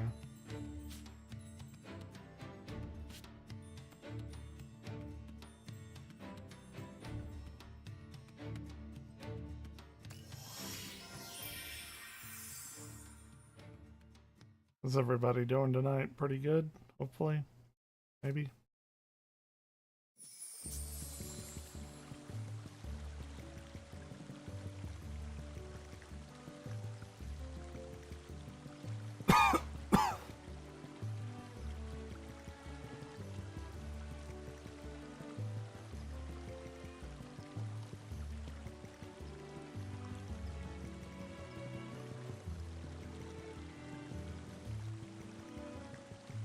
Right then.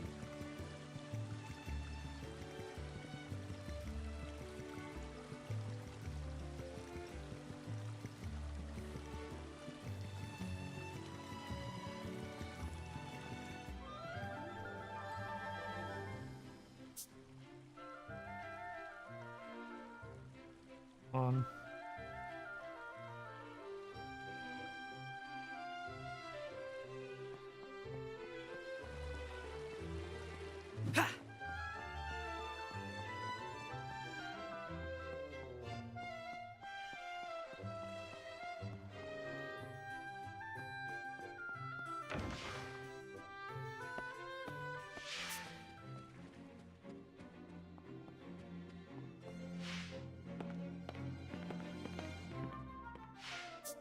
It's the nutsack kingdom is what I'm gonna call it. I've got what you asked for. Thank you. You made short work of that. Which means the spear is yours. Go on, yeah. take it. Dude, we're maining spear. Brings back memories, doesn't it? Only bitter ones for me. Eugene's got Ever since I was little, I looked up to adventurers. good taste. So I plucked up the courage to take this spear in hand and try to be one. Did But not. out there adventuring with you, I realized I wasn't cut out for it at all. But look at you now. Trusted scholar to the royal family. You've become so much more. Stop, you'll make me blush. Besides, the Are only we reason I pride gained their monthing here? trust is thanks to all your assistance. It's allowed me to focus on my studies. I kept the spear here so as not to forget my rambunctious youth. But I'm sure you'll make better use of it than I ever did.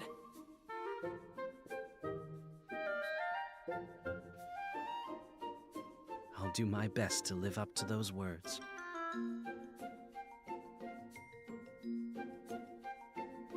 I'll be counting on it.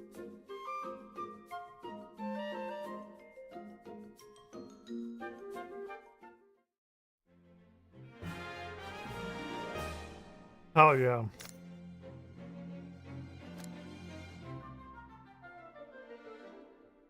Dude, I'm all about the spear. The two of you trust each other implicitly, don't you? I envy such a bond.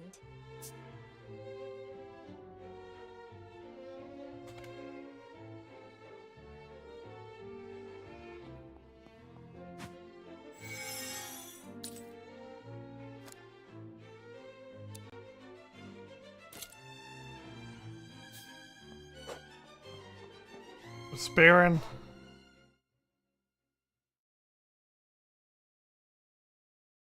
Meanwhile,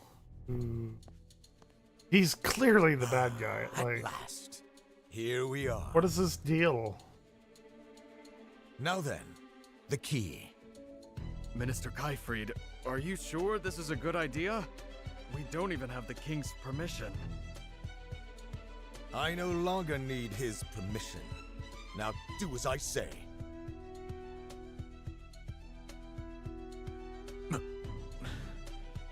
Yes, sir.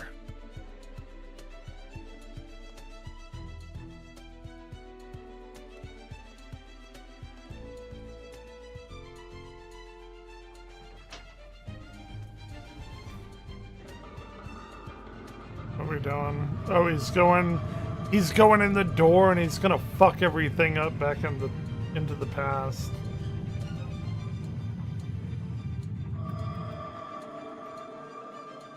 Exactly what is going to happen. It moves. What He's is going. this He's thing? gonna fuck everything up. Orion, he's gonna fuck everything up. Magical I'll give you portal trades to though. another age. The doorway of time. To another age? Is such a thing even possible? That is what I mean to find out. But sir, shouldn't we wait until we know more? I am surrounded by cowards. So go fuck yourself. Oh, dude, yeah, of course he's. Look, I haven't time to wait. The this king is the will soon first seal these actual rules. evil thing. That spineless monarch fears power. But power is what allows us to take hold of the future. If those foolish royals will not do it, then I must. Yes, I will write it as it should have been. Piece of fucking garbage.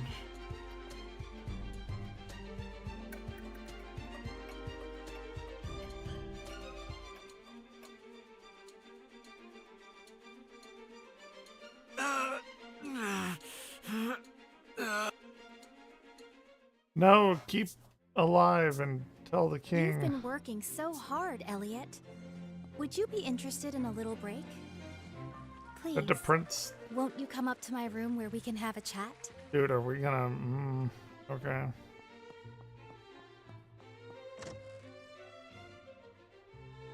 Thank you for inviting me here, Yuria.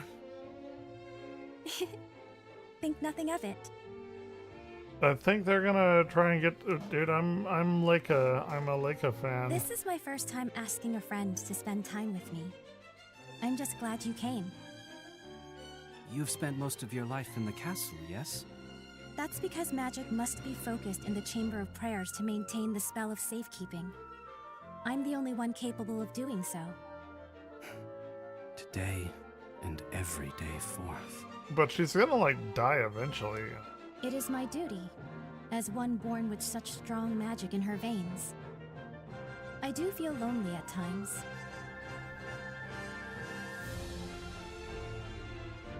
But when I do, this pendant gives me Pendant? Try touching it.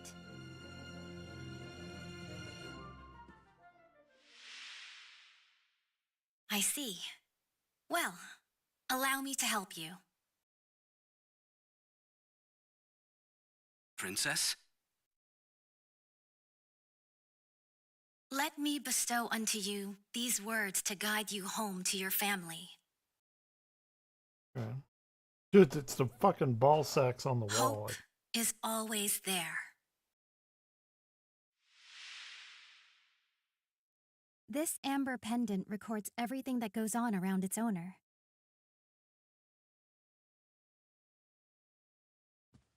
It's been handed down by the women in my family for generations. When I was young, it came to me after my mother passed. Do not let dark times harden your heart. You must never lose faith in the future. For hope is always there. Those are the words you spoke to me. They have been passed down too, Alright, with the get up. pendant, from times of old. Just don't throw up on my bed again. My mother spoke them to me when she gave me the pendant, right before she died. I promised her that I wouldn't let her down, that I would keep those words in my heart. I see. Your memories of the Queen are what keep you going. Indeed, as do the memories I've made with you now. I'm glad I can be of help, however little it may be. That pendant certainly is curious, though. It is. Actually, it seems to be older than even the royal family. I bet we're gonna figure out where it comes from I've whenever always we go wondered into to the whom they past, originally inevitably. belonged and what kind of person they were. I bet we're gonna Maybe figure it if I out. continue journeying with you, I'll find the answer someday. It's got a little Chrono Trigger-ness to it. Chrono Trigger coded. Oh, my apologies. I keep prattling on about myself. Don't apologize. It's nice getting to know more about you. I'm glad you think so. Excuse me, Princess Yuria? I come bearing a message from King Hikard. He wishes you to summon Elliot immediately. Elliot? He's right here. But is something wrong? I was not told. You must ask the king himself. Okay. Understood. I'll head there immediately. I'll go with you. And we are losing people playing new games. It's weird. I had more people playing Metroid Fusion than Elliot.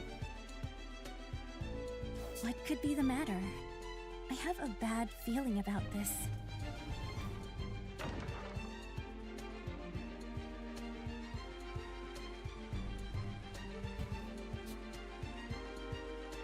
I apologize for summoning you yet again, Elliot, but... Has something happened? Kaifried opened the doorway of time. Of course they did. And You saw it. crossed through it. Omniscient third-person view. He what? He attacked a soldier who tried to stop him before entering the doorway. According to the soldier, Kaifried insisted that he would... He's trying to alter history? But how? Is that even possible, Eugene? Honestly, I have no idea. But theoretically, if someone interfered with a major historical Theoretically! event, Bump up your glasses. there is a chance it could change our reality beyond recognition. The town would no doubt fall into a panic if the people caught wind. They wouldn't know. Precisely. This... Right? Like they I wouldn't understand. know. You wish for me to stop Minister Kaifried. Aye. But it's too dangerous. I appreciate your concern, Princess. But it takes more than danger for an adventurer to back down. Moreover, I'm not about to let this world disappear. Going I'll through see the it done, Your door Majesty. to stop him.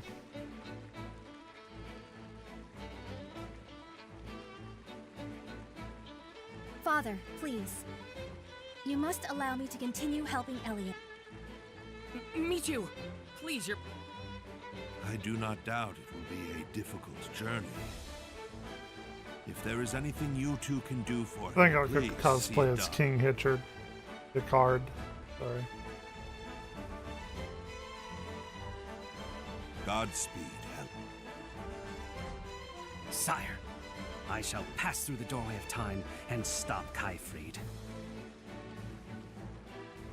We're gonna stop him, and there's gonna I be never some expected like Kaifrid greater would do ancient such a thing. evil or some We must shit. hurry to the doorway ruins. Totally, what's gonna happen?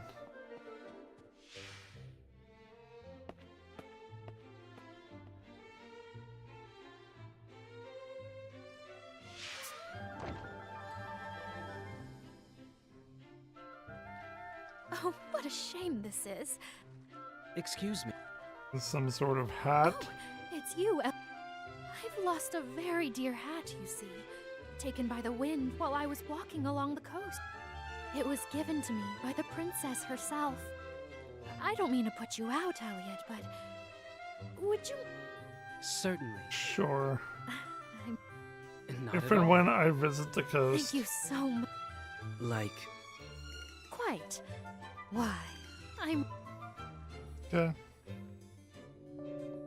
I was tending to the flower beds.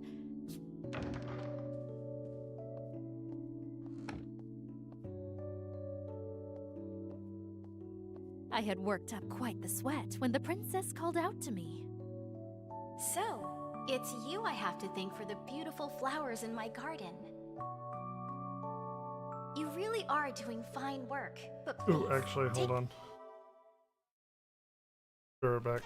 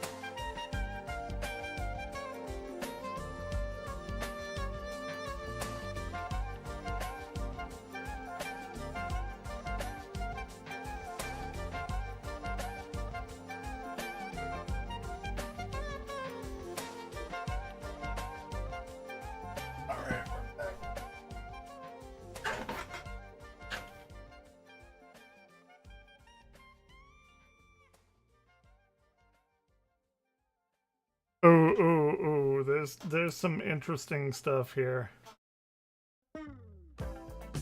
We're gonna pause on Elliot for a minute because we have some stuff to watch.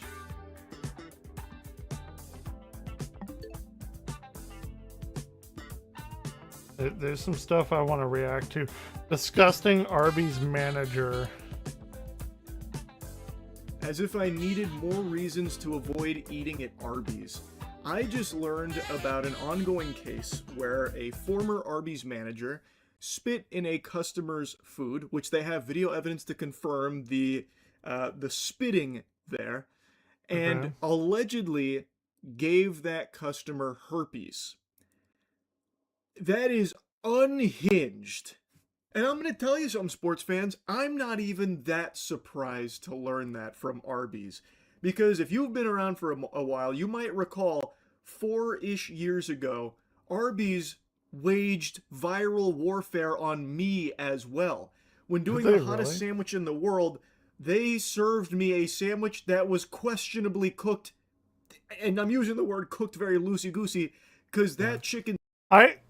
Every time that I do eat at Arby's, I must say, like, I'm actually okay with it. I would go on the record as saying, like, I enjoy at least the Arby's around me. The sandwich was pussy pink, and I had already eaten some of it when I noticed. They were doing this whole, we've got the hottest chicken sandwich ever, get ready to fill your diaper with fear when you try this puppy. But it was actually just a Trojan horse to introduce salmonella into my system. Luckily, I didn't get devastatingly ill or anything, but I definitely could have. Improperly prepared poultry is not something you fuck around with. And Arby's was back there, like, diabolically concocting this, weapon against me. So, I don't love Arby's. I feel like most people probably don't either. You'd have to really be cruising Arkham Asylum before you found a single Arby's enthusiast. I don't hate it. I'm gonna be real. So, that being said, I already didn't like... I did like their Angus burger, but I generally and I like the Arby's. So I'm not a hater of Arby's. I'm like Arby's and had no plans of going there, but after seeing this story, you can bet your sweet bippy you won't be catching me ever getting the rumbly tummy that only Arby's can fix.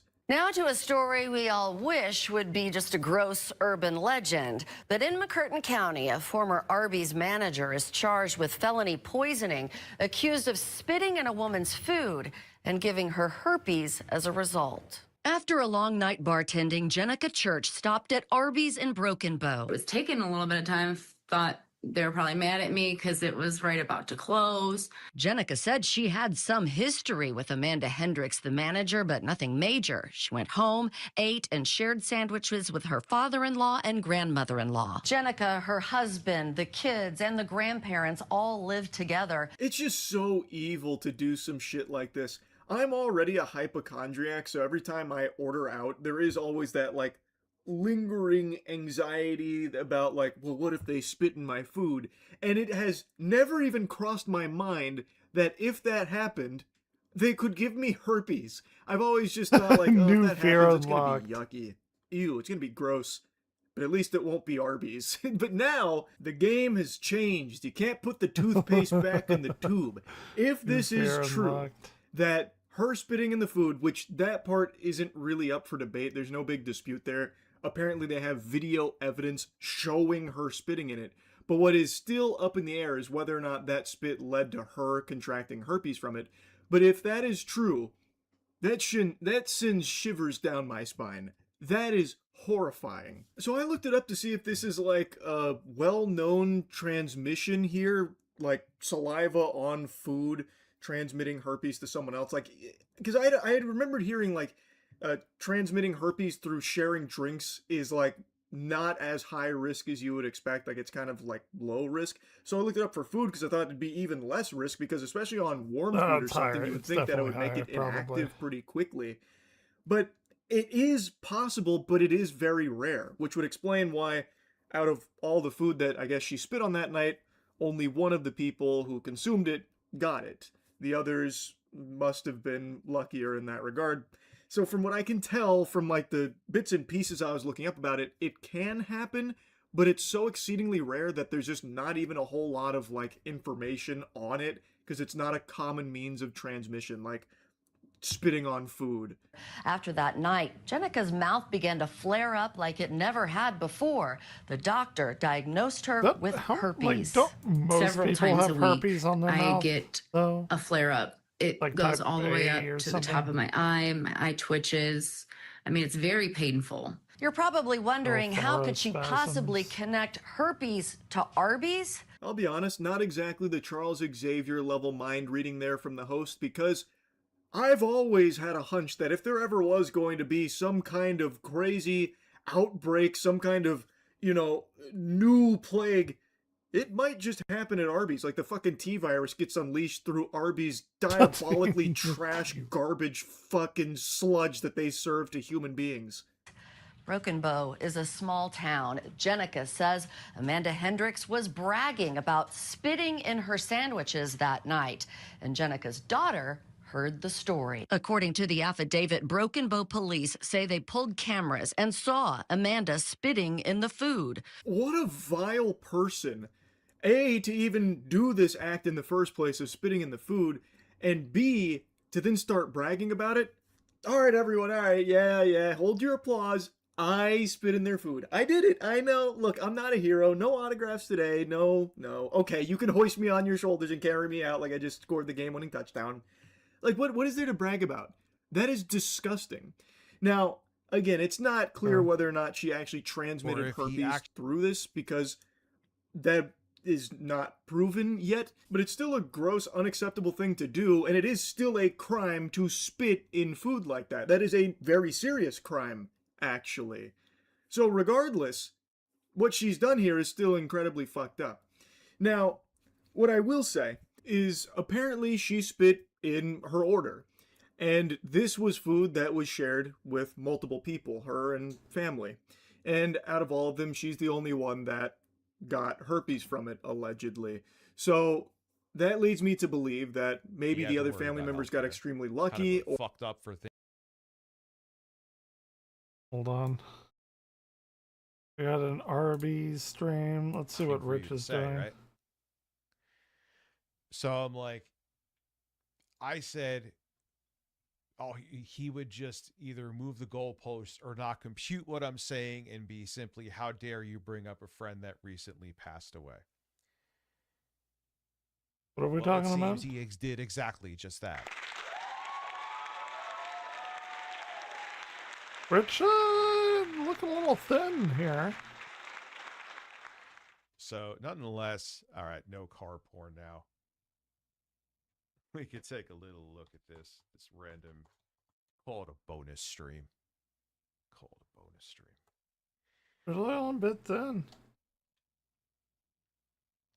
Yeah, I want to put in a little bit. Well, I'll give him credit. At least he didn't use a picture where it was like 140 pounds more. Well done, Eric. At least and I usually have a stupid look on my face like that if you pause me. So I'll give him that too. Yeah, who doesn't? Okay. Right. Finally, a thumbnail where I'm not like still like 2018 fat. Well done. All right, Eric, you're being a little realistic here. I will give you that. You get some points for the thumbnail, and I like that I look like a jackass. I appreciate that. I mean that too. I'm not like that. Yeah, I was using big, a dead man's name. I mean, I was not as big. I never got as big as I was in like my 2018 days. I was rocking like 420 plus pounds there, right? But I got big. I gained a lot back. 2 years as old as I did. fuck. I was a chunky man with a chunky ass. Ben, my brother, is a madman. This fucker had me load my truck up with $2,000 of fireworks. It was squatting pretty hard. Looks like we will have a multiple explosions of satisfaction on the 4th. Shut. Listen, you know what I'm gonna have on Father's Day? I was like, I don't want no fucking gifts. I'm good. I'm trying to get rid of shit, old. have gifts. I want ravioli. I want Like ravioli. And all I 15 want is years. boiled with some motherfucking butter and some grated cheese on those. 2 years motherfuckers. old I'm is like here. It is 15 summertime. That fucking is years what I ago. want, and don't fucking say a goddamn word to me to try to dissuade me.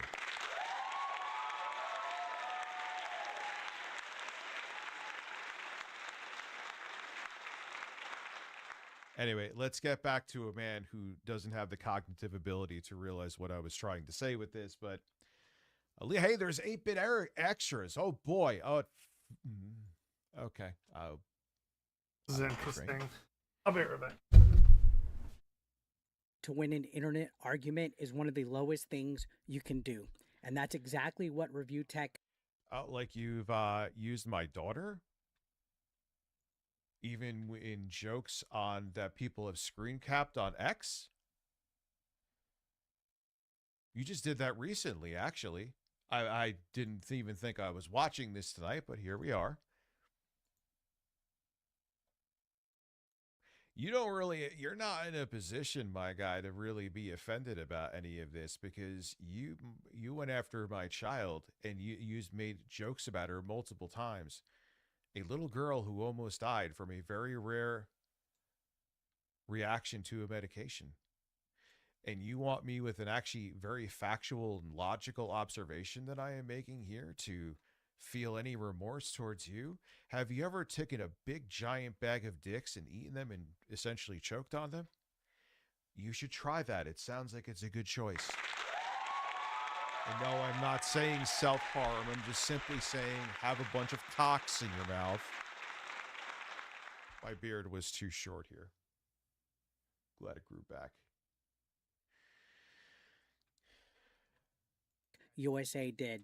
After I criticized him for trying to justify the murder of a healthcare CEO, instead of addressing my argument, the healthcare CEO who their company is literally designed to maximize profit, even if it is at the life and expense of the people it is supposed to insure.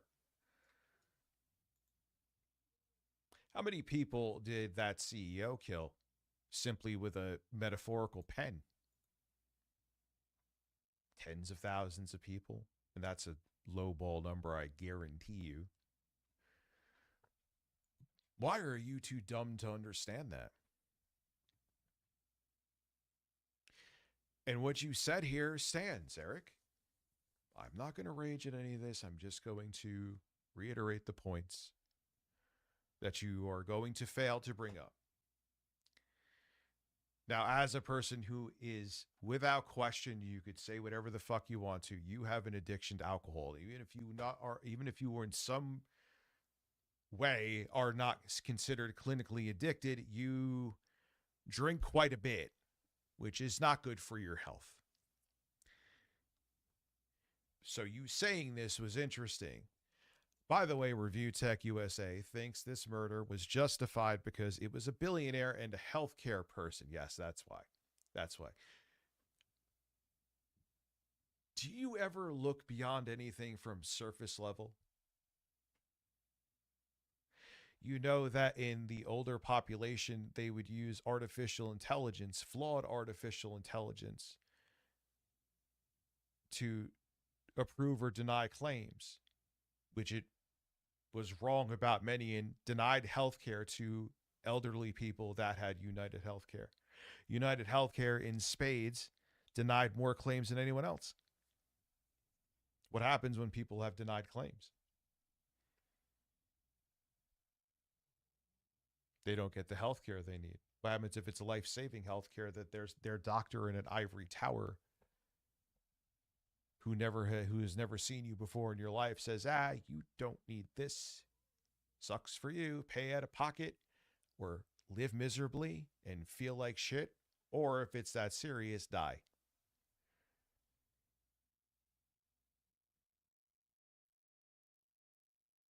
But keep cucking for billionaires and multimillionaire CEOs that are incentivized to not give his people as little health care as possible. I'm sure you knew all this. He is fat and out of shape and in bad health, so he has a vendetta against these types. So what he's saying there is only fat people, which again, If we compare how our fitness right now, I'm not drinking away the pain every evening. I need a health care person. Exactly. That's how Stan is going to take care of you. What the hell was that? So my point is, as you're saying that, being like, oh, which I've heard that a billion times before, where it's like, oh, the only reason you care is because you're fat. I'm like, oh my God. Yeah, there's only fat people need health care. Anyway, and I was saying, like, dude, I remember because I used to be friends with Billy on Facebook, right? And he was big into weightlifting and personal health. And sadly, unfortunately, he just passed away due to a brain tumor.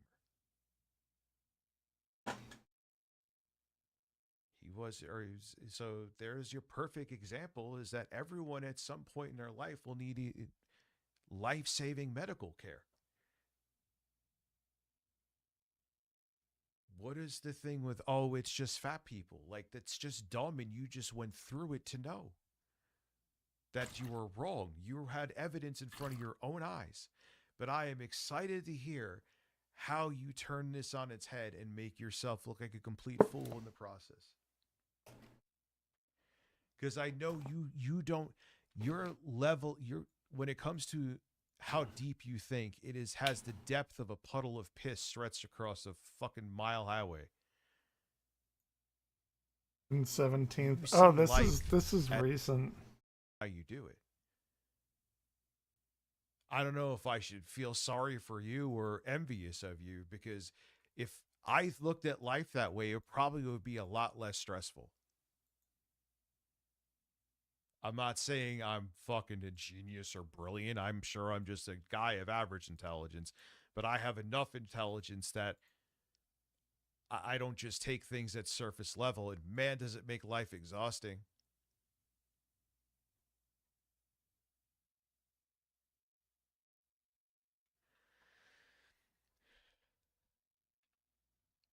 Doesn't get that having a disability is a minority. I could fly away and yet my insurance won't cover it. Get an answer. I could fly away with the wind and yet my insurance won't cover shit. Got an answer for that, Eric? Yeah, it's just what about people who just develop, like people develop lupus, people develop other things later in their life who are healthy, and it just happens.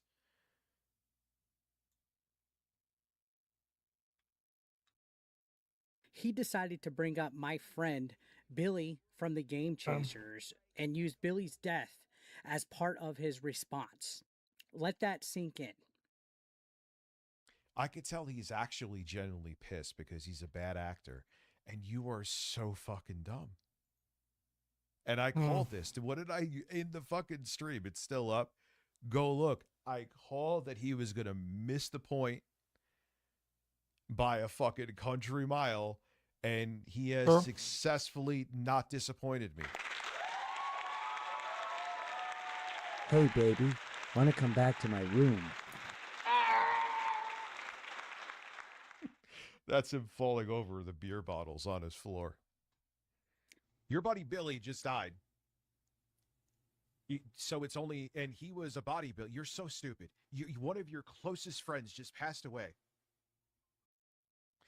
And what this is, like I predicted it was going to be, is now it's the shield where I don't have to have a logical answer to this. And I can make a video just being like, I am the victim. He's mocking, even though I've never once throughout this Rich, in the previous send me a stream. Zoom link. I'll moderate. Oh, please. I wish. Yo, Ape and Eric, let's go. Oh, shit.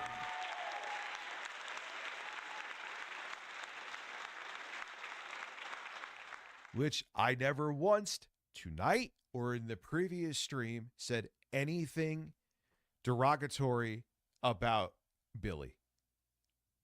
Yeah. No. I still have a, unlike you and the rest of the fucking people like you in this business, to sometimes I still have a bottom floor, and I wouldn't do that. So I didn't bring him up I did not make fun of or say anything ill about him. It's right there, here now, and it's right in that previous stream. But what I said is a valid point and a valid rebuttal to what you were saying. You were stupid after this right here happened, unfortunately, to Billy, to say, oh, it's just fat people that need health care with your stupid fucking tweet. And as always, we're going to be here to laugh at you stepping on another rake and blaming the rake. From a brain tumor. You fucking buffoon. Oh, yeah, but he used it too. Was he out of shape? Was he fat? I mean, this footage is proving my point. Here's Billy. He's in shape. He's a pretty healthy looking guy. Well, thank you, Eric. I appreciate this.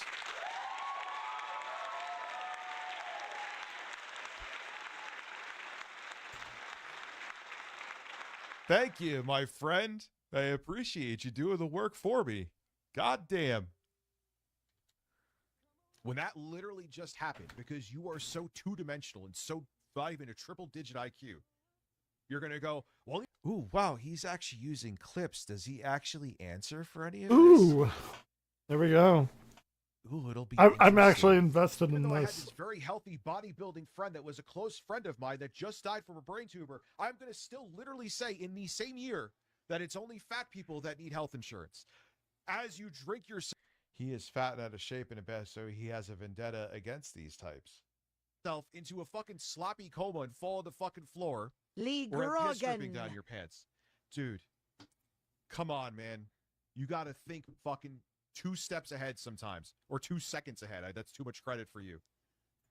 And I hate to tell you, Eric, I pretty much can guarantee you that I am healthier than you at this point. Yeah. I have completely changed the way I eat, and I'm not drinking heavily. 100%. Oh, I am. But I don't care. I have nothing to prove to anyone, so.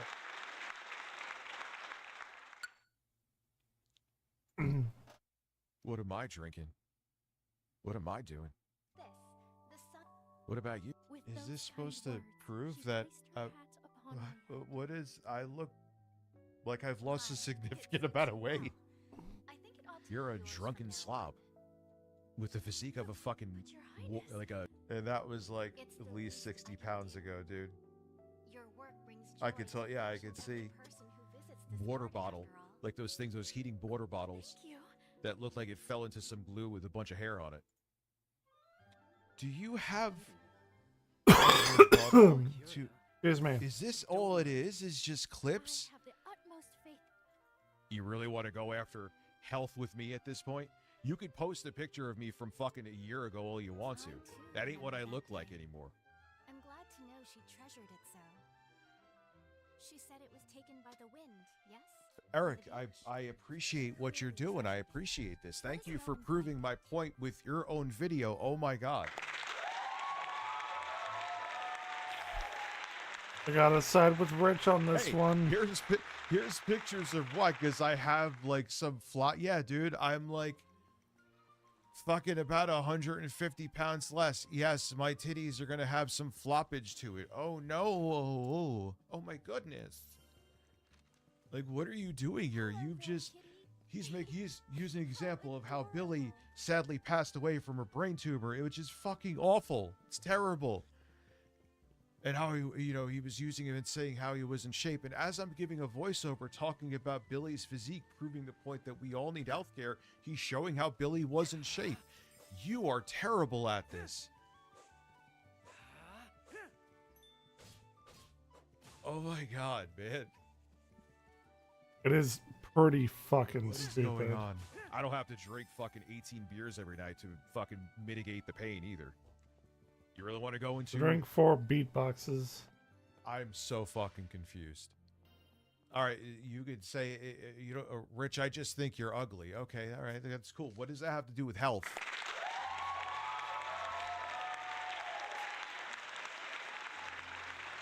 One, what happened to you this year proves that everyone needs health care and Medicare for all.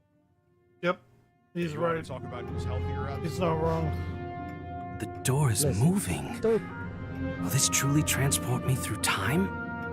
I can scarcely imagine what danger lurks on the other side. You needn't worry, Huria. Danger's my middle name. Is it though? I don't think it is. Besides, I won't be going alone, will I? Danger something? No, What was his last name? I will be right there with you. Or will she? The Will her doorway power? of time. Will we truly reach another age by passing through here? We're about to find out.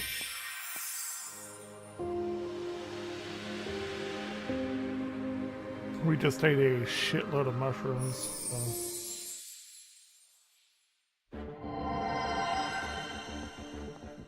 A cave? Have I actually gone through time? Elliot? Oh, she Can you hear reach me?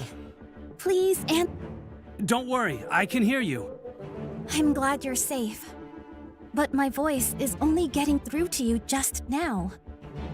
I do not think my magic will reach. So I'll be without healing. Things have changed. I apologize. You are.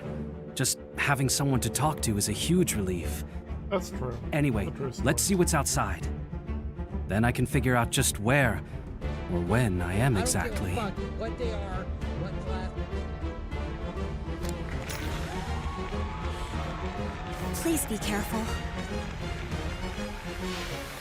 We're down. We're dope. We're cool. It is still all right. So, Eric, you think you have a better physique than me? I don't This looks care, dude. All right, just you like do. outside of the castle. But it's clearly not the age we know. What does it have to do? Where in time could you be? Still haven't answered that, motherfucker. You're sexier than me. All right. Just like, you got me, Eric. What does that have to do? Better here that everyone at some point needs behind a fucking paywall.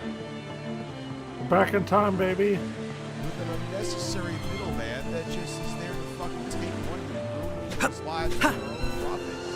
I just saw a post. There seems to be a settlement there. Why don't we have a look? Happy Pride Month, Bird Family. Happy Pride Month. Well, this is a much larger world. So, hold on. We're gonna fucking kill them one more time. Right now, we're going to fucking kill them. This is stupid. I just want to play a video game.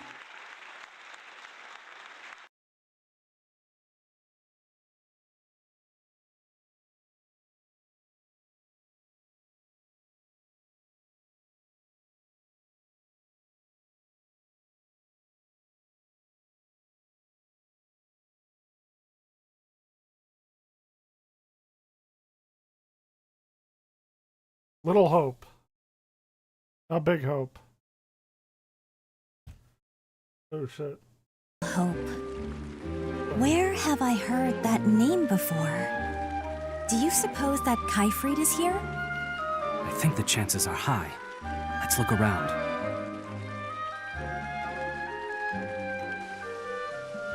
I wonder where Kyfried went. It would be nice if we can find some clue on where to go. I had dreams for the future too when I was young, but it turned out I didn't have the power to change a single thing. Hey, me too.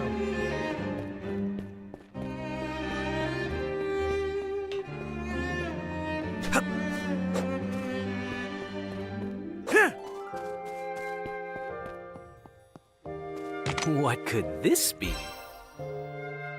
Increases critical hit rate 20% while...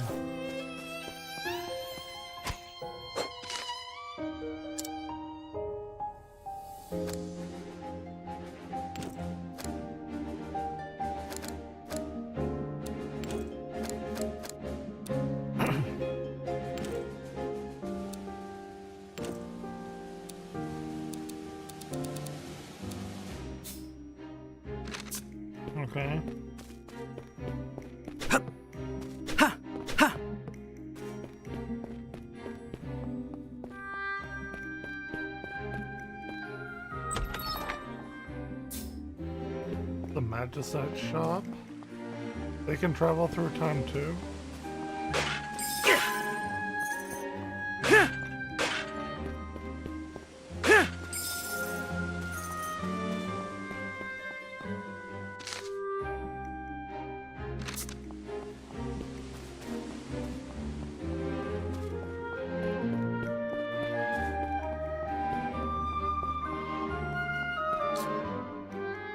Those buildings all over the village are remnants of an earlier age, back when humans had magic. It seems they built things to last.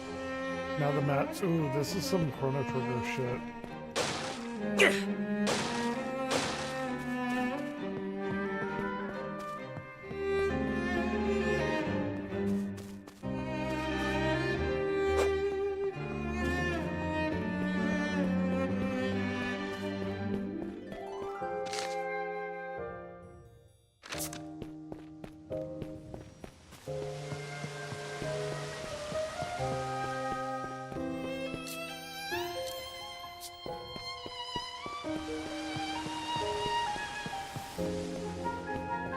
This seems to be the local tavern.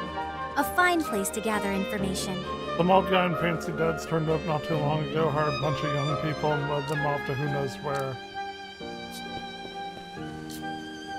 Between you and me, you can find the power of land the ruins of north to save the world. Honest, my friend passed this story down for generations. If it's true, the power means to belong to me. Deserve better than cheap wine. Don't dare underestimate the great Bicon. Let's go. Beyond the northern forest lies the great snowfield Whitetria. That's Ulf's territory. They move in packs. They move and react like lightning. I hear the Ulfar are a particularly aggressive tribe. They do not let their prey off easy.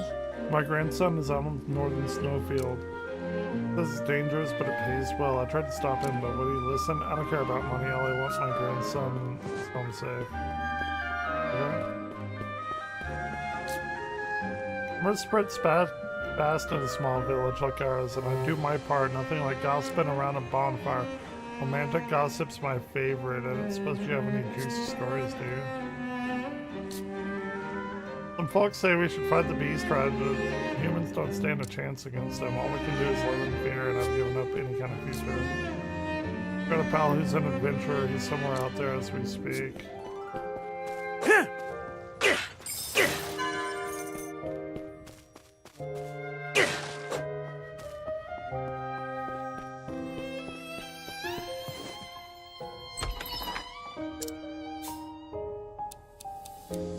200 for an empty vial?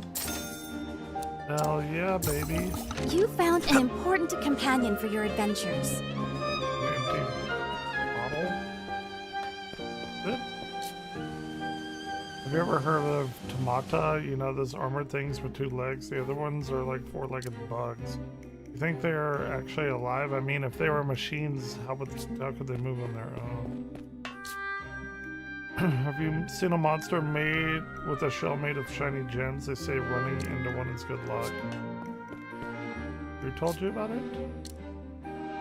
Eric told me about them. One day I'm going to go adventuring and find one myself.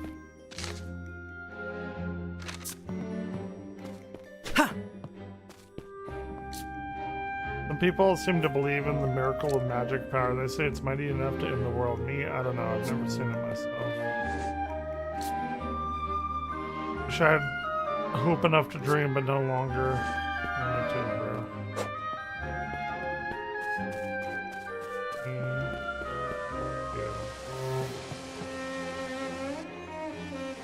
It seems life isn't easy for the people here in this village. I can't help but wonder how things ended up this way. I noticed some ruins here and there around the village. It made me think, this place may have been far grander before. Oh, interested, are ya? Well, allow me to provide you an answer. Sassy. Our village of Little Hope here was once an incredible and thriving magical civilization. Okay. That much you know. I didn't. Whoops. Then why don't I enlighten you a little more? Let's start from the very foundations of human history. Everything began in the Age of Mist, when divine creatures lived. After that came the Age of Budding. It was in this age that humans learned how to use magic Kinda and like began Chrono Trigger. establishing their own civilization. 11,000 Eventually, BC. this magic civilization peaked in what was known as the Age of Magic. And that thriving civilization was here? Precisely! Unfortunately, though, it was destroyed, and rather abruptly, too. There are theories on what happened. A beast tribe invasion, experiment gone wrong, magic running dry. But the truth is unknown. Documents from that time suggest the existence of a power of light that slayed a witch and saved the world, but You don't say. Calotetia, I think the poor travelers heard more than enough for one day. Who is this? sorry about that. When it comes to history, I just can't help myself sometimes. But to put it shortly, this village is a shadow of what it once was. I hope you'll excuse the belated introduction, but I am Diona, and this is Calotetia. You've probably guessed by now, but I'm a historical researcher. Nice to meet you. I am Elliot, an adventurer. Adventuring in these times? Well, I think you'd get along swell with Hurek. Yes, Hurek. I suppose so. And Hurek. In any case, what brings you to Little Hope, Elliot? I'm looking for someone. Have you seen an unfamiliar man come through these parts? Can't say I have. I'm afraid neither can I. It's been a while since I've left the house. But it might be worth a try asking around at the tavern. Yeah, good idea. The rumor mill is alive and well there. The tavern, got it. So this town is what's left after the fall of that magic civilization. Hearing her story reminded me of something. Little Hope was a village that existed before the kingdom of Huther was founded. Meaning, this is several hundred years in the past? Yes. In our time, I believe it's known as the Age of Reconstruction. A period during which my ancestor, the Hero King, rebuilt the then-to-fore devastated world and established Huther. The doorway of time really works. The question remains, what is it that Kaifrid means to accomplish? It's a harrowing thought to consider. But if he changes history from this point in time, the kingdom itself could disappear. Not unlikely. We have to find him.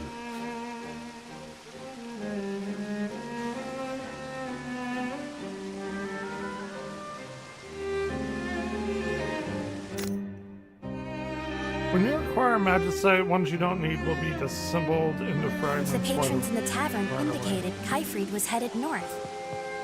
We should do the same.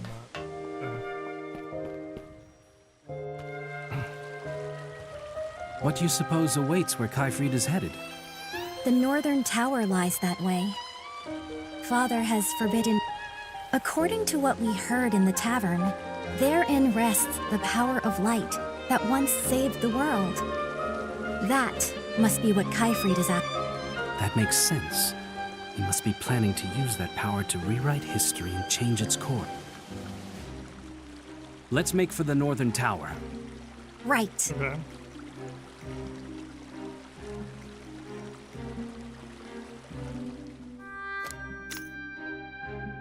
Instantaneous travel works across ages too. Select any available guidepost and you'll fly across time and space. It's quite a ways to the northern tower. You'll first need to pass through the northern woods and enter the snowfield beyond them.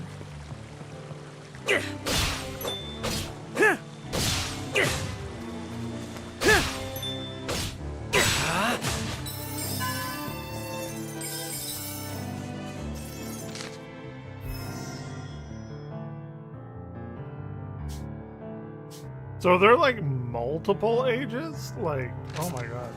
If so, this is gonna be a dope ass game. there's only 2, then I mean it's cool, but I hope there's like.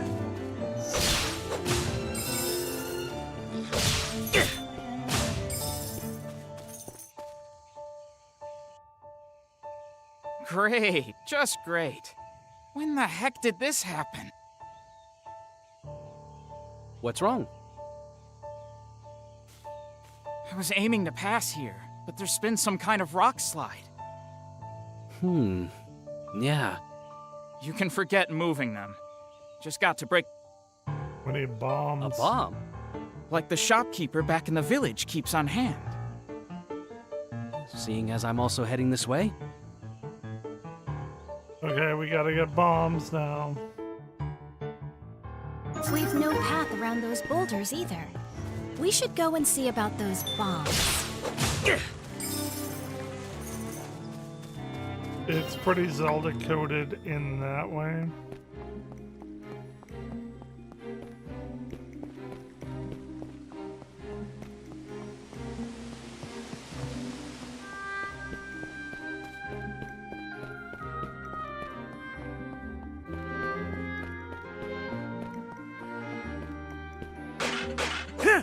This is where the castle will eventually be.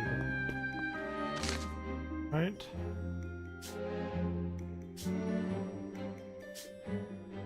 You can see already what it's like.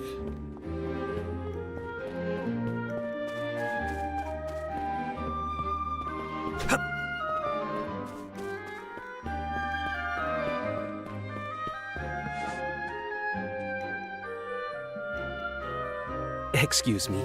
I heard you might have bombs here. I do, and I don't. What? To clear some boulders blocking a road. Sure sounds like a job for a bomb. Lately I've been thinking they might be good for something else, too. You want to use bombs against the beast? That's the world we're living in these days. I'm about fed up with them pushing us around. Haven't tried it myself yet on account of the risks involved. Which is why you'd like me to try using one of your bombs? That's a... You'll need a few bombs, of course.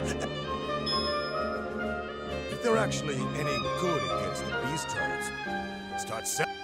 Fine. Not that you've given me much choice. Okay.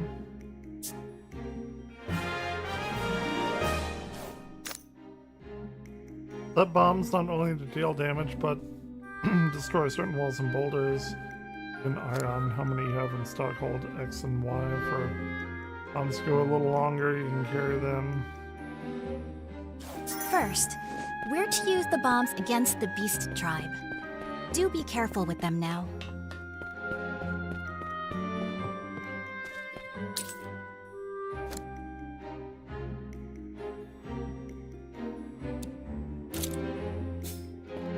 Out of 10. Would recommend.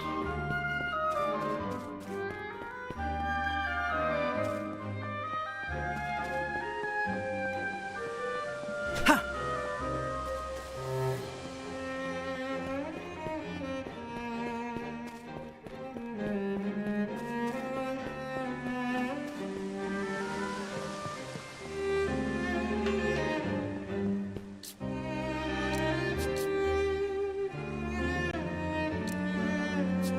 West entrance. Okey-doke.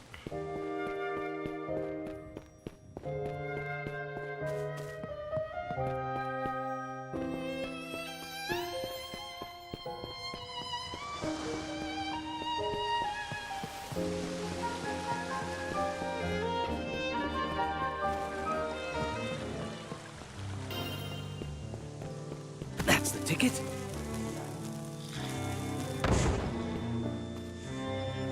That's the ticket. There!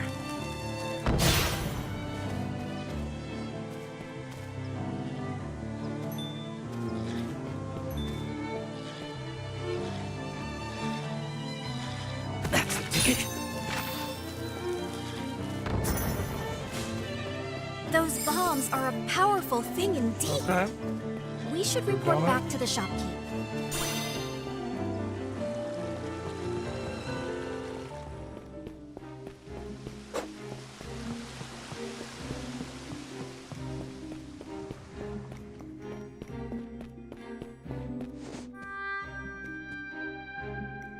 We did the thing. Ah, there he is. How'd it go? There's a bit of a learning curve, but they certainly pack. Sounds like I found my new product then. You mentioned giving me some more for those boulders?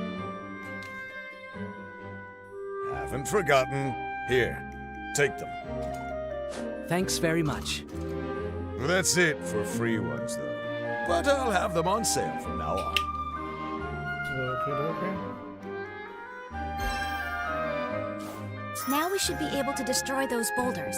Let us make haste.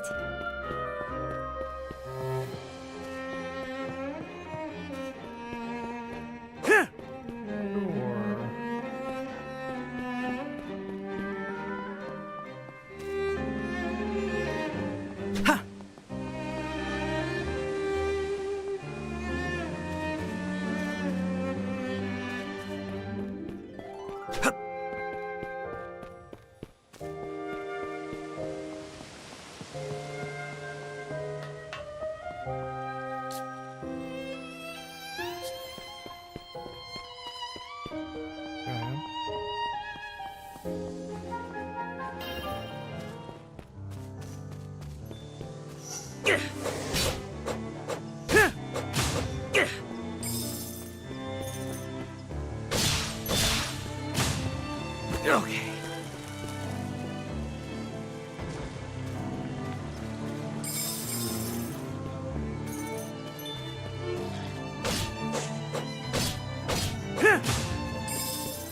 It's finally time to demolish those boulders. I must admit, I'm rather excited. Let's go, baby. What a blast! I owe you one for that. Don't mention it. I needed to get through too. If you see anything that looks breakable, you should try blowing it up. You never know where it might lead you. Already seen some walls like that. I am ahead of you. Lotus Chain prevents bonus time from ending with first instance of damage taken. Refreshes above effect when bonus level is. Accessories can confer all sorts of effects, just as increased movement speed or shield stamina. Don't forget to equip.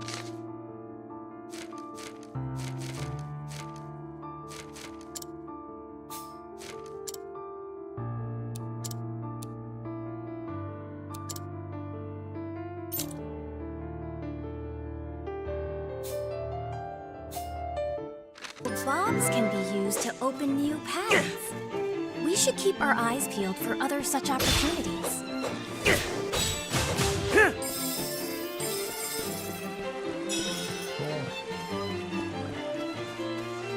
Now, what might be in here? Hey, You not should bad. be able to purchase some fine adventuring goods with this much tool. 100, not that much. I promise you.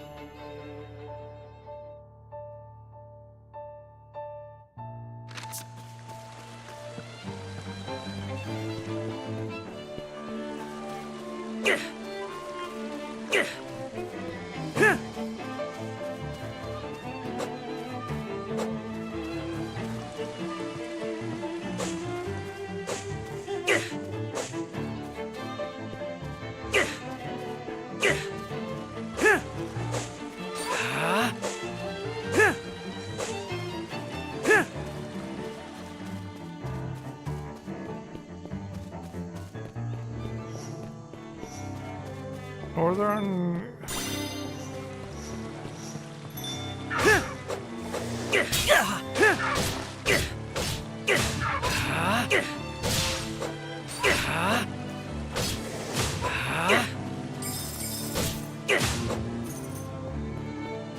There seem to be cracks in the wall over there. Bomb time, baby.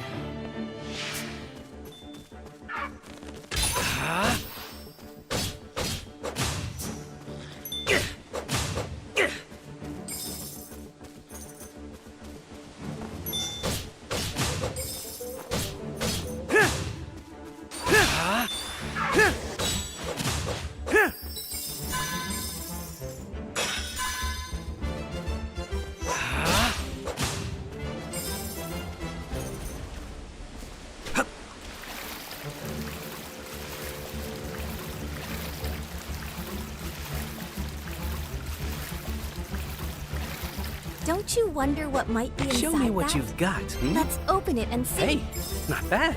Time for a swim.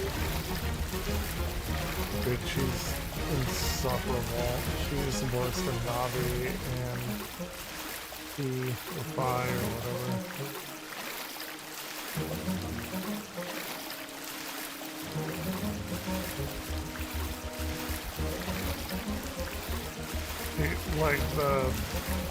She's fucking insufferable.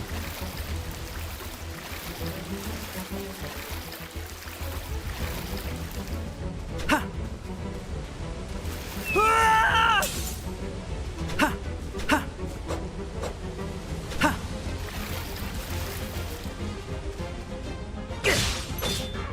Ah, start. Ah!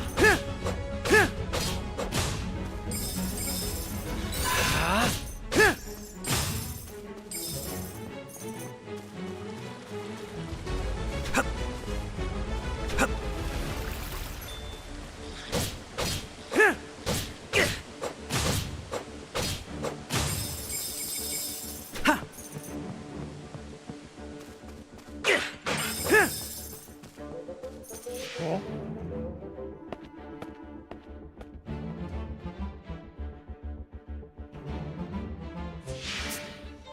Could that structure be some kind of ruin? We'd better Oh my investigate. god! Shut up! A warrior of steadfast will who seeks new heights through strength and the extent of that skill I would learn. Surmount the ordeals ahead and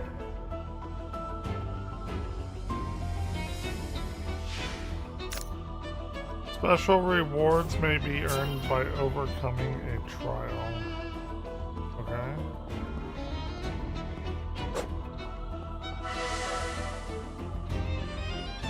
I'll do your trial. What is this? A testing ground for your skill. It mentioned ordeals, too. A new radiant. No better way to find out.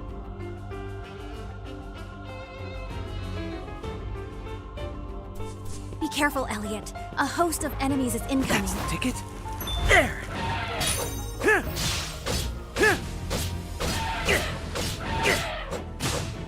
That's the ticket.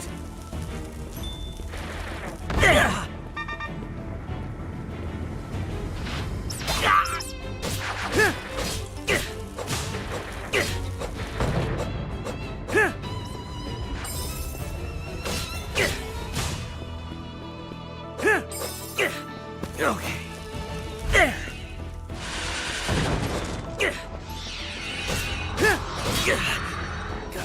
Or did I die? How could this happen? I actually died. Yeah. Try it again. What was that voice? And what did it mean by new Gotta be more radiance? Careful. What is this place? A test. It mentioned A new. no better way to.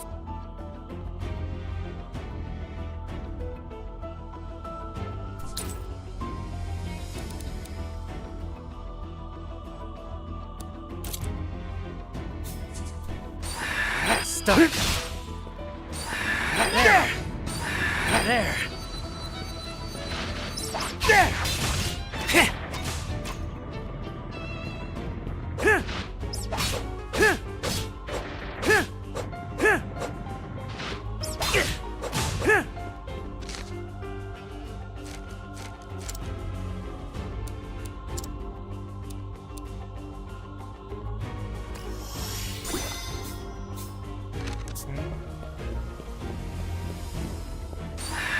Start.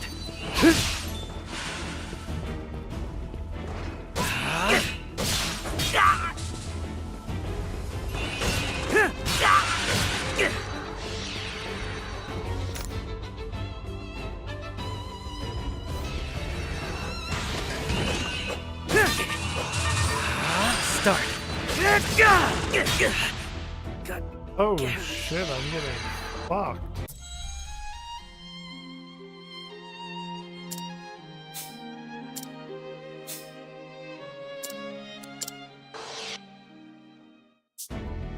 Getting like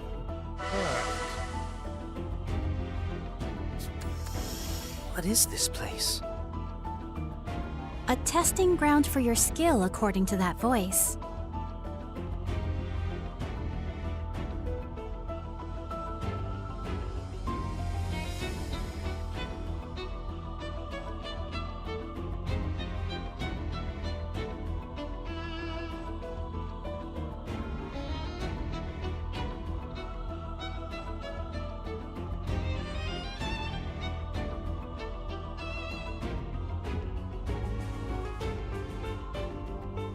Oh, Internet Anarchist. Got an hour video up of Clavicular. Let's go. Less than a year ago, Clavicular went from a niche looks-maxing forum user to one of the most talked about streamers on the internet. He'd convinced a huge following of young men that you could engineer your way to a perfect body, a perfect face, and a perfect life. And he sold himself as living proof it worked. Then he was forced to stop faking it, and the whole thing came apart in a single mentioned month. ordeals, He OD'd live on stream and ended up on life support. Where did he all these finally come quit from? the testosterone Elliot, he'd been you on must since he find a was way 14, through. and the body he'd sold to millions collapsed into a meme almost overnight. An ex sued him, accusing him of assault and injecting her with an unapproved drug on a live stream while she was underage. Both of his YouTube channels got terminated. He got kicked out of the Miami club he'd risked everything to be part of, and he got caught buying the followers that made him active in the first place. Because here's the thing about Clavicular. The body was fake, the numbers were fake, the success was fake, and the second he stopped performing, there was almost nothing left underneath. This is the story of how the fakest creator on the internet ended up ruining his own life in public and in real time. Rescue 16 trying to respond. 20-year-old male overdose. Hi, I'm the Internet Anarchist. I create weekly YouTube documentaries, and today we'll be diving into the extraordinarily fake career of Clavicular, and how everything finally seems to be falling apart for him. We'll look at how he uses controversy and clippers to artificially keep his career afloat, the conspiracies around who's secretly backing his operations, and why, despite the success, his current style of content is ruining his life. Clavicular, aka Braden Eric Peters, is what happens when people get indoctrinated by incel ideology, particularly looks-maxing culture, at a very young age. At the age of 14, Clavicular was so obsessed with the idea of optimizing his appearance that he'd spend dozens of hours a day on looks-maxing forums and experimented with various testosterone supplements. Take me back to 14-year-old Braden. What was the exact moment you decided that natural puberty wasn't enough? I thought, why would I work out as a natural, take years to make the progress that I can make in months? It didn't Show make me sense what to you've me got, at all. I was never worried about side effects. Nice. I was just worried about progressing. That all-or-nothing Could this be the mentality new- came to define Clavicular's approach to being a content It's creator, strange. as he We got a new engaged in heart? increasingly Come across dangerous anywhere- and degenerate lifestyle choices to optimize Get it. both his looks and virality. Initially, he sold courses and created content It's that only encouraged one viewers to have part of it? potentially harmful medical procedures to improve their Kinda facial fucked. structure and height. Not long after, Clavicular started taking illicit substances as a way to enhance his physique and regulate his mood while he was out IRL streaming. Now, I will tell you guys the real We truth. must make sure to I don't know visit about being a any similar snitch. places we find. I've never seen someone What we snort receive meth there could ever in be real life. useful. I literally witnessed Clav snort meth. Literally. Witnessed it. And I didn't know how to feel. I did not know how to feel.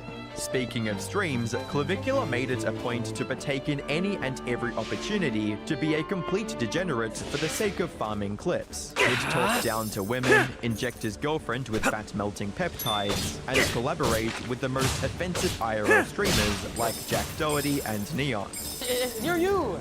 On me? You're like meaning like you embrace yourself. You have lip fillers. They have to blur out our titties. Really? Time for a swim. Clavicula's brand is built on two things: presenting himself as an authority figure in personal improvement, and flaunting his looks at clubs and parties. Beyond those factors, Clavicula doesn't really have that much else that makes him an entertaining creator. So, to keep viewers engaged, Clavicula is always looking for the next daring thing he can do on screen. This is why in my last video on him, I said Clavicula's downfall was almost guaranteed if he continued on his current path.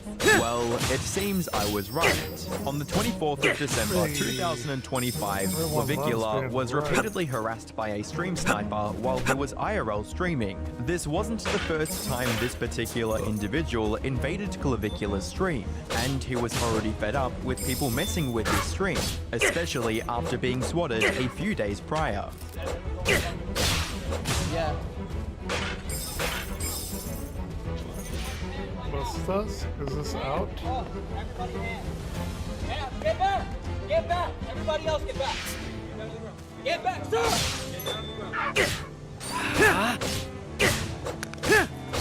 I think it's a bit much, honestly. Everybody hands out. Are you guys calling the police? Regardless, the way Clavicula intended to handle the problem was bound to make things worse. Yeah, I know the best course of action, but I want to kill each and every one of these guys. No, I won't. Instead of avoiding the stalker or calling the police, Clavicula decided it would be better to just run the guy over after he jumped on his hood. Yep. There it is.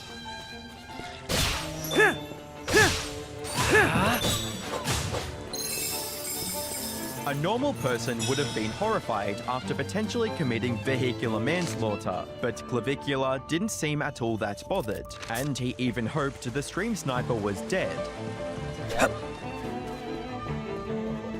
After calling the police to report the incident, Clavicula was pulled over by bystanders and questioned about why he just drove over another human being. He responded by framing his hazardous driving as self-defense by claiming the stalker and people around his car were armed. No, you don't Show know. me There's what armed- you've got. There's armed people surrounding my car. You should be able to purchase and they're some armed. fine adventure Shut goods up. with this much tool. They all have pistols. So, well, the one pistols, the one.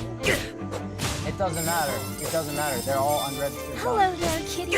Thankfully, the stalker was still alive and only had some injuries. However, that Show me didn't what mean you've got. Clavicula was off the hook yet, as his kick page was This banned magicite that should night, open and the many new possibility of possibilities. serious legal repercussions was still hanging over his head. Flav. Yo. Hey. Not a single one of those soldiers Kaifu No, they didn't dispatched ban you. ever Listen, I'm returned. live. Don't worry. Like, you need to like just go on IG live. You need to be live, okay? You need to be recording young something, okay? You need to be live for this. I've heard the northern tower is Okay. through the caves northwest of here. What are they saying they're gonna This detain you? area is Ulfer territory. They're not Please they be haven't careful. spoken to me. Yeah, but I'm not gonna say anything without A lawyer. Correct. Just do not say. Yes, of course I do. Look, There's just something up with hang these tight. stats, for sure. Record. Don't say anything. Don't answer questions. And just don't say anything, okay? I let it play out, but you need to be recording. Somebody needs to record you. Who the fuck is Aiden Ross and why is he so popular? It's so fucking Don't worry about that. Yes, I know what you need, and I trust me. Yes, I got you. Speaking of legal matters, you may be entitled people to a are just potential recovery of over $1,000. famous for being fucking Recently, famous. a jury Like, ordered I don't Meta and understand how YouTube to they pay got millions for that. their role in designing and promoting addictive platforms. They knew their apps could contribute to anxiety, depression, and body image issues, but did not share those risks while prioritizing profits. The recent history verdict underscores the consequences consequences of those decisions. If you or your child spent years growing up on social media and experienced serious mental health struggles, you should hear this. Morgan & Morgan is stepping up to hold these platforms accountable for the harm they caused. You can use my link in the description or scan the QR code on screen to take a short quiz to see if you qualify for the case. With that being said, let's get right back into the video. In the days that followed, Clavicula swung between making fun of what happened and trying to sound sympathetic to mitigate any future charges. However, since he had already gotten his kick page back and hadn't heard from law enforcement, Clavicula wasn't too keen on taking the situation seriously. Fortunately for Clavicula, the new year brought with it the confirmation that he wasn't going to be charged. Major mail, let's go. Dubs in the chat for that. Dubs in the chat. Holy fuck. In many ways, Clavicula got everything he wanted out of the situation. No legal backlash, the stream sniper left him alone, and the clips of the altercation were going viral. So much so that people who had never heard of Clavicula were getting bombarded with news of his antics. How this guy is relevant is stunning. I didn't hear of him until then, and now I see him mentioned everywhere. The Cybertruck incident rapidly became somewhat of a calling card for Clavicula, as he and his viewers would frequently reference it on stream. I've broken up with girls for a lot less than that, to tell you the truth. There was a person under there. Oh my god, bro. We gotta actually, I knew I should have said no, Neon, let's just stay in another black truck and not do this. The fact he had simultaneously gotten away with running someone over and received a massive surge in popularity gave Clavicula the impression that he was invincible to the consequences of his antics. In his mind, doing outrageous things on stream and drumming up controversies were the best way he could prolong his time in the limelight. What people were saying about him or what he did to get them talking didn't matter to Clavicula. He wanted to be the center of attention without offering anything of substance. Creating the illusion of importance through online discourse was Clavicula's way of sustaining his career as an influencer. Clavicula was playing with fire, and unfortunately, it was only a matter of time before he got burned. From early January to mid-June 2026, Clavicula took every possible opportunity to generate controversy for the sake of staying at the forefront of people's minds. In January, he went on a number of streams with some of the manosphere's most divisive influencers. With names like Sneeko, Nick Fuentes, and Andrew Tate on his streams, Clavicula didn't have to worry about where his next controversial clip was going to come from. However, one particular stream would end up causing a lot more trouble than he expected. During an IRL stream at a club in Miami, Clavicula and a few of the major figureheads of Red Pill content decided to jam to Kanye West's controversial HH song. Yep. They don't understand the things I say on Twitter. Following that night out, Clavicula faced a massive wave of negativity from the Jewish community, and in response to some of the backlash he was getting, Clavicula had this to say: "It's just a song. No problem with rap songs about drugs and murder though." Online hate was going to be the least of Clavicula's worries, as he'd also been banned from almost every club and restaurant in Miami. I know how to take a joke. You know I'm genuinely banned from like everything? No way. Like I tried. Hold on, so you literally cannot walk into a shut the f up. Dude, I tried. So I tested it. I tried to get dinner, banned. Tried to go to the club, banned. Tried to go to another club. Okay, you ready? Yeah. Kiss the wall. Bro, I might have to. Just Cloud. Like I'm not. I politics. I'm here for the bit. I know. Stay here, Cloud. By February 2026, Clavicula was in the headlines again for getting arrested using a fake ID to obtain alcohol and possession of illegal drugs. It's gonna be fine. I mean, everything was done properly.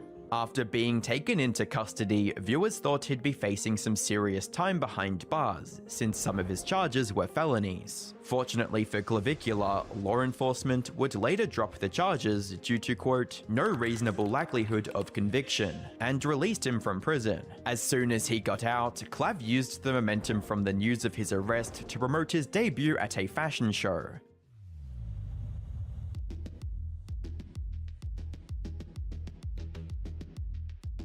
No matter how much trouble Clavicula puts himself in, he somehow finds a way to avoid facing consequences. However, it seems Clavicula wasn't satisfied with causing problems in his own life and wanted to cause chaos in other people's lives as well. Despite seemingly being in a relationship, Clavicula had developed a habit of seeking out other women in clubs and taking them back to his house. As strange as it sounds, his girlfriend was aware of his actions and didn't seem to make an effort to stop him. So much so that some of the girls he'd bring over would question whether he was in an open relationship. Is it an open relationship? No? Like, what are you Just trying to say? asking, because you were getting spam called like 5 minutes ago by somebody. Well, what kind of man do you think I am? If you guys are in an open relationship, you can say that. What does that even mean? It's It not means real. that you're together, but you guys allow each other to get with other people. Each other? What the fuck? Yeah, I know, it's weird as fuck, but I'm asking you if that's what you're in. You're gross. The girl in the car was the creator Jenny Popach, and the pair were on their way to Clavicula's place. However, before they arrived, he had some foreboding questions to ask her, particularly a question relating to his girlfriend, Violet Lentz. Who would win in a fight? You or Violet? It's your stream, Bob. Why don't you answer? I probably have more adrenaline. Adrenaline. Unfortunately for Jenny, she was about to find out why Clavicula was asking such a strange question, as her and Violet would be involved in a full-out brawl a few minutes after reaching the Airbnb.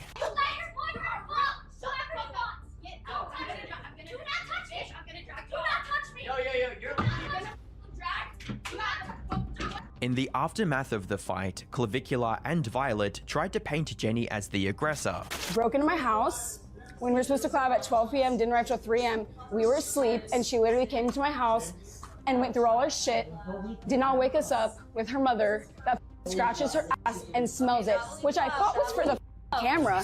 I literally thought that was for the clickbait, but I watched her do it. I saw her mother do it with my own 2 eyes. So that's that. Clavicula in particular claimed that he and his security were trying to break up the fight, but things got, quote, out of hand. We're just trying to break it up, I'm not gonna lie. Anything that happened, I don't know, I have to watch the VOD, but me and Joe were trying to break that shit up, okay? It got a little out of hand, so me and Joe were trying to break that shit up. A little bit. But yeah, way too far, man. A few days later, Jenny published her side of the story, and it revealed some very important details that Clavicula and Violet left out. Jenny claims they orchestrated the entire situation for the sake of getting clips. They apparently invited Jenny over to make content and gave no indication that her presence would be a problem. Violet is a 26-year-old woman who was clear as day envious and jealous of me since the day I walked into his life. I never knew anything about her. He never spoke about her. He never made it apparent that he was in a relationship. And that being besides the point, because I was not interested in him like that. I was there to be friends and do a stream, and I was invited there on their behalf. They wanted me there. Clearly that ties into me being set up. I was under the impression that we were going to go to Disney World and then go to a pop-up meetup that he had going on, and I was going to go home. On the ride back, and this is why it's set up, he continuously asked me, do you think you could win my girlfriend in a fight? Do you think you would win in a fight with Violet? Who do you think would win? Do you want to fight her? Beat to her? which I responded, I'm not interested in getting in between you and your girlfriend. However, once she got to the Airbnb they were staying at, Violet completely changed her attitude towards Jenny and began antagonizing her. She comes up to me, very aggressive, very intentional, like she knew this was what she was supposed to do, this was planned. She's basically in my face saying in front of everyone that I want her man and what am I doing with him and that I'm a fake ass bitch and all these things.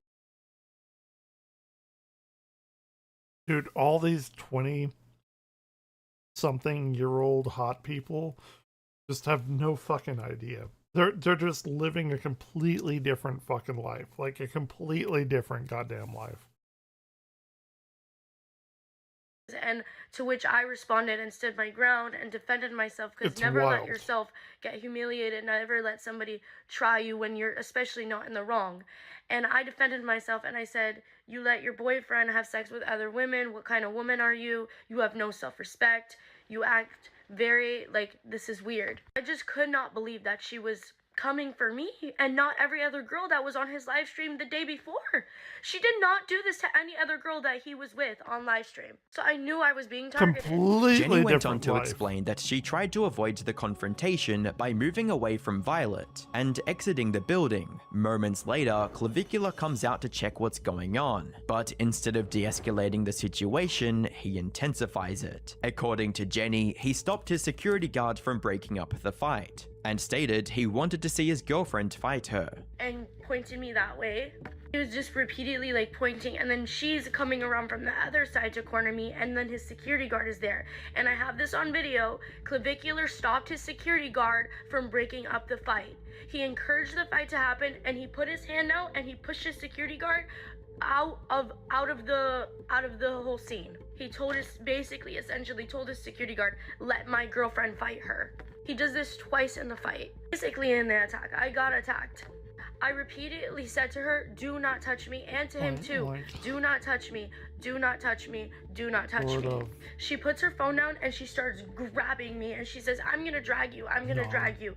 Mind you, this is all her problem. This is all her boyfriend's fault. The only time Clavicular and his security guard intervened in the fight was when they noticed Violet was losing the fight. They proceeded to grab Jenny's arms and legs and attempted to throw her out of the house. Both of my wrists. He has my wrist just like this, okay? A grown man People are just grabbing me and pulling me off of his girlfriend. popular from being hot streamers or something. Like it's I'm, like, insanely kicking her. crazy. And he pulls me up and he holds me up and he doesn't let me go. He doesn't let me go. And I have the security guard on my legs trying to grab my legs because they want to throw me out of the house after they started a fight with me. Now, Clavicular didn't face any real backlash or consequences for enabling such a violent incident, but the law would catch up to him and Violet in time. However, before any of that could happen, Clavicular wanted to commit one more atrocity on stream. On the 26th of March 2026, during a 30-day streaming marathon, Clavicular and a few other creators went out boating in the Florida Everglades. Can't shoot an alligator in Florida. They're protected. He didn't know that because he's a fucking moron. He has 2 brain cells in his head. After a couple minutes of speeding and messing with firearms, the group spotted an alligator floating in the water. While they could have done the sensible thing by just observing the animal and going on their way, Clavicular decided it would be more entertaining to discharge their firearms into the creature. Sure. I mean, it's just right there in the open. What are we doing? What are we doing? It's just right the fuck there in the open. The animal was deceased before they got there, but that didn't negate the fact that what they did was a crime. They were unlawfully discharging a firearm in a public space. And to make matters worse, the discharge rounds were into a protected species. Although, it seems the animal wasn't Clavicular's only intended target, as he'd also fire randomly into the area with little regard for the safety of other people nearby. Am I tripping or I just heard somebody out there? Dude, I'm just so happy this guy is getting what the fuck is coming to him. Like, all these people think that the law is above them. Like you know how your parents are like telling the kids, like, oh, you think you can never die and the rules don't apply to you? Like, and that's just like in a small town like where I grew up. And everyone's like, oh, nothing will ever happen to me kind of thing. This is like that, but like on fucking Super Saiyan steroids kind of thing. And it finally fucking caught up with him. But yeah, what? Who's screaming? Yo, hold on. There's people screaming. Oh, you shot somebody? Yo, stop. There's actually people there. What the fuck? Oh. Go, shoot again. No, bro, you could have hit somebody. Oh! Bro, you guys heard people too.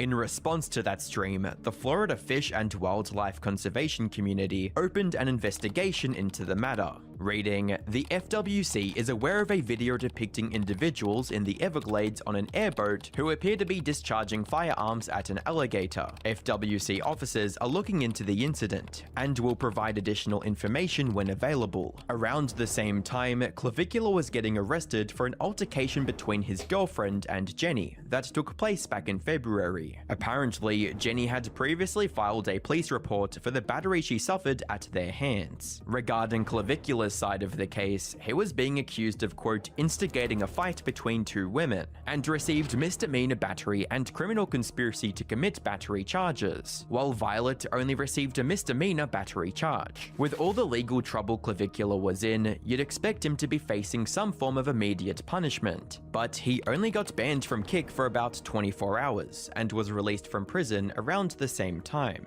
In just 3 months, Clavicula was in and out of prison twice, charged with multiple crimes, and is under investigation for a number of other offenses.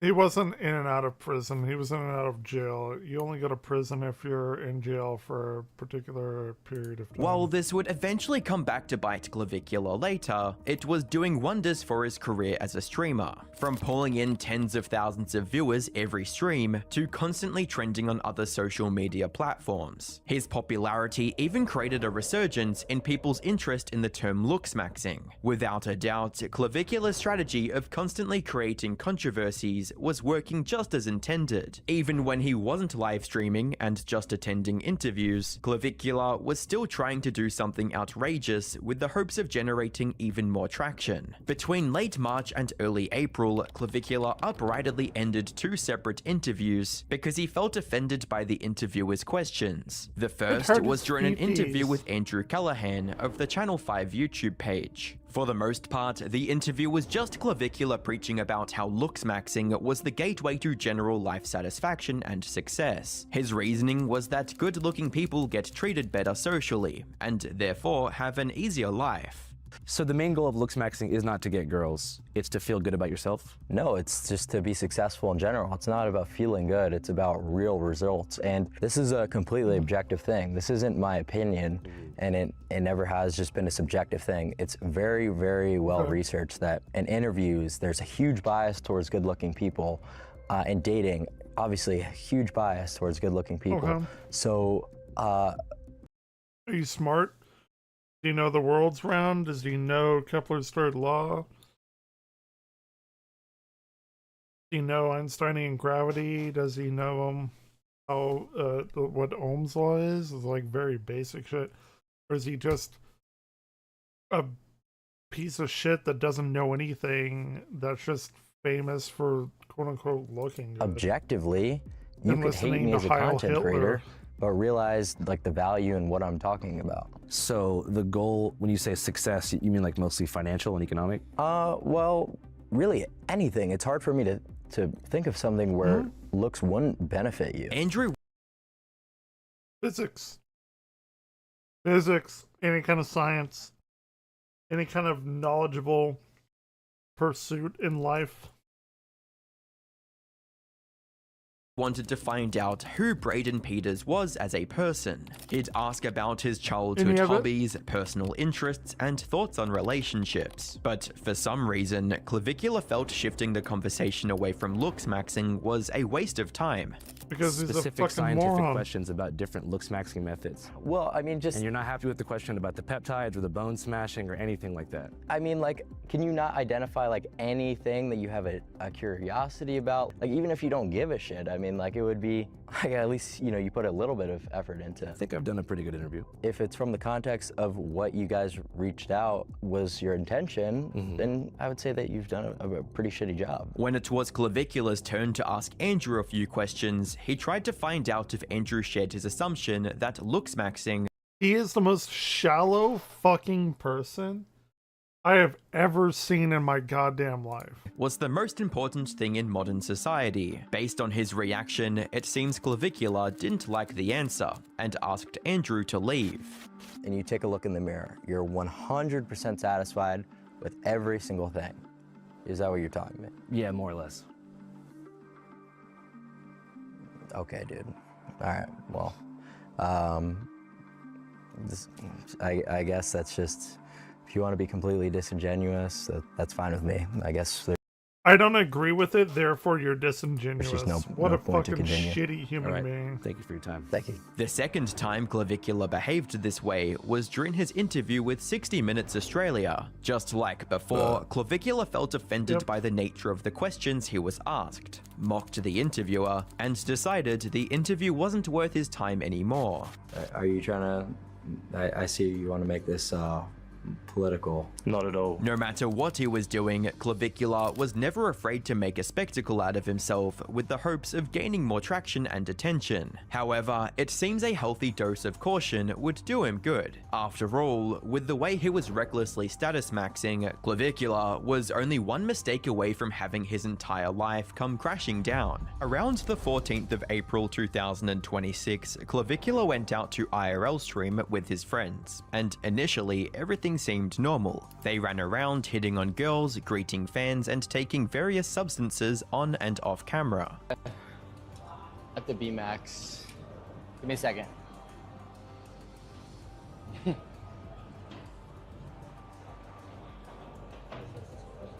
However, after taking whatever was in that bottle, Clavicula became visibly exhausted and had to be escorted to a nearby bar to catch his breath. Oh, fuck you. How tough are you? You need Shit, I'm shot. shot. Like some water, ice water. Oh my god, bro. Oh my god, what's this Drink a little shit? water here. Drink a little water. Holy fuck. Holy B. Dude.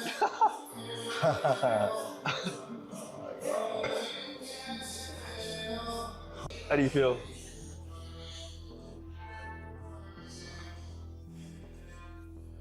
Even though everyone was trying to play it cool on stream, it didn't take long for his friends to realize that Clavicula wasn't doing well, as he gradually became more unresponsive. Upon recognizing that he was having an overdose, they immediately made a 911 call and rushed Clavicula out of the building. Rescue 16 trying to respond. 20-year-old male overdose.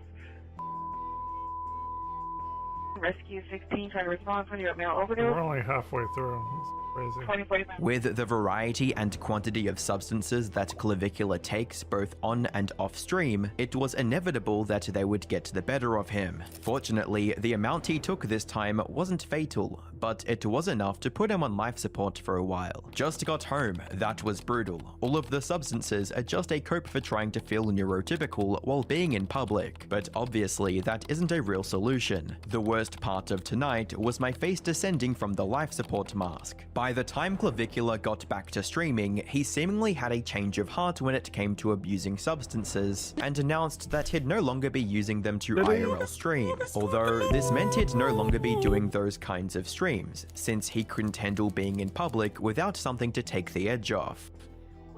But yeah, man, I ain't gonna be doing any more substances for a little while. Hopefully for forever. But that means I can't really IRL stream anymore.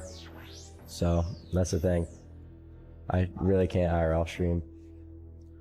Because, as you guys know, I'm quite brutal without that shit. Clavicula knew cutting out his IRL streams would severely limit his chances of getting viral clips. However, he couldn't help but weigh the options of taking a hit to either his health or wallet. It's kind of what it comes down to, is like, do I care about my health or what? Unfortunately, the fallout from the overdose took a toll on more than just his career and well-being, but also his personal relationships. Due to his refusal to seek professional treatment for his substance dependence, Clavicula's PR manager decided it was best to resign until he started taking his health more seriously. The next person to walk out of Clavicula's life were his friends, Wando and Androgenic, after they got blamed for allowing the overdose to occur. In response, Wando came out with a video explaining what happened that night from his perspective. He claimed that his former friend did everything on purpose to go viral. Sitting in my room and I'm like, bro, Clav did this on purpose. Clav did this on purpose. He did it on purpose. Because it all made sense to me. All the fucking stars aligned. I'm like, he knows how potent this is. Oh, never? The answer he gave me to why he didn't dose it is because he didn't want to get his fingers sticky if it accidentally dropped away. And he drank all of it, knowing how potent it is. He didn't stream for 2 days, and he waited for it to arrive that day. He was plotting maybe that. And the Baccarat openings tomorrow, he knows this will go viral because he knows that the group he's with doesn't understand that him passing out is not him ODing, it's really just him passing out and that he'll be completely fine. So he knows they'll call the ambulance, and he knows that he'll be fine in the morning and ready to stream Baccarat. Wonder also stated that while he was the one supplying him with substances, Clavicula was the one who intentionally went overboard, something that Wonder alludes to happening very often. Essentially, I got blamed for supplying Clav with stuff when all that really happened is Clav asked me for a website and I gave it to him. Now, should I have gave him the website? No, because I've seen Clav's past. I've seen him crash a car on Baclofen. According to Wonder, Clavicula wasn't the one who kicked them out, and he even felt excited about the prospect of having the incident go viral. It was his manager, David Wept, who felt Wonder and Androgenic were a bad influence. Clav never kicked me, so I remember going in Clav's penthouse, and I remember sitting down there, and Clav came down. I remember telling Andrew, I'm like, bro, when Clav wakes up from ODing, which he just passed out, I told everybody, he's gonna be so excited seeing it go viral, because that's kind of what he wanted or whatever. And Andrew was like, no way. Clav came down, and he's like, oh my God, did you guys see? It's all over. And I remember David Wept walked by, and I was talking to Clav, I'm like, yeah, bro, Clav, they all thought you OD'd. It was so obvious you just passed out. And David was like, yeah, well, tell that to the nurses who said he was gonna die. And I'm like, bro, David, the nurses don't know shit. Considering Clavicula's history with substances and his team not wanting to question his lifestyle, it didn't take much to convince users that Wonder was telling the truth about being used as a scapegoat. Wonder sounds correct. Clav has always been a druggie. He used to take his grandmother's meds to get high, he had a DUI incident from drinking and taking drugs at his job, bragged about doing coke in his job, drinking every day, etc. Not surprising Clav's team wants to blame everyone but Clav. They are dependent on him. What makes this even worse is that Clavicula was not just cutting off his friends, but his family as well. On numerous occasions, Clavicula's parents have tried to intervene in his life and get him to stop abusing substances, but he either doesn't take them seriously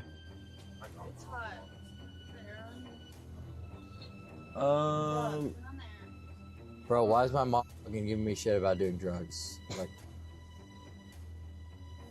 I think the area's on. I'm not sure. I'm gonna call. Mom. Yes. Why are you giving me shit about doing drugs? I'm on live.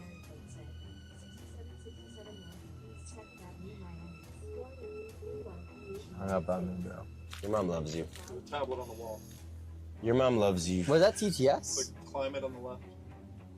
Yeah, bro, it's like... Then on the bottom, the snowflake. or justifies it as something that helps him make money. My dad said full-blown drug addict, sad. My dad said that. Oh, Dad. Dad, I'm making money, What the f do you want me to do? Sometimes Clavicula even interprets their concern for him as contempt, as seen when his father tried to get him to rest after being on stream for extended periods of time. I'm asking you to go to sleep since you've been up for 40 hours straight. Dad, I'm trying to make money. Who cares about money? I don't want you to die. I care about money. Alright, well, if you die making it, I don't know who's going to spend it. Well, just get some sleep, right? We're just concerned about you, okay? Alright, yeah. We're just concerned about you. No, Okay? That's wrong. it's That's bad. wrong. It's bad. It's bad. I know I shouldn't be up for 2 days in a row. This is the first time I've ever done that. But I've never. We're just concerned about you, that's all. No, you're not concerned about me. You're threatening me. You're like, oh, I'm gonna turn off your phone service and all this shit. It's like Now that Wait, he their doesn't worst pay for fears his had come phone true, service? Clavicula's parents wanted to be there for their son, but he completely shunned them in favor of keeping up with his work as a club promoter. The club that Clavicula was neglecting his family to promote was the Baccarat Club in Miami. It's been in business since 2024 and is owned by Cece and Highwhack 9. Remember those names, as they'll be important in a moment. In March 2026, Whack 100 announced that he'd be starting a club primarily for IRL streamers with Clavicula. Even though he didn't mention it by name, he was likely referring to the Baccarat Club. I got Clav a club. A club? What, like a deal to go there, or? No, I got his. He can go to the clubs, but I got him a club to own. Yeah, an entire club. Named it and everything. What's it called? Club Stream. Gonna be the first club where you can come in streaming. It's permitted.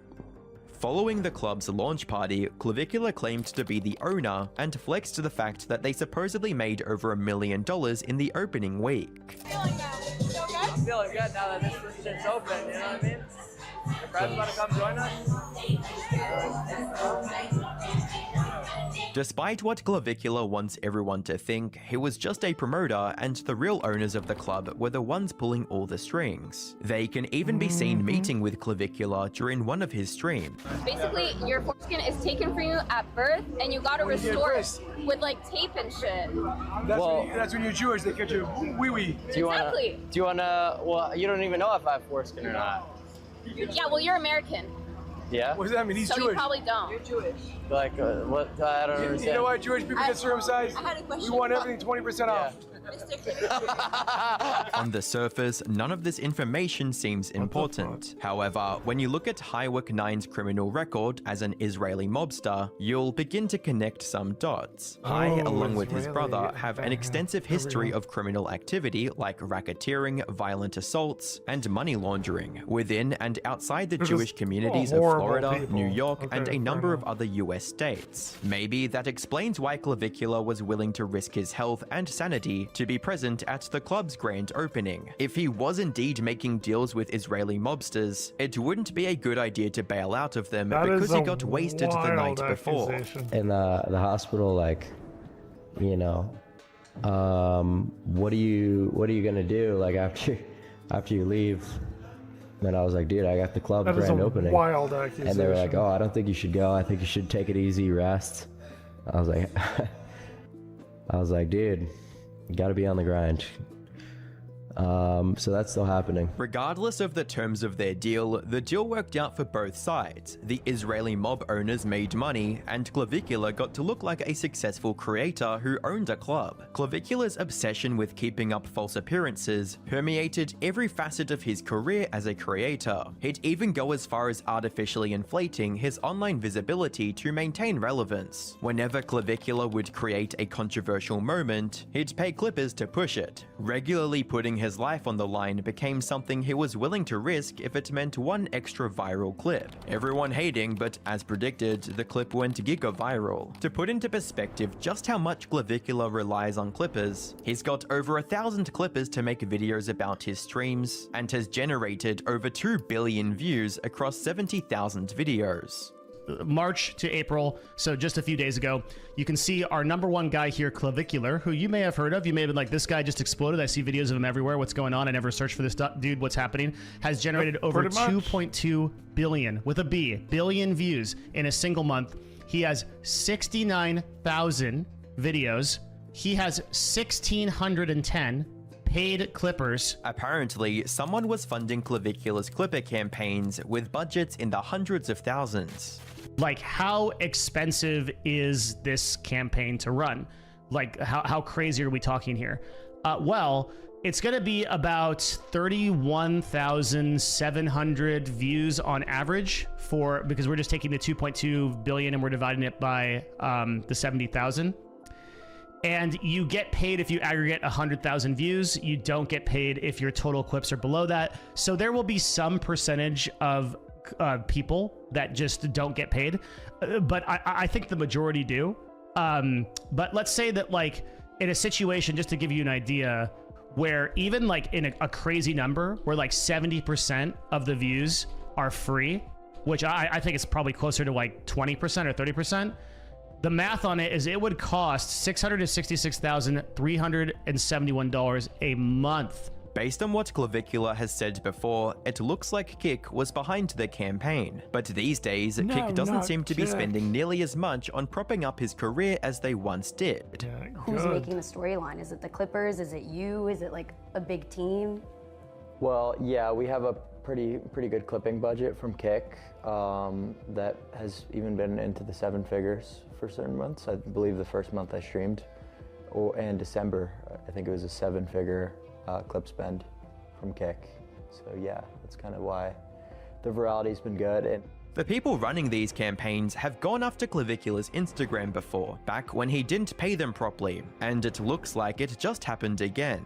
Unfortunately for them and for Clavicular, the pool of clippable content would shrink further, as both of Clavicular's YouTube channels got banned in late April 2026, with a tweet reading, "My YouTube channels were terminated this morning with no warning or explanation. Me and my team worked hard to ensure we followed YouTube's TOS very strictly, blurring out all inappropriate language and sensitive topics. Could you please help in recovering my accounts?" That part about strictly following YouTube's TOS wasn't entirely true. Back in 2025, YouTube had banned Clavicular's first YouTube channel for linking to, quote, websites that violate the platform's illegal or regulated goods or services. According to a YouTube representative, the recent terminations were a result of ban evasion.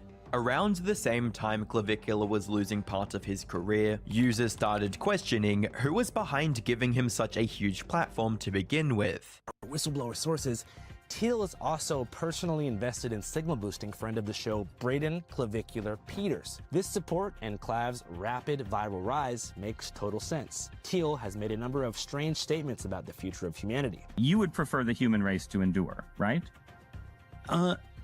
You're hesitating. Yeah, well, Yes? I don't know. I would.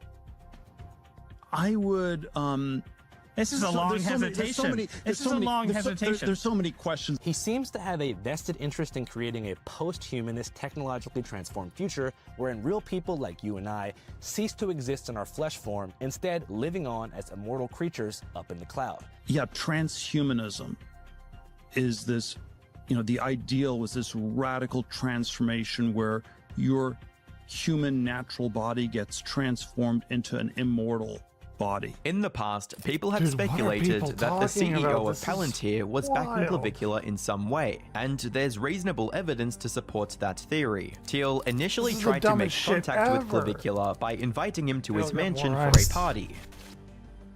Do you know who Peter Thiel is? Peter Thiel, yeah.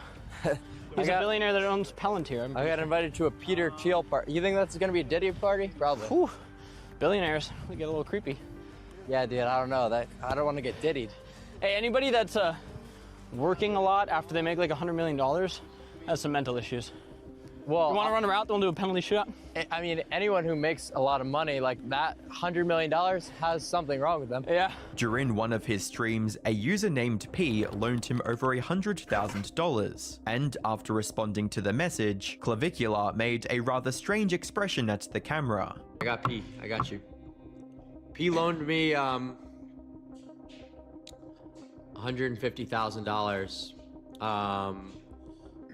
for the car. Later on, Clavicular started responding rather defensively whenever anyone mentioned him having some sort of connection to the tech billionaire. A good example of this was when the creator Michaela Laluz and asked him whether or not he was being backed by Teal. Speaking of fake stuff, is it fake news that Peter Thiel backs you? That is fake news, yeah. I don't believe you. Interesting. You don't believe me? No. What was it like getting contacted by that type of person?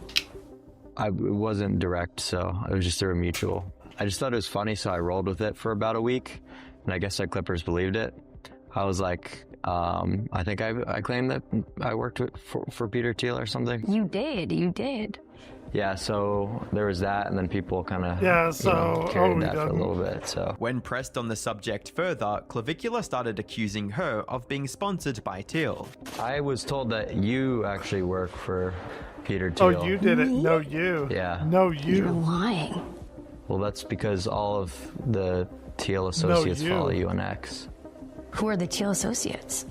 The people from like the fashion stuff that's been speculated. So that's kind of what it seems like, is that, you know, you were actually Teal funded. Immediately after that interview went live, Sneeko decided it was his turn to ask Clavicula some questions on the matter. So how are they funded by Peter Thiel? There's just connects between that group and like Teal. There are also variations of this rumor. You know. Right. I want to go find that direct. That would be good to know. Okay. Yeah. Here we go. I have a tweet pulled up saying yes. Remilio Corporation has received grants from Teal Foundation. Okay. Yeah. Grok confirms it. So. Yeah. Right. And people were saying like, oh, like you just made that up. You know, no, I didn't make that up. You know, that's like the stuff that Nick was talking about the other day. Right. You know what I mean? So that bitch is like a piece of shit. So I'm glad I got her $15,000 and I embarrassed her on live. Based on how much he prioritizes looks, people assume Clavicula was some sort of vector for Teal's transhumanist ideals. While there isn't any concrete evidence to know whether this is the case or not, it was a very sensitive topic for Clavicula. Although, considering all the trouble he was getting into, maybe Clavicula could use the backing of a billionaire. On the 29th of April 2026, Clavicula's ex-girlfriend, Alexandra Alora Mendoza, filed a civil lawsuit against him, alleging that he deceived, assaulted, and performed an illegal medical procedure on her. According to the court documents, Alora and Clavicula met online when they were 16 and 19 respectively. Around May 2025, Clavicula paid her $1K to make looks-maxing content for him. As an aspiring creator, Alora took the opportunity to work with someone much larger than her very seriously, and would go the extra mile to further their partnership. Clavicula was aware of that dynamic and allegedly took advantage of it. He showered her with promises to help her grow her online presence and make her the quote female face of looks-maxing. After making about 4 videos, Clavicula invited Alora to his house. Upon arriving, he allegedly offered her excessive amounts of alcohol.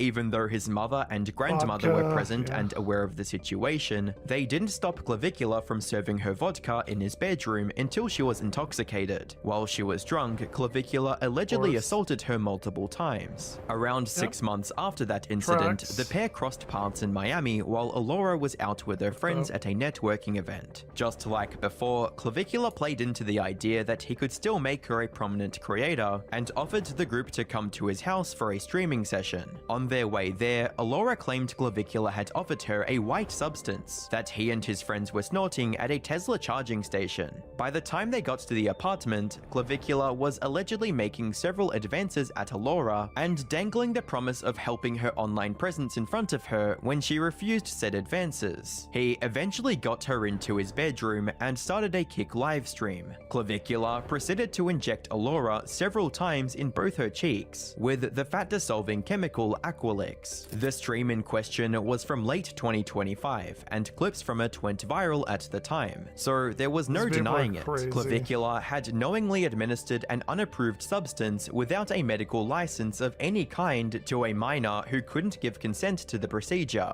I hear you got the plug for those fresh Stacy's. Hit me up, nigga. I'm chilling here in Tel Aviv if you ever want more. Chat, we're looks-maxing her. It's all good. Dr. Clav? Yeah. For the next couple of months, the two of them allegedly met up a few more times, and each time, Clavicula allegedly offered her drinks as they would attend various clubs in the Miami area. At some point, he even signed Alora to a $15K a month sponsorship from a trading platform, and it seemed like he was really trying to better her career. However, when Clavicula allegedly got suspicious that she'd exposed him for assaulting her, it's claimed he started discrediting her publicly, which caused Alora to lose her previous sponsorships. Well, if he got her drunk and did it, then he's kind of in the wrong. The entire lawsuit painted Clavicula out to be a reckless teenager who used his clout, money, and platform to take advantage of women and conduct potentially dangerous looks-maxing experiments on them. As a result, Clavicula was charged with battery, intentional infliction of emotional distress, fraud, and unauthorized publication of her name and likeness. In addition to this, Alora's attorney specified that they wanted him him to pay for damages caused, and stated that the case should go through a jury trial. After the news of the lawsuit began making the rounds online, Clavicula's attorney, Steve Kramer, made a statement calling the allegation unproven and stated he would vigorously defend himself. Considering his less than favorable reputation, most online users see the allegations in the lawsuit as something that Clavicula would do and aren't giving him the benefit of the doubt, while the more skeptical among them view the situation as an angry ex trying to get a settlement from the lawsuit. In that stream, she was 17 and Clav was 19, but she told him on camera that she was 18, so she lied to him. Also, in that same stream, she willingly asked Clav for alcohol. Then she flirted with him, constantly touched him sexually, and kissed him consensually. Everything in her accusations are lies. Whether the allegations were valid or not remains to be proven in court. However, what we do know is that Clavicula hasn't gotten a handle on his newfound fame, and is just doing whatever he wants without thinking about the consequences. Even if he's able to successfully defend himself in the lawsuit, there's no way to tell if another one of his previous partners would come out with more damning allegations. He's already facing 2 criminal legal cases from girls in his past, and who's to know how they'll turn out for his career. If either one of them gets a guilty conviction, it could open up the floodgates to even more legal cases. By the 15th of May 2026, Clavicula's trigger-happy antics in the Everglades had come back to haunt him. In court, he took a plea deal that resulted in 6 months probation, 20 hours of community service, and a mandatory firearms and wildlife safety course. The court further specified that those hours of community service couldn't be monetized or streamed in any way. While that might not sound like much of a punishment, one of those conditions could wreck Clavicula's life if he gets careless. Having that 6 months of probation on his record means that if he breaks any other laws in the near future, he'd be going behind bars for a full year. This means that Clavicula is either going to have to tone down what he does on stream and abstain from his controversial tendencies, or risk not streaming at all. To add insult to injury, Clavicula had to contempt all of this while getting brutally mogged by the judge giving him the sentence. Despite how briefly Clavicula has been an influencer, he seems to have built up a laundry list of controversies and bad publicity, from instigating conflicts between people in his personal life to endangering both his life and the lives of those around him. Clavicula just can't keep himself out of trouble. He intentionally does the most irrational things on stream to get a reaction out of people, pays clippers to promote it, then lines his pockets from promoting vices. This pattern is behind almost everything Clavicula does on stream. He farms proactive clips with OF girls because he gets a cut of their subscription revenue. He makes a fool of himself in clubs to promote them, and he acts like a degenerate to stay relevant. As long as it'll make a viral clip, Clavicula would go along with it. But how long will that strategy last before he wrecks his life permanently? He knows what he's doing is wrong and hates every moment of streaming, but stomachs it for the sake of making more money. Be honest, you don't like streaming? Of course not. I hate every single second of it. Alright? I hate literally every single second that I'm live. I hate my community. I hate just tipped $1. I hate every single one of you. Go to a crowded I hate everyone in the chat. Tomahawk at someone's head. You know what I'm saying? So yeah, absolutely. I do hate streaming. At the end of the day, it seems Clavicula's deadly sin isn't pride in maxing out his appearance, but his limitless lust for money. While that has certainly made his career a profitable one, it also might be what makes it a very short one. Whilst working on this video, there have been a few updates. After the overdose in April, Clavicula made a decision that, on paper, should have been the start of a redemption arc. He swore off every substance he'd been leaning on, and that included the testosterone he'd reportedly been taking since the age of 14. For a guy whose entire brand was built on optimization, going clean should have been the ultimate flex. Instead, it did the opposite. It exposed just how little of the Clavicula was ever real. By late May, the before and after photos were everywhere, and the change was impossible to miss. The big, hard physique he used to flaunt in front of millions had shrunk down to something soft, thin and pretty average. The guy who sold the dream of the perfect body had basically lost his own. We don't even have to guess how he built it either, because he'd already told us back in February. In an interview with New York Times, Clavicular listed the whole stack: testosterone, Accutane, retatrutide for weight, and a bunch of other compounds on top. He also admitted that 6 years on TRT had left him infertile, and the mockery was relentless. He's not going to live long. Let's call it death maxing. This fella Clav went from Hulk Hogan to Quagmire in record time. Clavicular after stopping steroids. Most people would step away from the camera after getting humiliated like that, but Clavicular did the opposite. If he couldn't out-train the criticism, he'd just fix it surgically on stream. On the 3rd of June, Clav went on Kick and streamed his own nose job from start to finish, with a stream titled First Ever Live Streamed Rhinoplasty, featuring Dr. Miami. For about 2 hours, thousands of people watched a surgeon work on his face live. His nose was fine. Like, what the fuck That is surgeon wrong was with Dr. people? Michael Saltzhauer, the celebrity guy known online as Dr. Miami, and somewhere between 5,000 and 6,000 people tuned in to watch. While he operated, he explained to the chat that he was narrowing Clavicular's slightly uneven nostrils toward what he called the perfect beauty standard, and the whole thing went fine with no complications. Reactions, however, were split between people who were fascinated and Well, I was gonna look like Michael Jackson by the time he's 30. There was absolutely no need for a nose job. He needs to invest in a good psychologist. We've officially reached the point where surgeries are content.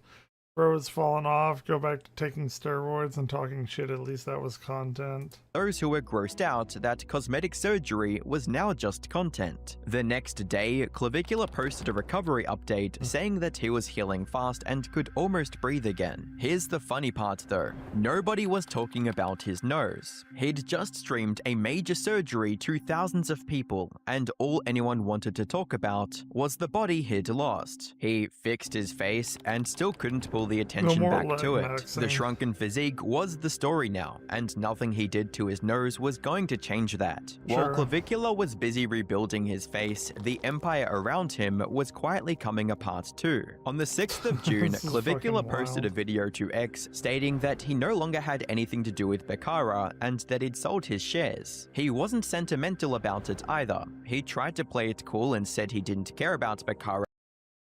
Like, this is just the wildest thing. Someone just... Their entirety is about their looks. I can't even wrap my head around it. Anymore. That he'd already made his money and flipped it, and also took a shot at the club by asking if people really thought it could work without him. I don't give a shit about Baccarat anymore. I already made my bag. I flipped those shares. It is funny though, because like they thought that me not being there would like the club like just immediately come on.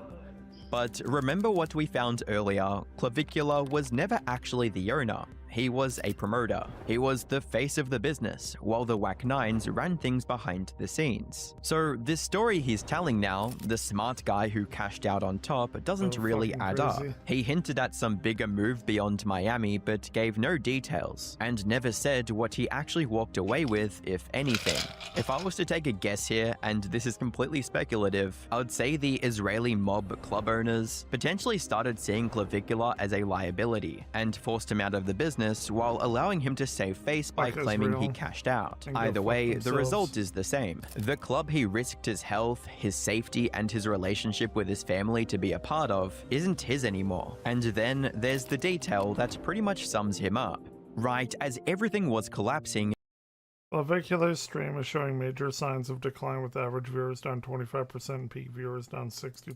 Clavicular got caught buying fake Instagram followers. After everything you've just watched, that shouldn't surprise anyone. The clip is on payroll, the campaign's worth hundreds of thousands, the popularity was fake from day one.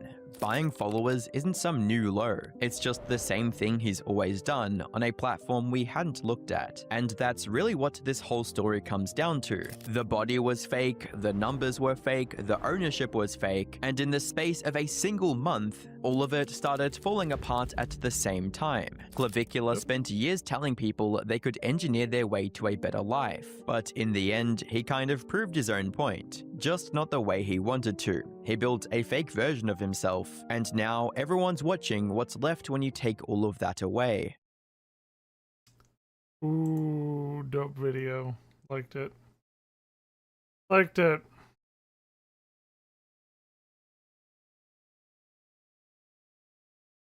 So, anything else good that I want to watch online? I do have work tomorrow. Gotta go into work from 12 to 2 or 3, depending. And, or